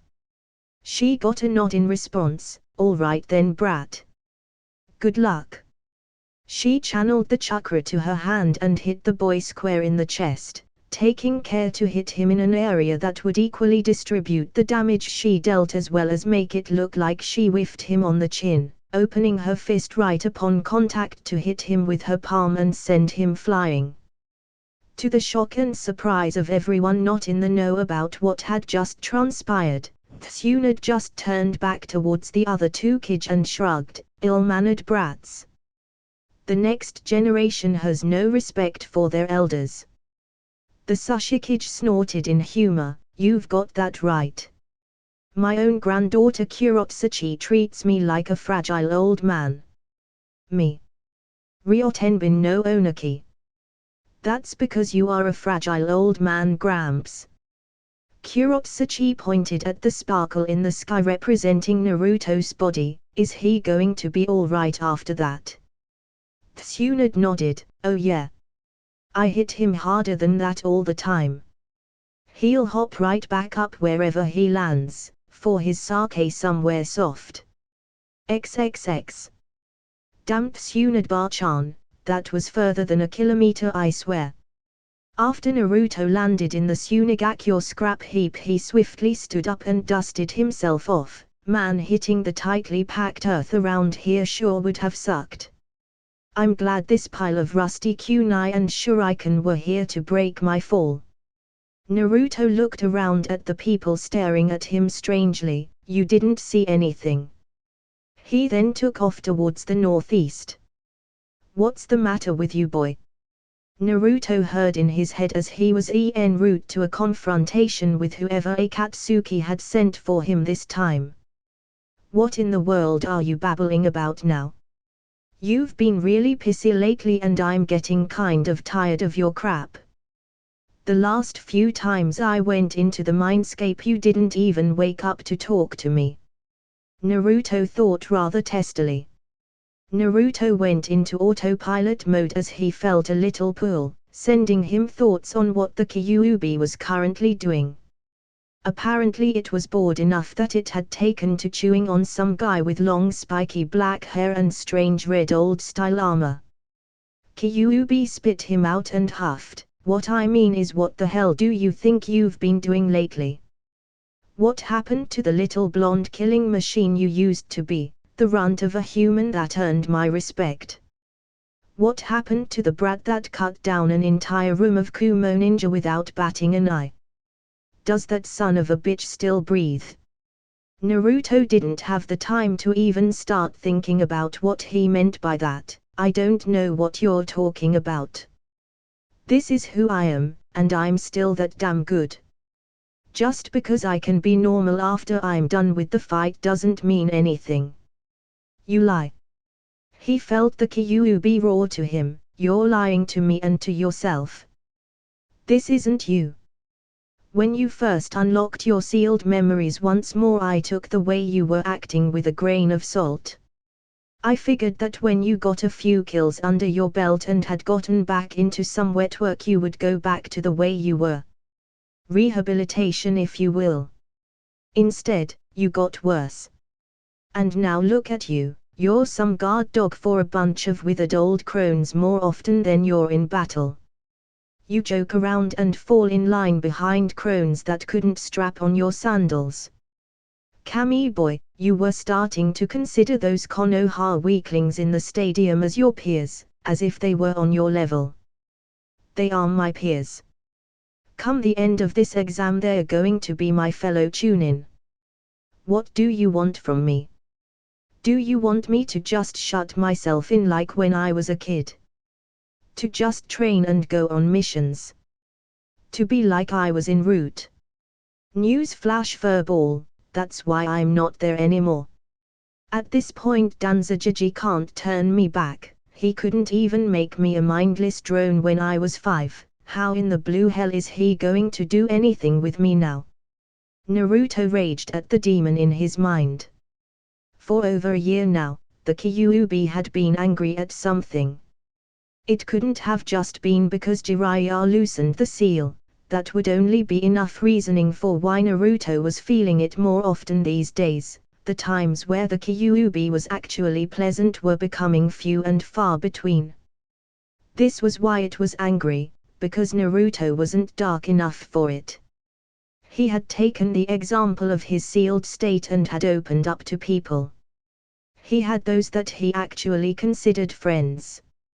He spent a lot of his time with these people instead of fighting like he used to. As he tore through the sand dunes, he decided to put this on the back burner for the time being. Alright, listen up. We don't have time to be fighting and bitching at each other right now.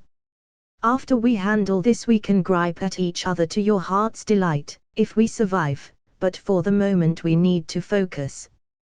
You're getting sick of me.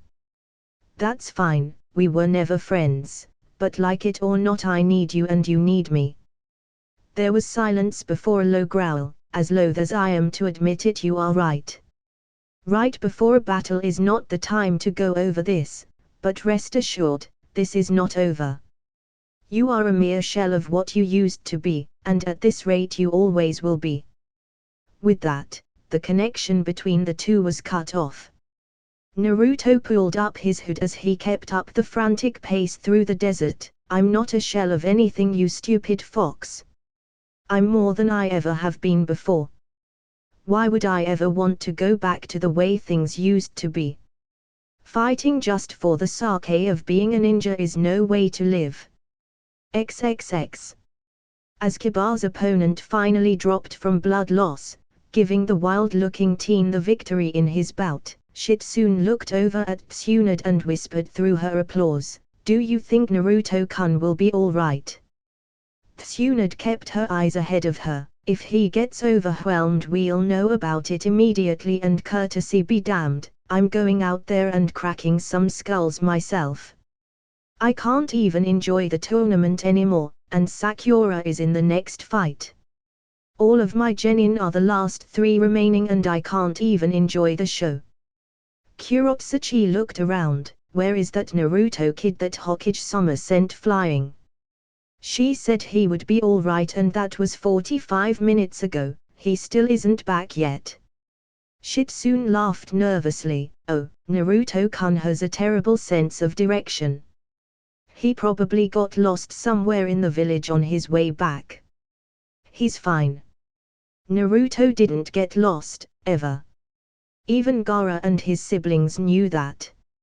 From back when Naruto stayed in Suna during the treaty analysis after the failed Oto-Suna invasion, it was clear that it didn't take much for the boy to find his way around. Even the way he ran through the desert straight to Konoha after his mission was complete proved that if he saw something once he didn't ever get lost. Keeping this in mind, Gaara turned his attention back to the proceedings, while Kankuro and Tamarai were more on edge, doing their best not to let it show. XXX. Are we fucking there yet? Hayden shouted, I hate the desert. There isn't even anyone or anything out here to sacrifice to Jashin-sama except for you. Kakuzu glared out of the corner of his eye, you try it and I'll shove that scythe so far up your ass you'll be spitting chunks of metal. Now shut up and come on. We're almost there. If the dome-like structure in the distance isn't an indicator to you moron. Raiten, Denkai, lightning release, electric field, dot. Hayden and Kakuzu found themselves surrounded in a restrictive field of electricity. Hayden looked around him testily, now what the fuck is the problem? Kakuzu growled, shut the hell up Hayden. It's obvious someone got the drop on us. It won't be enough to win, but I suppose congratulations are in order for pulling that off. It's a pretty decent trap to say the least. Hayden looked at his partner angrily. Stop complimenting the bastard and find a way to get us out of here. I want to catch the target and be done with this. Naruto's voice projected itself across the desert. Now's the time that most people would offer you the chance to simply leave and save your lives, but I'm not really most people. Sorry about that. A sizzling noise came from within the electric field. Underneath the top layer of sand was a small cluster of explosive tags burning through. Fuck. Hayden summed up perfectly. Boom. The explosion negated the electric field, allowing the force of the blast to push Naruto out of his hiding spot underneath the sand. He stood back up and looked at the smoke generated from the attack. That was way too easy. It can't be over yet. He was then forced to dodge. A scythe came sweeping out under him from the sand. Hayden revealed himself after his failed attack, with half of his cloak singed off in the explosion, revealing deep burns on his body. You little shit. That hurt. Naruto got a good look at his body. That should have killed him. It's clear that he didn't dodge it from the way he looks, so why is he still here? While he was keeping track of Hayden, a pair of arms reached up from the sand and pulled him under before pulling him out a distance away and slamming him into the ground harshly. Due to the ground being sand, Naruto stood up rather quickly, head swimming, but then he had just gotten dragged through the earth and slammed from 10 feet in the air, so being a little disoriented was par the course. He stood up fast enough to see Kakuzu's arms return to his body, connected by black threads that seemed to comprise his innards. Naruto frowned to himself. Interesting technique.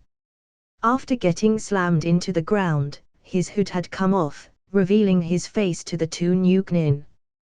Kakuzu stared at him for a second before laughing. Well, would you look at that, Hayden? The Kyuubi Jinchuriki came right to us, no searching necessary. We didn't even have to smoke him out.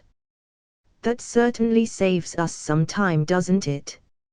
Hayden joined his partner in laughing at Naruto. What kind of idiot walks right into a 2-on-1 situation? What did you think you were going to do like this? Naruto narrowed his eyes as a bubbling cloak of the Kyuubi's chakra covered his body. Let me show you.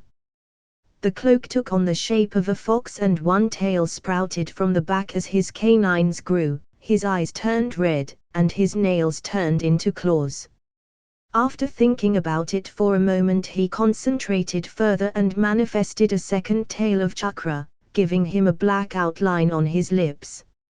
He crouched down in the more comfortable position of being on all fours. On second thought, I might as well start trying to go all out right now. XXX. Gaara's eyes turned towards the northeast as he stayed seated in the stadium. The intermission was close to being complete and Naruto had still yet to return to the Kage box. He wasn't the only one to feel the influx of dark power from the distance away. Tsunade felt it but futilely tried to hide feeling the energy. Onaki felt it as well, but seeing as how no one else was speaking up about it, he wasn't about to. Gaara finally turned his head towards his siblings. I think I would like to stretch my legs for a moment. Kankuro, Tumrai, please remain here if you would. He stood up and placed his hat and Kage robes on his chair. Hokage dono, Sashikage dono, I will return in just a moment. I apologize for departing so abruptly. With that, Gaara disappeared in a wave of sand. Tsunade felt herself release a breath when Gaara left. At the very least now the kid would have more than adequate backup from the Kage himself. Onaki let out a short chuckle. That new Kage is a real hands-on kind of guy it seems, ate Tsunade.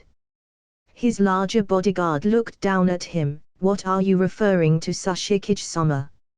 Onaki looked back down into the arena. Nothing you need to concern yourself with, Akatsuchi. XXX.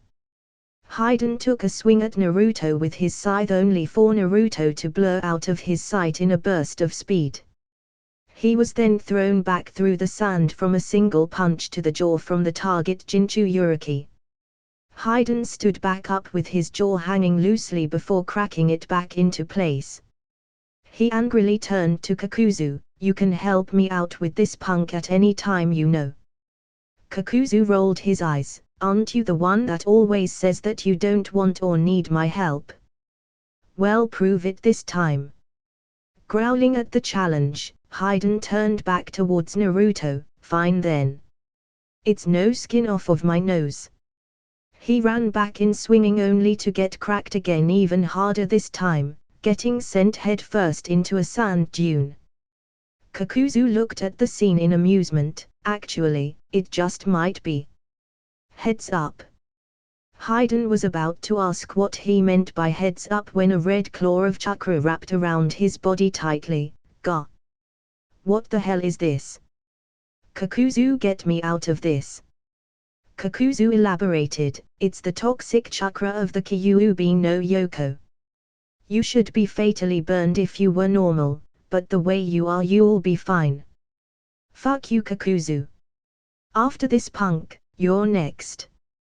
Hayden yelled as he was reeled in by Naruto's chakra arm. Naruto drew his arm back in a knife-handed strike and forcefully shoved his sharpened claws through Hayden's chest, sending his arm in wrist deep. Naruto then bonelessly cast him away back towards Kakuzu's side. Naruto turned his red eyes to Kakuzu and crouched back down on all fours. "Next." Kakuzu shook his head and walked over to Hayden before kicking him in the head. "Wake your ass up, you pathetic bastard." After a second, Hayden stirred and stood up, holding his head, instead of his chest where there was a gaping hole. "What did you kick me for, you godless dumb? That actually hurt." A mass of black threads came from Kakuzu's body. "Oh, shut up already, you were careless and the kid kicked your ass. Be sure not to let it happen again." Naruto growled, "Like hell I'm going to let you heal him." He tensed his muscles to spring to attack once again.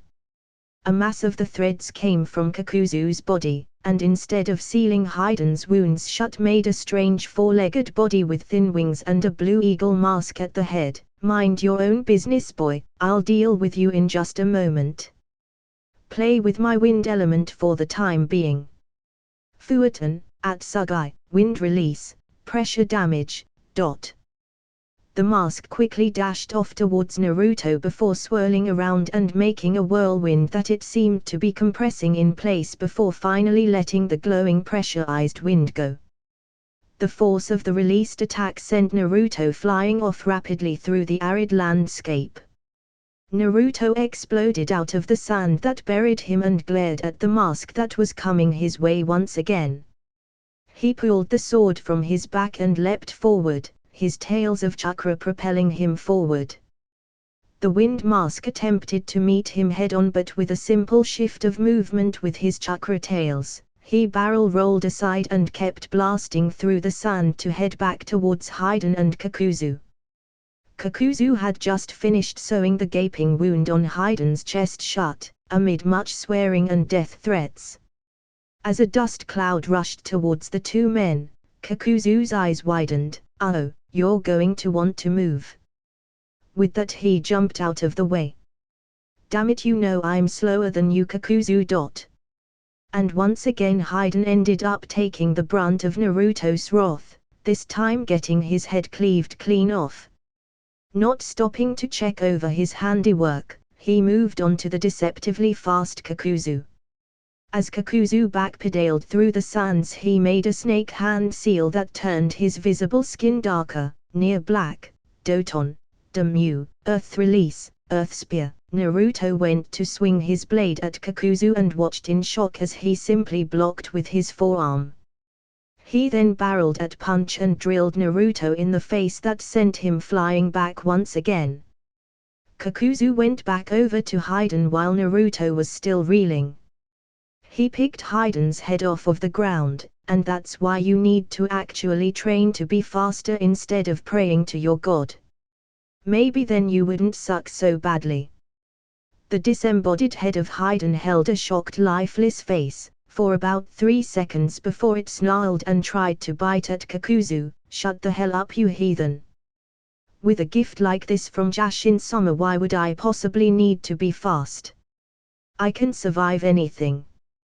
Kakuzu walked back over to where Haydn's body had dropped. I don't know, maybe because sewing your pathetic ass back together is getting repetitive. Untalented ninja should just die, and yet you keep sticking around. Just shut up and put me back together already so I can tear that kid open. Haydn snapped. It looks like he's the one tearing you open from what I've been watching. Kakuzu quipped. From where he landed, Naruto picked himself up once more. That felt like getting hit with one of Tsunade-chan's love taps. I really hope that he can't hit any harder than that, or I'm in some trouble here. He powered down and tried to keep a low profile as he crept around the battlefield to attempt some kind of tactic on them, seeing as how brute force just wasn't working.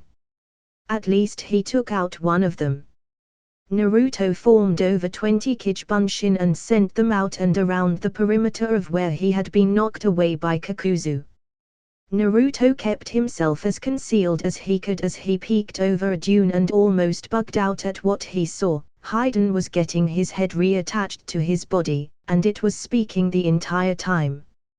Naruto dropped down back out of sight and had to slap himself to see if he was hallucinating. A genjutsu maybe. No. Maybe that last shot concussed him. No, he'd be over it by now as long as he had been generating 2 tails of the Kyuubi's chakra. Putting aside the thought of how the man could still be alive after being beheaded, how in the world was he still speaking? Didn't he sever some important cords in his throat when he cut his head off? Cutting off someone's head is checkmate, period. Naruto had fought like this, had been trained like this since day one. It was the single most definite way he knew of to finish his opponents off. Now that he seemingly couldn't kill this guy even after shoving his entire arm through his chest, even after severing his head from his shoulders, what could he possibly do to stop this guy? The answer was simple: he would just have to cut and rend him into itty-bitty pieces. Let's see him sew the silver-haired bastard back together after that, but he still needed to get close for long enough to actually do it. That masked guy was no joke. To be able to hit him hard enough to actually harm him and hold him off when he was using the Kyuubi's chakra was a big deal. Naruto made a Kichibunshin and dispelled it to send a message of his next move to the rest of them. Kakuzu finished sewing Haydn's head back on. There. It will be easier to decapitate you, but seeing as how the kid uses a sword, if he cut through your neck with it you would be losing that empty skull of yours again anyway, so I guess it doesn't matter. From all around them a massive shuriken flew into the air above them. A slew of similar voices shouted, Shuriken Kichibunshin no Jutsu, Shuriken Shadow Clone Jutsu. The amount of shuriken flying above their heads multiplied enough to partially shade the sun from view. Kakuzu pulled Haydn back to his feet. Haydn, get moving now. Raiten, Kaminari Shuriken, Lightning Release, Lightning Shuriken. The voices yelled out. Every shuriken hanging in the air rained down electricity onto the 2 men. Kakuzu was able to dodge all of the strikes and get himself out of the area of fire as the false shuriken dispelled and the real ones fell back down to the ground. Haydn ended up getting hit a few times due to the lightning rod he called a scythe in his hand, but aside from cursing about being hit he was no worse for wear. Naruto's clones dispelled after using all of their chakra to power both of the ninjutsu they had just utilized, leaving Naruto alone on the battlefield once more. All right then. Naruto moved from his hiding place at top speed in an effort to blindside Kakuzu or Haiden while they were still on edge from his last attack. However, he had forgotten about something that he had left in the dust that came back with a vengeance when Kakuzu's wind mask burst from the ground nearby and smashed into him, sending him flying into the air. Both Nukenin heard and saw the attack. Haiden licked his lips as he leapt into the air to meet Naruto on the way down with his scythe. "Here we go, brat. I've been waiting to get my hands on you." Naruto saw him rising into the air as he descended. "Well, keep on waiting, Fuatan, K's Wakio Koru, wind release, wind burst, dot." Naruto stepped on an invisible bubble of air that burst under him and launched him higher into the air, forcing Haiden's attack with his scythe to miss. Naruto used the extra space provided by his jutsu to go through a few hand seals and link his fists together. "Fuatan, Fuuyin Saiken, wind release, divine fist of the wind god." The force of the wind jutsu from Naruto forced Haiden back to the ground violently, kicking up a huge cloud of sand from the impact. Naruto, however, once again got slammed into by the wind mask, knocking him away harshly as it followed up by releasing a powerful gust to push Naruto towards the ground even harder and keeping him from turning himself upright. Not really the best plan to come out here alone, was it? Kakuzu taunted as he rushed in towards the falling blonde. He launched a punch that extended due to his special technique with the black threads in his body. In mid-flight of the punch, his fist turned dark-colored as he hardened it with Doton, Damu, and nailed Naruto right in the body. Letting blood and spittle spew from his mouth, he was sent flying once more, getting knocked around like a ping-pong ball. Naruto hadn't even touched the ground for 30 seconds and had switched direction and altitude at least 3 times. Before he could impact with the ground and slide along the sand, he found himself caught by the very thing he could see for miles and miles. Naruto then found himself turned around and came face to face with a familiar pair of seafoam green eyes with black rings outlining them with a messy mop of red hair adorning his head. XXX. Back in the arena, attention had been grabbed for a moment as a loud lightning storm had kicked up out across the outskirts of the village. "Man, the desert has some weird weather." Kurotsuchi chimed, "Makes me glad we live in the mountains." Akatsuchi spoke up next, trying to interject helpfully, "We have lightning storms in the mountains too, Kurotsuchi." The girl blushed in embarrassment and pouted, "Shut up, Akatsuchi." Kankuro looked around, "Where the hell is Gaara? It's time for the finals and he still isn't here. And for that matter, where is Naruto? Did he seriously get lost?" Shitsune waved off his concern, "Oh, you know Naruto-kun." Kankuro rubbed his chin, "Yeah, I think I do, because the last time he was here and he pissed off Tamrai, he ran away, lost her, and hid for the entire day afterwards. He didn't come back to the house until Gaara headed out and dragged him back. There's no way that guy got lost in our village. Gaara didn't tell them where he had gone, so Tsunade figured that when he left he came to the same realization that she did. Any talk about there being an attack would put the city in a panic, especially the currently jam-packed stadium, so Gaara decided to kidge up and go defend his village himself. She had to respect that. And clearly Onaki did too, since he hadn't breathed a word of the situation that she was very certain he was also privy to. The old man, currently in her thoughts, put a smirk on his face, proving her right. "Wild exams this year, huh?" Tsunade laughed humorlessly, "You said it." XXX. Naruto couldn't help but place a smile on his face as blood trailed down his lip. "Gaara, I have never been so happy to be caught in your sand." He then put a dry look on your face. "You have cleaned this stuff since the last time I've been in it, haven't you?" Gaara raised a non-existent eyebrow. "How does one clean sand?" Naruto sighed, never mind, just let me down. Gaara proceeded to do so by dropping Naruto abruptly on his back. I meant gently. I don't do gentle. Gaara deadpanned as he looked out at the two opponents Naruto had been fighting coming back together. So these are Akatsuki members. Naruto nodded as he stood back up. Yep. I hope you got the memo about what these guys are after. Jinchuriki like you and me. So if we lose, prepare to get your soul and your baiju sucked out in a painful manner. How did you even find me anyway? Besides the massive bloodlust you were letting off when you accessed the Kyuubi's chakra and the random lightning storm that hit from the middle of nowhere in my desert. Gaara answered sarcastically, and there's no way we're losing here, Uzumaki. Naruto drew his sword from his back once more, debating on whether or not it would be prudent to use the Sennin Kugake in this situation since he couldn't guarantee a swift kill even if he was able to dice them up.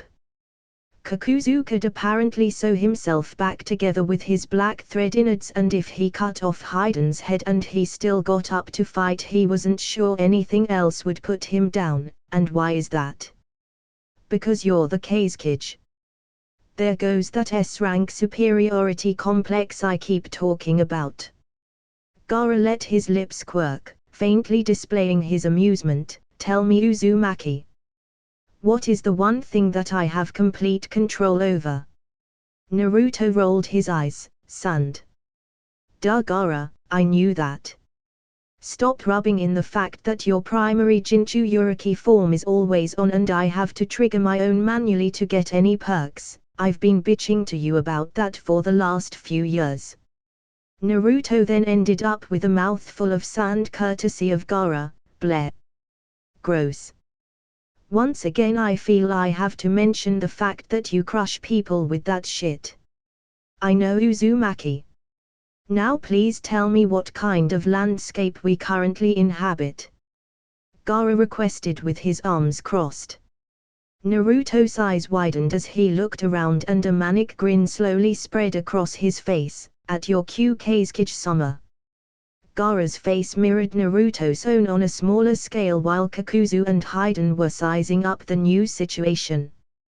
Kakuzu frowned, though it was unnoticeable through his mask. We may have quipped about coming for the Ichibi Jinchuriki, but we're at an ungodly disadvantage against him here in his own environment.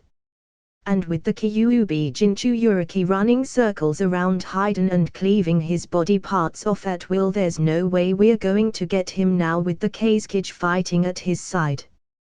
We're outmatched. Haiden gripped his scythe tightly, his desire to spill blood temporarily overruled by his common sense actually making an appearance. What's your call, Kakuzu? This was actually a good idea at first, but with this guy here now we can't take them both. Kakuzu nodded, agreed. But maybe we can get some updated intel on these targets for a bit. Our information has been rather lax since the blonde brat took out Sasori. Haiden chuckled, whatever you say. Haiden rushed from his spot with an intense shriek and swung his scythe at Naruto and Gaara. The latter blocked the attack with his automatic sand defense and started creeping his sand up the arm of Haiden. Gaara stuck his hand out and turned it to the side before closing it. Sabaku Suzu, sand burial. Haiden's arm was crushed, producing a sizable burst of blood and getting a yell of pain from the silver-haired berserker. He pulled his crushed limb from the sand and ended up getting it severed by Naruto's sword before he could return to Kakuzu's side. Kakuzu rushed to the unprotected side of Gaara and attempted to deliver a heavy kick to the unmoving Kazekage that was blocked again by Gaara's sand. Kakuzu was still fast enough, however, to remove his foot before Gaara could pull a repeat performance of Sabaku Suzu on him. He jumped back. That's a nice defense. It really is something worth mentioning when one speaks of you. I'm forgetting something. Naruto mentioned as he saw Gaara easily defending him from both of the Akatsuki members. Seriously, he wasn't ever looking forward to fighting Gaara ever again, even if it was just a spar. As he said this, Kakuzu's mask came at them both from a blind spot. It started making its movements to attempt Futon at Sugai once again, but Naruto was damned if he was going to let that thing go off near Gaara without a fight. Naruto formed a Kichibunshin and formed a Rasengan. I'll show you a real wind jutsu. The Kichibunshin put its hands around the Rasengan Naruto had formed and pumped wind chakra into it while Naruto maintained the original shape and form of the Rasengan, giving it the appearance of a Rasengan with sharp spikes circulating outside of it. Come on, you ugly, ugly son of a bitch. Futon, Rasengan, wind release, spiraling sphere. Naruto met the mask head-on as it was forming the pressurized dome of air and collided the new Rasengan directly with its mask, destabilizing the mask's jutsu. The resulting clash of wind element ninjutsu caused a major outflow of force from the point of impact as a massive tornado engulfed both Naruto and the embodiment of Kakuzu's wind element. The force of the jutsu finally began tearing the black thread body apart and ended up shredding the mask itself into pieces. Naruto stood with his hand outstretched, cuts on his own palm and insides of his fingers healing from the powerful wind technique, Ba-chan telling me not to train. How else would I have gotten this down? Hayden clutched at his missing arm as Kakuzu retreated back to his side. The masked man watched with interest. I think we've got enough for the time being. We need to report how dangerous the Kyuubi Jinchuriki is to Leader Summer. He raised his voice so Naruto and Gaara could hear him. This was an enlightening little skirmish. We'll definitely be seeing one of you two sooner rather than later, but for now we'll just let you be. A fight between us now would only be something akin to the unstoppable force against the unmovable object. He and Hayden both made half-tiger seals. Until next time. Gaara raised his hand at both men. Not so fast. Sabaku Kyua, sand coffin. Gaara covered their bodies in his sand, but before he fully covered their faces he caught a smirk on the face of Hayden. So sorry boys, but rest assured Kyuubi kid. I'll be seeing you again real soon. The sand covered his face entirely with his dark grin being the last thing seen. Gaara clenched his fist, Sabaku Suzu, sand burial. The sand imploded and gushed blood everywhere before receding back into Gaara's gourd. What a disappointment of a battle. Those were S-ranked missing ninja. Naruto walked over to the corpses and frowned. These aren't the same guys Gaara. Gaara let slight surprise show on his face as he walked over and realized Naruto was correct. The crushed, unidentified, unmarked men were not the same people that they had been fighting. What kind of hench could do this? XXX. A distance away, Hayden and Kakuzu came out of their meditative seated positions and stood back up to return to a base. Hayden dusted himself off. That was actually a solid idea to send in those sacrifices. A damn shame it didn't work, eh? Kakuzu cracked his neck. It couldn't be helped.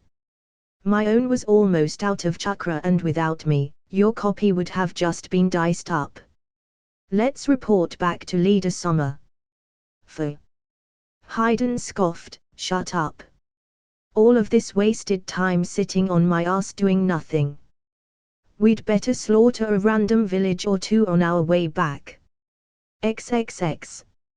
As Naruto and Gaara picked up the remains of the two men who had just been killed in Gaara's jutsu and prepared to return to Tsunagakure, man clenched his fists and glared with his familiar spinning red eyes. QQQQ. What do you think, Sasuke-kun? Didn't we come all the way out here for you to fight Naruto-kun? Or is the Kazekage too imposing a figure to make a move on him? I am here with you as well, you know. HN. Sasuke stated simply as he turned around and began to walk away. He wasn't even good enough to beat those two on his own. I truly doubt you could do better if you had actually been in there. Kabuto sniped while adjusting his glasses only to get a full-powered glare from Sasuke. Ooh, such a scary face. That's enough, Kabuto. Orochimaru reprimanded his right-hand man. He is correct though. Kakuzu and Haiden are nigh impossible to outright kill. I wonder how you would have handled them if it had been you fighting instead, Sasuke-kun. Sasuke stopped glaring at Kabuto and turned his head towards Orochimaru before turning around and walking away. Whatever. I'm wasting my time out here. Kabuto looked at his master. Why didn't we attack them after all, Orochimaru-sama? Orochimaru grinned predatorily. Akatsuki is just as much a pain in my side as it is a threat to Naruto-kun. If he can run their numbers down, then I see no reason to take the boy's life yet. Let them continue to pick away at one another for as long as the other can stand it. Kabuto nodded in agreement. And about Sasuke? Orochimaru began walking along the direction that Sasuke had just taken. You and I both know that he is still no match for the boy, however in a few months that will no longer be much of an issue, Kabuto, but I'll give him the satisfaction of knowing that his body destroyed Naruto-kun, it just won't be him doing it in the end. As the group walked away, a scorpion that had been crawling nearby disappeared in a puff of smoke. XXX. Gaara walked next to Naruto back towards Suna with two sand clouds carrying the carcasses of their kills. Are we both in agreement that engaging them all now would not be practical for us? Naruto nodded. Oh yeah. But it doesn't matter, we have more important things to worry about than the body snatching team. They'll come knocking at some point, and we'll be waiting. We? Gaara questioned. Naruto shrugged. What? You act like you aren't going to get all over this after today. He did manipulate your country into a war with mine, and he is trespassing in your country as we speak. Who knows what else they did while they were here? I'm certain you aren't going to just let that slide when the time comes, Kasuke-sama. Don't call me that, Uzumaki. Gaara insisted. It feels odd hearing that from you. Fair enough. Naruto accepted. I guess it would seem strange for the guy whose house you crashed over at for almost 2 weeks to call you by your title, especially when I'm your age and everything. Hey, I wonder who won the exams. Naruto stood next to Tsunade as all of the Kage-ranked ninja that had attended the exams stood in front of all of the participants while the crowd applauded. Naruto had a faint smile on his face as he saw that Ino, Kiba, Choji, and Sakura had all managed to get promotions from their efforts during the testing period. He was sort of upset that he didn't see any other fights other than the first round, but when presented with the other option of allowing Akatsuki to get the drop on him in a possibly crowded area, it seemed like a hit he had to take for the team. Still, somebody could have told him at least who won the whole thing. When he returned, he had to make an attempt to explain away the blood on his clothes. He couldn't even say that it was his since the amount of blood did not equal up to his current condition since he didn't have a mark on him. After the promotional proceedings, Gaara proceeded to blow his cover, making all of his attempts at playing off his disheveled appearance and what he had been doing the entire time moot. After the tournament had ended, Gaara led everyone back to his office. Naruto and myself engaged 2 members of Akatsuki outside of the village.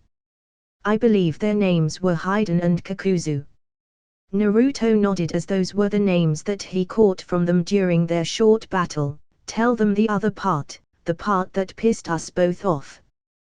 Gaara acknowledged Naruto with a simple shift of the eyes. They were utilizing some kind of technique that allowed them to use a person as a body double and fight using their own skills and abilities from afar. We aren't even sure that they were anywhere in the entire country at all. Gaara crossed his hands in front of his face as he sat at his desk. That is a most disturbing discovery. Tsunade frowned. With a technique like that they don't even need to go into hostile areas themselves to achieve their missions. Kuropsachi scowled as she heard the description of the encounter. How cowardly. You would think that a group of dangerous ninja like that would be more up for coming in person, especially when it comes to something like attempting to take out a Jinchuriki. Naruto grinned. I'm glad you're acknowledging that I'm awesome when you don't even know me. Kuropsachi rolled her eyes. I was referring more to Kazekage-sama than you. I outrank you. Naruto sat crouched in the corner with an aura of despair around him. Well, you don't have to be so blunt about it. I'm awesome. Right. Everyone in the room ignored Naruto's identity crisis and continued speaking amongst themselves about the situation that transpired during the final examination. Gaara spoke once more. Well, needless to say, the goals of this organization are the capture of all Jinchuriki for the use of their Baiju for one reason or another. Nationality means nothing to them, as you can clearly see. They simply desire all of them. Tsunade had on a business-like face. Reports from Jiraiya said that the Gobi Jinchuriki and the Nanabi Jinchuriki have already been taken. I guess they were looking to press their current advantage and take either Gaara or Naruto while they were on a roll. Onaki had a displeased look on his face. So that was what happened to Han. We assumed he had run off. How they were able to take him with not even a peep is very concerning. He looked at Gaara and Tsunade. Which ones still remain? Tsunade answered him. Those were the only two that they were able to obtain. There is still the Ichibi, the Nibi, the Sanbi, the Yonbi, the Rokubi, the Hakaibi, and the Kyuubi. But the way that they blatantly came for either Naruto or Gaara, it was like they didn't have a real strategy. Naruto got up from his spot in the corner to contribute. They said something about intel right before Gaara finished the fight. Oh yes. Gaara said, Sasori had a number of spies, including 2 in this village. 2 of our own counselors were something akin to sleeper agents. After Sasori was killed, they were exposed as his men and were promptly arrested. Apparently Sasori had an entire network of similar spies all over the place, spanning back to the days when he first left Suna and became a Nukenin in first place. It was how they were able to ascertain that you yourself were a Jinchuriki back when you were first attacked Naruto. Onaki looked between his 2 fellow Kage. So what happens now? We know what they are after. Should we simply hunt them down? Tsunade shook her head. We don't know where they originate from. As I speak, that's currently what I have Jiraiya out seeking information on. At the moment the only thing we can actually do is to anticipate their movements and prepare countermeasures. Do you know how many there are for members? Kuropsachi asked, trying to get some sort of handle on the situation. Naruto scratched his head. Well, I was told that there were 9 or 10 members. Orochimaru used to be a member, but they had a falling out, I guess. You have Itachi Uchiha and Kaizen Hoshigeki, the first ones that I met. There's Haiden and Kakuzu, the 2 that me and Gaara just got through fighting. And then you have Akasuna no Sasori, the one I killed, and his partner Deidara. Onaki's head quickly turned to Naruto. Did you say that Deidara was a member? Naruto nodded. Yeah, blonde guy, weird mouths in his hands, makes a ton of weird explosive sculptures, that Deidara. Come to think of it, he did have a slashed Iwahiti et on. Slippery bastard. I'm still kind of pissed off that he got away. Kuropsachi stared at Naruto in surprise. You beat Deidara. Now Naruto still couldn't let on that he had been assisted thoroughly by Sai, lest he blow everything sky high even further. How anyone believed by any stretch of the imagination that he was fully capable of taking on two members of Akatsuki simultaneously was beyond him, but he assumed that the proof of Sasori's DNA as his only existing remains was all the proof necessary to say such. Naruto looked at the girl who had her attention firmly on him. I'm here, aren't I? That means he didn't blow me into a million pieces or suck my baiju out of my still-breathing body. She still had an incredulous look on her face. Fine, believe what you want to, I don't have anything to prove to you anyway. Kurotsuchi snapped out of it, watch yourself, Namikaze. Naruto looked at her with a frown on his face. Please don't call me that. Just because he's my old man doesn't mean I'm changing my name or anything. I happen to like my name just the way it is. There's no reason to try and make myself seem more important by adopting his name. Naruto, be silent. Tsunade said officially, clamming the teen up instantly and getting him to stand at attention. She had to hold back a look of shock. That was all it ever took to get him to stifle. Why didn't I just order him to do that after I first took this job? She got herself refocused. This is going to be a problem very soon. If they've already shown the capabilities to kidnap them right from inside of their villages and they are just now being forced to fight to obtain the Jinchuriki, then they might be able to infiltrate Konoha and begin a conflict with Naruto before anyone could assist him. If they work in twos, one could simply deal with Naruto while the other keeps any potential backup at bay. Gaara spoke again, and with the jutsu that they displayed to us, they wouldn't even have to show up in person to complete missions. Although it seemed to make their body doubles nowhere near as effective as their true selves. Uzumaki was able to hold off both of them and seemed ready to keep going, and when I appeared to lend assistance, the battle didn't continue for much longer. Together it was fairly simple to dispatch them. Onaki's mustache twitched, so that means that after this defeat they'll know to actually send the true operatives next time, no matter which Jinchuriki they target next. I need to find and recall Roshi. Gaara looked out of the window at his village. They won't send anyone after me or Uzumaki so soon after the last encounter. They will wait to further analyze the latest information that they have on us from the short encounter. They will probably pursue the other Jinchuriki that are less informed of their existence for the time being. Onaki clasped his hands in a satisfied manner. Well, that's fantastic.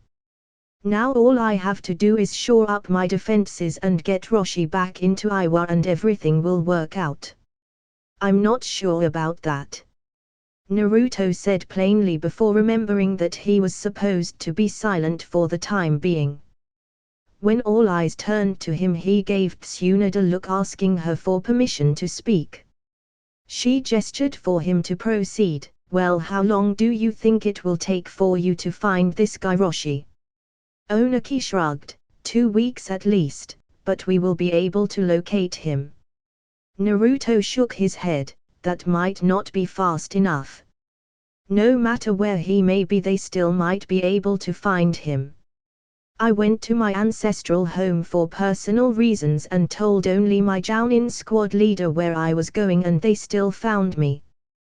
They probably know where he is already and are just waiting him out if they didn't take him already. Tsunade's eyes widened at Naruto's explanation. Do you get reports from Roshi updating you on his condition, Sashikage, or not? Onaki growled. No, we don't. I allowed him to leave many years ago to allow him to learn to control the power of the Yonbi no Sau. It was better that no one was around while he was training to utilize that power. He had some sort of point there as far as learning to control the demonic power went.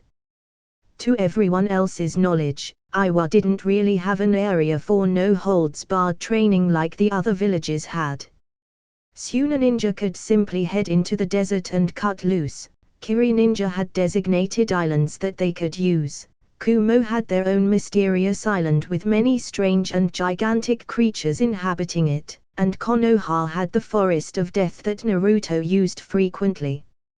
Allowing him to use his power inside of the village's generally provided training grounds would have been a bad idea for at least half a dozen reasons. The grizzled old kid continued speaking, so you're saying that he may very well already be captured? Naruto nodded, well yeah. I'm not saying it really, I'm more or less speculating, but it's not much of a stretch to say so. That's all we need to hear right now, Naruto. Tsunade said to get him to finish talking. Naruto simply stepped back next to Shitsune and stood at attention. Onaki snorted, I still think that these affairs should be handled domestically. The Jinchuriki should be a country's own responsibility. I will not divert any of my forces to assist you to protect your own weapons. This is just the way of keeping the status quo. Gaara and Naruto narrowed their eyes at the weapon comment but didn't say anything about it. Both of them accepted it at this point that they were generally meant to be used as weapons, but to hear the way that he had said it as if they weren't people worked their nerves somewhat. Tsunade, Shitsune, Kankuro, and Tamrai actually visibly took it worse that the two demon containers in the room did if the scowls on their faces were any indication of the underlying tension in the room. Tsunade and Shitsune were trying to keep Naruto from rationalizing his thought that way, and they figured it would be hard enough to keep Naruto from labeling himself as a weapon due to his time with Danzo without others actually identifying him as such.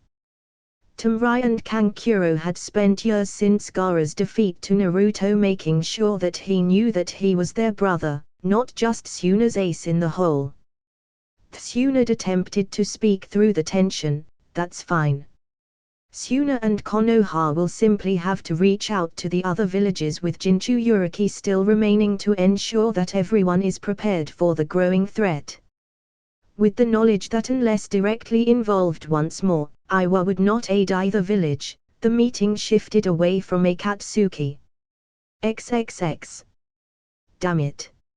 Naruto said dejectedly as he and Shitsune had returned to their hotel with Tsunade after the meeting, I can't believe they left to go home already. They probably think that I'm avoiding them. I haven't spoken to anyone else in forever. Shitsune patted him on the back consolingly, it's okay Naruto-kun, you can find them when we get back to Konoha, right Tsunade-sama? Tsunade was taking the current downtime to paint her nails and answered vacantly, huh? Oh, yeah sure, maybe. If I don't have any more missions lined up for him when we get back. Naruto sighed, there's going to be another mission. He said as he walked towards his futon at the foot of Tsunade and Shitsune's beds, there's always another mission. Damn overflow of assignments. He lay down on top of his temporary bedding. Tsunade rolled her eyes and kept at work on her nails, stop whining brat. You were the one that wanted all of the real missions, remember? Naruto scoffed from his spot on the futon, you work me like a rookie tune-in. Now I don't want to be a sissy or anything, but can I get some downtime again? Downtime? Tsunade almost bellowed, since when do you need downtime you walking chakra battery? Since you send me on jobs that last a month or longer consecutively. Naruto said as he sat up at the foot of Shitsune's bed to let the older woman play vacuously with his hair. The only thing I've had time to do these days is get my hair cut. Do you want to know what I dream about these days? Sleeping in my own bed. There's something wrong with that. I've been getting back-to-back B ranks and the 1S rank you just sent me on, not to mention this one, it should be A ranked right. Shitsune paused in her current actions with her pseudo-little brother's hair. Well, why don't you just take some time now Naruto-kun? We're not going to really do anything until we set out for Konoha tomorrow morning. My job is to watch out for Tsunade-chan. I'm her first and most vital line of defense. Naruto said, even if I kept some Kichibunshin handy around here, if anyone actually attacked her, that wouldn't even slow them down. Tsunade had finished painting her nails and was simply waiting for them to dry. It's good of you to say that, brat, very responsible. Naruto nodded and shut his eyes against the side of the bed. It was a good thing that Tsunade was none the wiser to the very long date he ended up taking Tamrai on the day before the Chunin exam finals. You've got to love Kichibunshin no Jutsu, and the bounty checks for S-ranked ninja. XXX. 5 days later. After getting an early start back to Konoha the next morning, the trip back was as slow as the trip up there. There was a lot to digest nowadays, there was no real doubt about it. Akatsuki was beginning to make their move and the new enemies discovered had somewhat startling abilities. There was seriously a lot of work to do if he was going to be ready for the next encounter, because for all he knew the next 2-on-1 encounter wouldn't be with just a pair of body doubles, it would be the real deal. After the trek back to Konoha and a quick debriefing, brief because Tsunade was there, she knew what happened, and it was after midnight when they got back. Naruto slogged through the empty village streets, 2 out of it to attempt a shunshin to his own house. After kicking off his sandals and dropping his gear, operating seemingly on autopilot all the way through the apartment, he proceeded to drop face first on his bed and black out. XXX. Naruto's Mindscape. Naruto awakened in a cave setting. As he sat up from his prone position on his back, he looked around. Why the hell was he in a cave? His mindscape should only have been what the Kyuubi knew of Konoha. How the hell did that massive thing know anything of what a cave like this looked like? Come to think of it, why didn't Naruto know what this cave looked like? He was supposed to be able to navigate Konoha blindfolded, and yet he had no idea where he was right now. Taking charge of the situation and wondering why the Kyuubi decided to manifest him inside of his mind tonight and why he picked this exact area to do so, not to mention what the hell this area actually was. As he made his way to the exit, he made a small noise, home. As he jumped down from the well-hidden cavern in the cliff wall, he landed squarely at the edge of the woods. He actually did know where he was. He was currently in the forest situated on the backside of the Hokage monument. In truth, nobody ever went back there, even less than the amount of people that ever went to the top of the monument itself normally. I need to come back here in person and check this place out one of these days. I really feel like I'm missing something here. He walked through the forest and eventually found his own personal demon lying down in the middle of a burned-out wasteland. Naruto looked around as he approached before coming to a stop and sitting down directly in front of the Kyuubi. All right, wake up. I know you can't possibly be asleep because you're the one that brought me here. One blood-red eye opened, staring directly at Naruto. You are still weak. He was kind of right. There were still far too many people with the ability to somehow stop him. Granted, these people were the absolute best of the best, and he felt that a full-scale fight against a true elite, even if it ended in his inevitable defeat, would end with some sort of permanent reminder on their person of their battle with him, that is, even if they were ever the same again. But after getting smacked around by 2 people that didn't even bother showing up in person to fight, it kind of grated on his mind. Naruto didn't even bother verbally responding. The Kyuubi opened up both of its eyes and sat up on its haunches as it looked its host over. Honestly, you've done as well as can be expected for a mere human child when it comes to using my power. But if 3 tails is the limit of your control, then you might as well surrender your body and relinquish control to me. I can destroy your enemies and ensure the peace of your village. Naruto's lips quirked slightly. Before you come back here and trample this place flat, right? The sharp teeth of the Kyuubi were bared in a grin of sorts. Well, I never said that I would leave this place alone, did I? I simply said that I would destroy your enemies and ensure this village's peace. What better way to do that than to make everyone rest in peace? You're a very funny demon, Naruto commented, and it doesn't matter if I have any more control, I can simply train and get it. It's that simple. It could be simpler, Naruto. Kyuubi said offhandedly, I can be the tool of victory that you want to be. With my true power I can eradicate any threat that you have ever come across. It would be so easy for you, all you would have to do is entrust your heart to me, and I will make it so easy for you. You know, Naruto started, I've never really considered myself selfish before. He started pacing in front of the massive frame of the Kyuubi. I have to admit, there is a part of me that wants to just give you the reins, to just let you handle everything on the off chance that you aren't simply lying to my face to get me to set you free. To just allow myself the chance to let things go as they may, telling myself that I did the best thing I could. To give up my freedom and body just to ensure that your power would truly be used to keep the promise that I made when I became a ninja, to keep Konoha safe. He stopped walking in circles and got right as close to the Kyuubi's muzzle as he could, but I'm going to be selfish this time. I'm going to find a way to get control over your chakra, and I will get you to help me. I'm going to learn how to beat people without even taking a small hit of your chakra. I'm going to keep everyone close to me safe. I'm going to be normal, and I'm going to be extraordinary. I'm going to finish my last mission to Danzajiji and become Hokage. I'm going to tear Akatsuki asunder, crush them, and throw them into the wind. I'm going to do all of this, because you and I both know that if it really had to come down to it, there's not a whole lot anyone can do to stop me from doing what I want.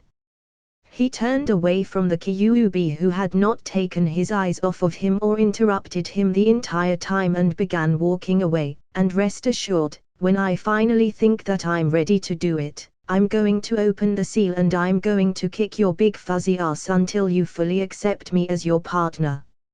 A partner? Kyuubi scoffed as it lay its head back down on the ground, you mean a slave? It growled as lowly as it could. No.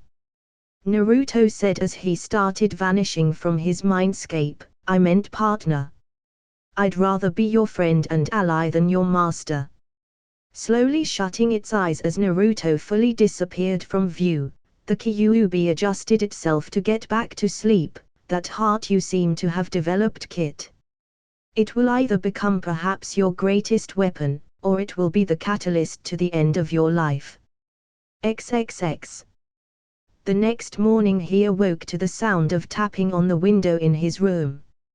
As he made to turn over and get up, he felt a weight on his back. Looking over his shoulder he saw Hamako attached to his back, fast asleep. Damn it, she sleeps in my bed when I'm gone. I don't really know how to feel about that right now, sheets are clean though. Naruto sighed as he thought of figuring his way out of this without waking her. Turning his head to his window he saw a male Anbu in a cat mask waiting and watching. Naruto looked at the man with a twitching eyebrow as he made a Kichibunshin and used Kawarimi to switch places with it before he walked sluggishly to the window. You were just so amused watching that, I'm sure, Tenzo. He remarked before he reached the window, stopping his hand from opening it up as he realized something and pointed accusingly at the man. Oh no. Oh hell no. It hasn't even been 12 hours yet and she's going to send me right back out. He hissed out lowly to keep from waking Hamako. The masked Tenzo shrugged and motioned for Naruto to open up. A sigh came from the boy as he did as instructed. Hello Taicho. I wish I could say that it was good to see you, but seeing you means I have to work. Tenzo patted Naruto on the head. getting a frown from the boy that he was sure made the man smile behind the mask. Same to you, Naruto. Hokage-sama is here to inform you to keep yourself at the ready in case any missions open up for you soon. She said something about mission overflow duty and that you would know what that meant. Naruto held back a face palm. I will never sleep through a meeting ever again, no matter how boring it is. He then spoke out loud, well, it's better to at least keep me mobilized and let me rest than to send me right back out again. Thanks for the message, Taicho. Tenzo nodded. See you later, Naruto. He then jumped off to resume his usual duties. Naruto ran a hand through his hair and turned back to where his Kichibunshin was underneath Hamako with a deadpan look on his face. So what are you going to do about this, boss? Naruto shut the window and walked out of the bedroom, grabbing all of the things he had dropped the previous night off of the floor. I'm going to go do something since I'm up. You're going to stay there until you can come up with a way to get away from her without waking her up. Naruto smirked as his Kichibunshin glared at him darkly over his shoulder until he left the apartment and shut the door behind him. Upon giving it a few seconds, the Kichibunshin's glare turned into a grin as he gently rolled over and held Hamako in his arms. Yeah, I could do that. Or I could just stay like this for as long as I last. His grin widened further when he felt Hamako snuggle her head further into his chest. Yep, this option is definitely the best. XXX. Naruto simply wandered around the village as many were out and about starting their day, and without even realizing it ended up in front of the Hokage Tower.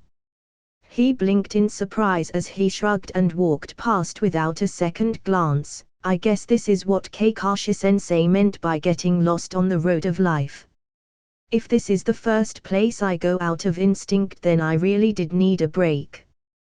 Before he got too far, he heard a voice call out to him, Naruto. The blonde turned around to see Sakura walking up to him with papers in her arms. Hey Sakura. Long time no see. And by the way to go on getting promoted. Sakura gave him a smile. Thanks. Being Tsunade-sama's apprentice is working out for me, huh? Naruto chuckled. Yeah, apparently. Just don't ever try to hit me the way she does, ever, no matter what. He said with the utmost seriousness. I get enough of that already from her alone. Sakura's sweat dropped before perking back up. No one's seen you around the village in a while. How are things going? Oh, I met the girl that lives in your apartment too. She said at the end with slight distaste. Naruto frowned at her change in tone. Hamako-chan's a good girl. She's just a friend that I wanted to help. It's a very long story, just know that everything that goes on in that apartment is completely platonic. Of course, inwardly he was rolling his eyes. I'm just about 15 years old and have killed more people than you can even reasonably estimate, and yet the prospect of me having sex is enough to upset you. How ass backwards is our society? Well, I'm kind of busy right now.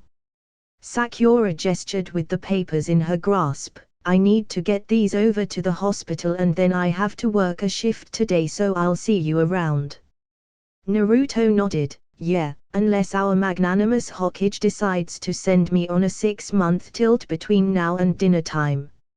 Sakura waved to him as she walked away. Bye, Naruto. I'll see you later. Tell Shitsune-chan I said hi.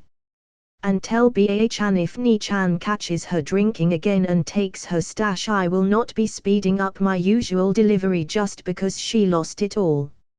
Naruto said as he went off in the other direction. Well, she certainly does seem way better these days than what I last remember about her. Naruto let out a yawn as he continued on his way, wandering through the village without much purpose to doing so. Well, isn't this an ironic little problem?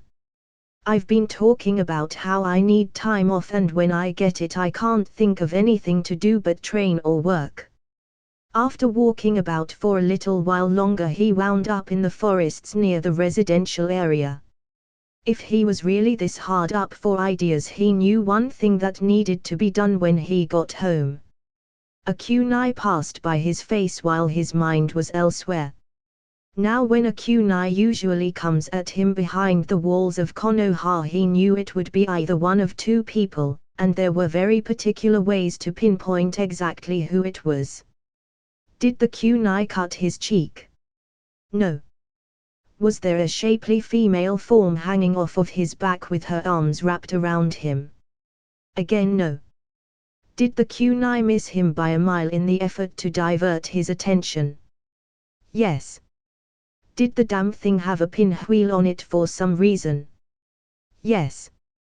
And if he listened closely, he could hear the creaking of a spandex jumpsuit rubbing together at high speeds. The time it took for him to work out this equation in real time, less than 1 second, which was convenient, because that was all the time he had to react to it in one way or another. Now, depending on who was coming for him, he would have one of two reactions. For the first person, he would only have so much time and room to maneuver himself to put himself at an advantage instead of being left to her tender mercies, and by tender I mean with a kunai pushing against his jugular and maybe his junk depending on her mood. For the second person, there was only enough time for one response and one response only. Dynamic entry. At a speed that most could only keep up with, assisted by a daijutsu, a spandex-clad figure slammed his foot into the side of Naruto's head before he burst into smoke. A kawarimi combined with Kichibunshin. Damn it, Rock Lee! Naruto said as he dropped a nearby tree. That would have given me a concussion if that had actually hit. What the hell is your malfunction? Lee was taller nowadays, but other than the growth that came with him growing in age and the Chunin vest he now wore, he didn't look too different at all from the old days. Lee simply gave Naruto one of his gleaming smiles. Ah, Naruto-kun, it has been too long since we have seen one another. When was it? Oh yes, during our border patrol mission. What a youthful assignment. Naruto gave him a dry look. We didn't do anything the entire time for 3 weeks except walk around the countryside and check the civilians that crossed our path. Protecting our home from foreign malevolence is always a youthful endeavor, Lee said before shooting Naruto the nice guy pose. Naruto simply stared at him. Aha! How did you even know I was around? I just got back into town and I haven't raised a peep since I've gotten here. That would be me, Naruto, said a calm and familiar voice as Neji came into the picture. He had gotten rid of the straps around his hitie and simply wore a simple black one around his head. Instead of his khaki shirt and dark brown shorts, he now wore traditional-looking black and white robes, and they suited his personality. Naruto would have had to say, I was the one that alerted Lee to your presence while we were training. Naruto looked at the older Hyuga. I had to have been at least half a mile from any training field that you could have possibly been using. Neji smirked. Well, my Bakugan can see up to 800 meters now. Naruto frowned. Show off. Neji shook his head with a satisfied look on his face, still upset that I was promoted to Jounin before you, Naruto. You found this out almost a year ago during the border patrol. Yes, I'm upset, he replied. You weren't Chunin for even a damn year and you got boosted over me. Lee. Neji called out a feminine voice that landed near all three boys. Guy-sensei wanted to know why you two ran off so suddenly. A girl with her brown hair in a pair of buns on her head dusted off her clothing, which had changed over time. She wore a flowing white Chinese-style blouse and loose red pants, now wore black fingerless gloves, and had a large summoning scroll across her lower back. Of course he would make me come out here after you both. Naruto lifted his hand in a short wave. Hey Tenten. How are you doing? Tenten turned her brown eyes slightly and took in the scarred face of Naruto. Naruto-kun. It's been a while. The blonde rubbed the back of his head sheepishly. Yeah, I've kind of been really busy for a while. I'm finally getting some off time, but I could still be called for anything at the drop of a hat. Don't expect me around for too long. Tsunade-chan has been running me into the ground. Tenten sighed and pinched the bridge of her nose. Why would you call Tsunade-sama a name like that? Naruto shrugged. I have very good reasons to, you can be sure of that. I guess. Tenten said before she saw Naruto shift the sheath on his back. Her eyes lit up. Is that the sword that you replaced your old one with? She asked brightly. Can I see it? Please? Naruto almost face fell.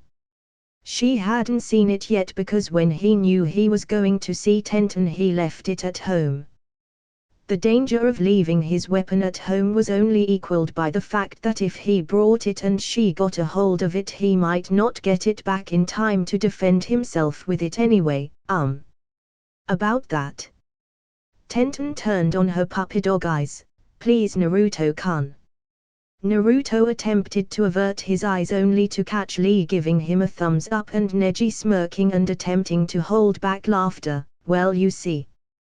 Tenten's brown eyes quivered at him. Please Naru-kun. Okay, this was getting ridiculous. Why had she not used this on him yet? Is this a damn genjutsu? He was 1 second away from yelling Kai. Well, she can't even touch it anyway, so maybe he was being paranoid.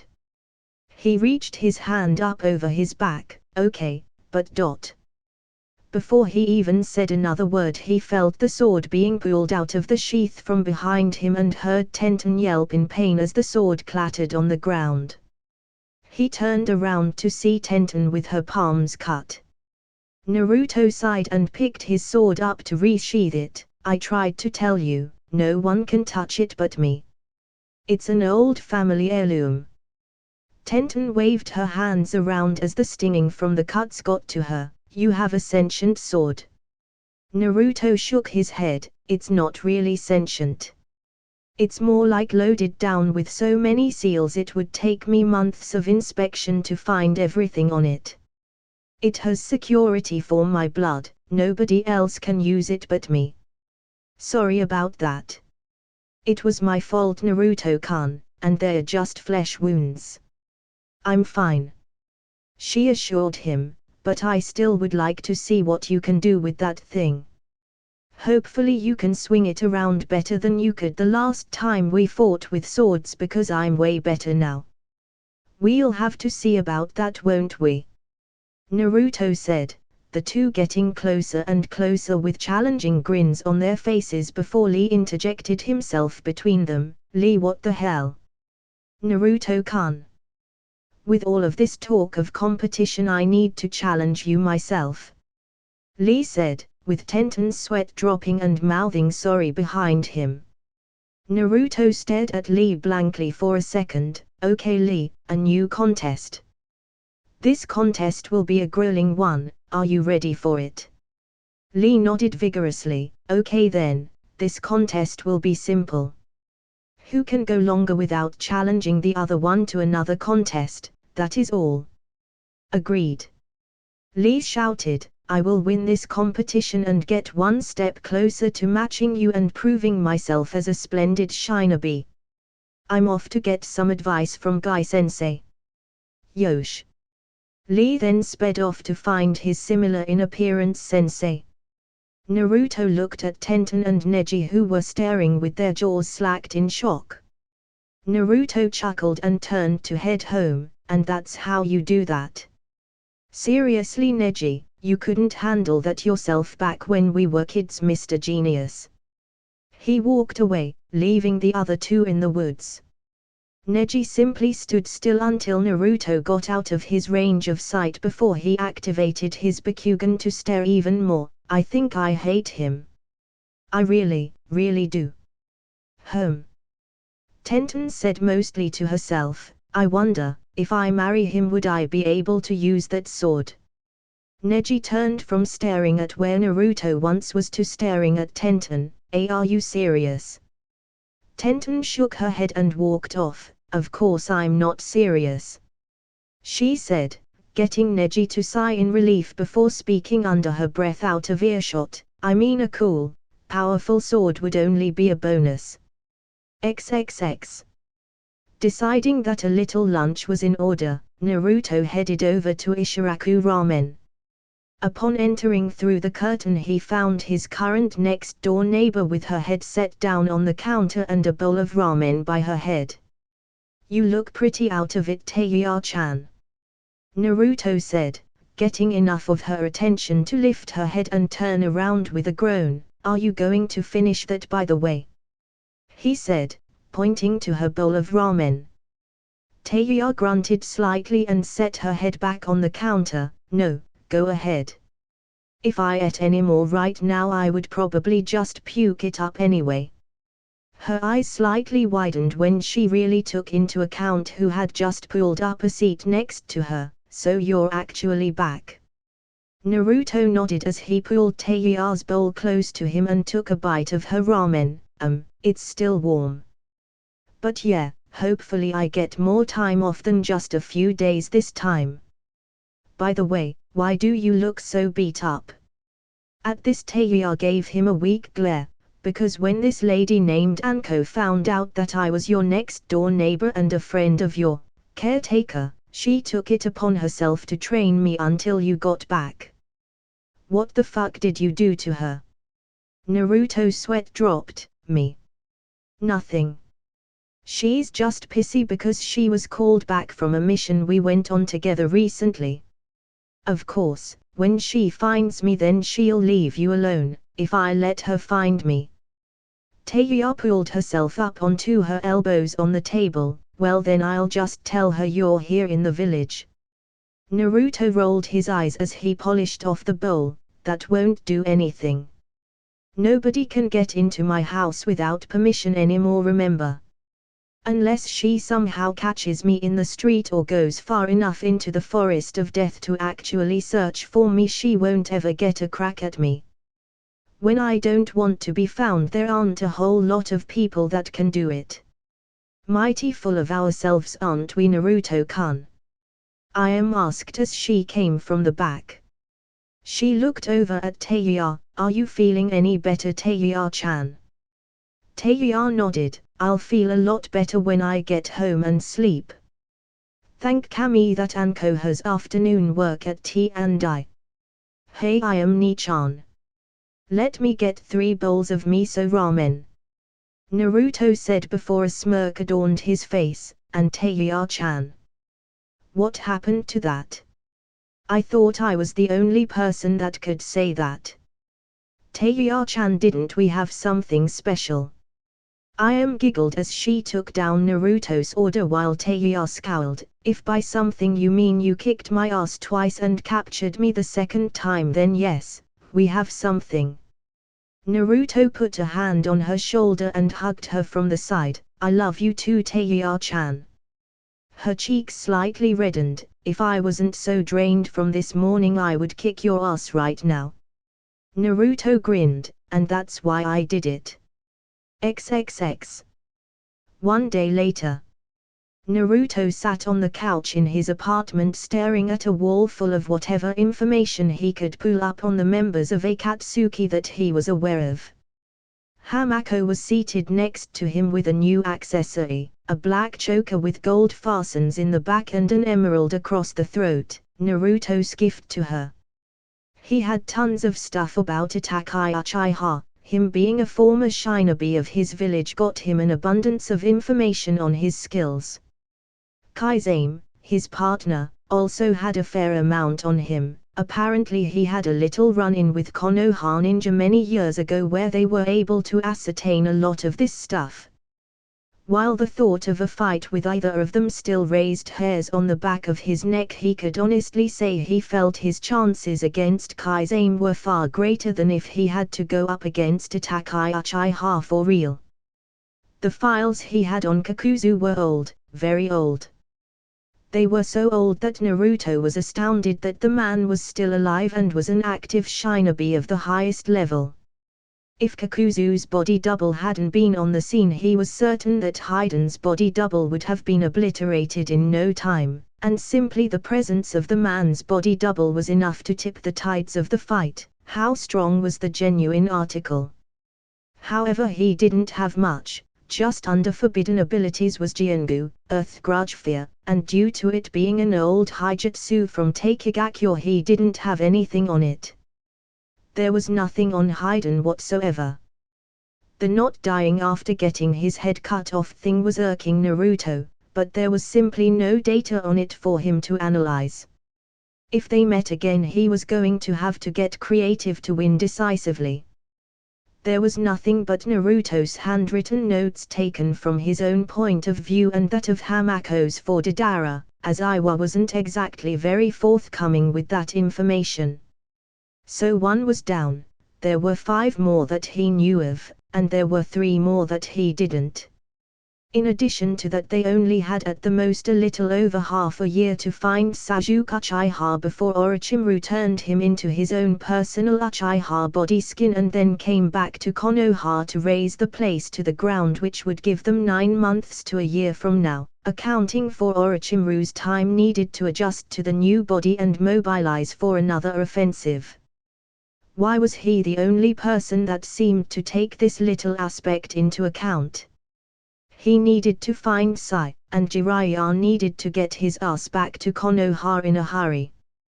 They had work to do. And that's the ending of this part, everyone. Hope you like the video. Like, share and subscribe the channel, and also tell me your recommendation in the comment section down below. Thanks for watching.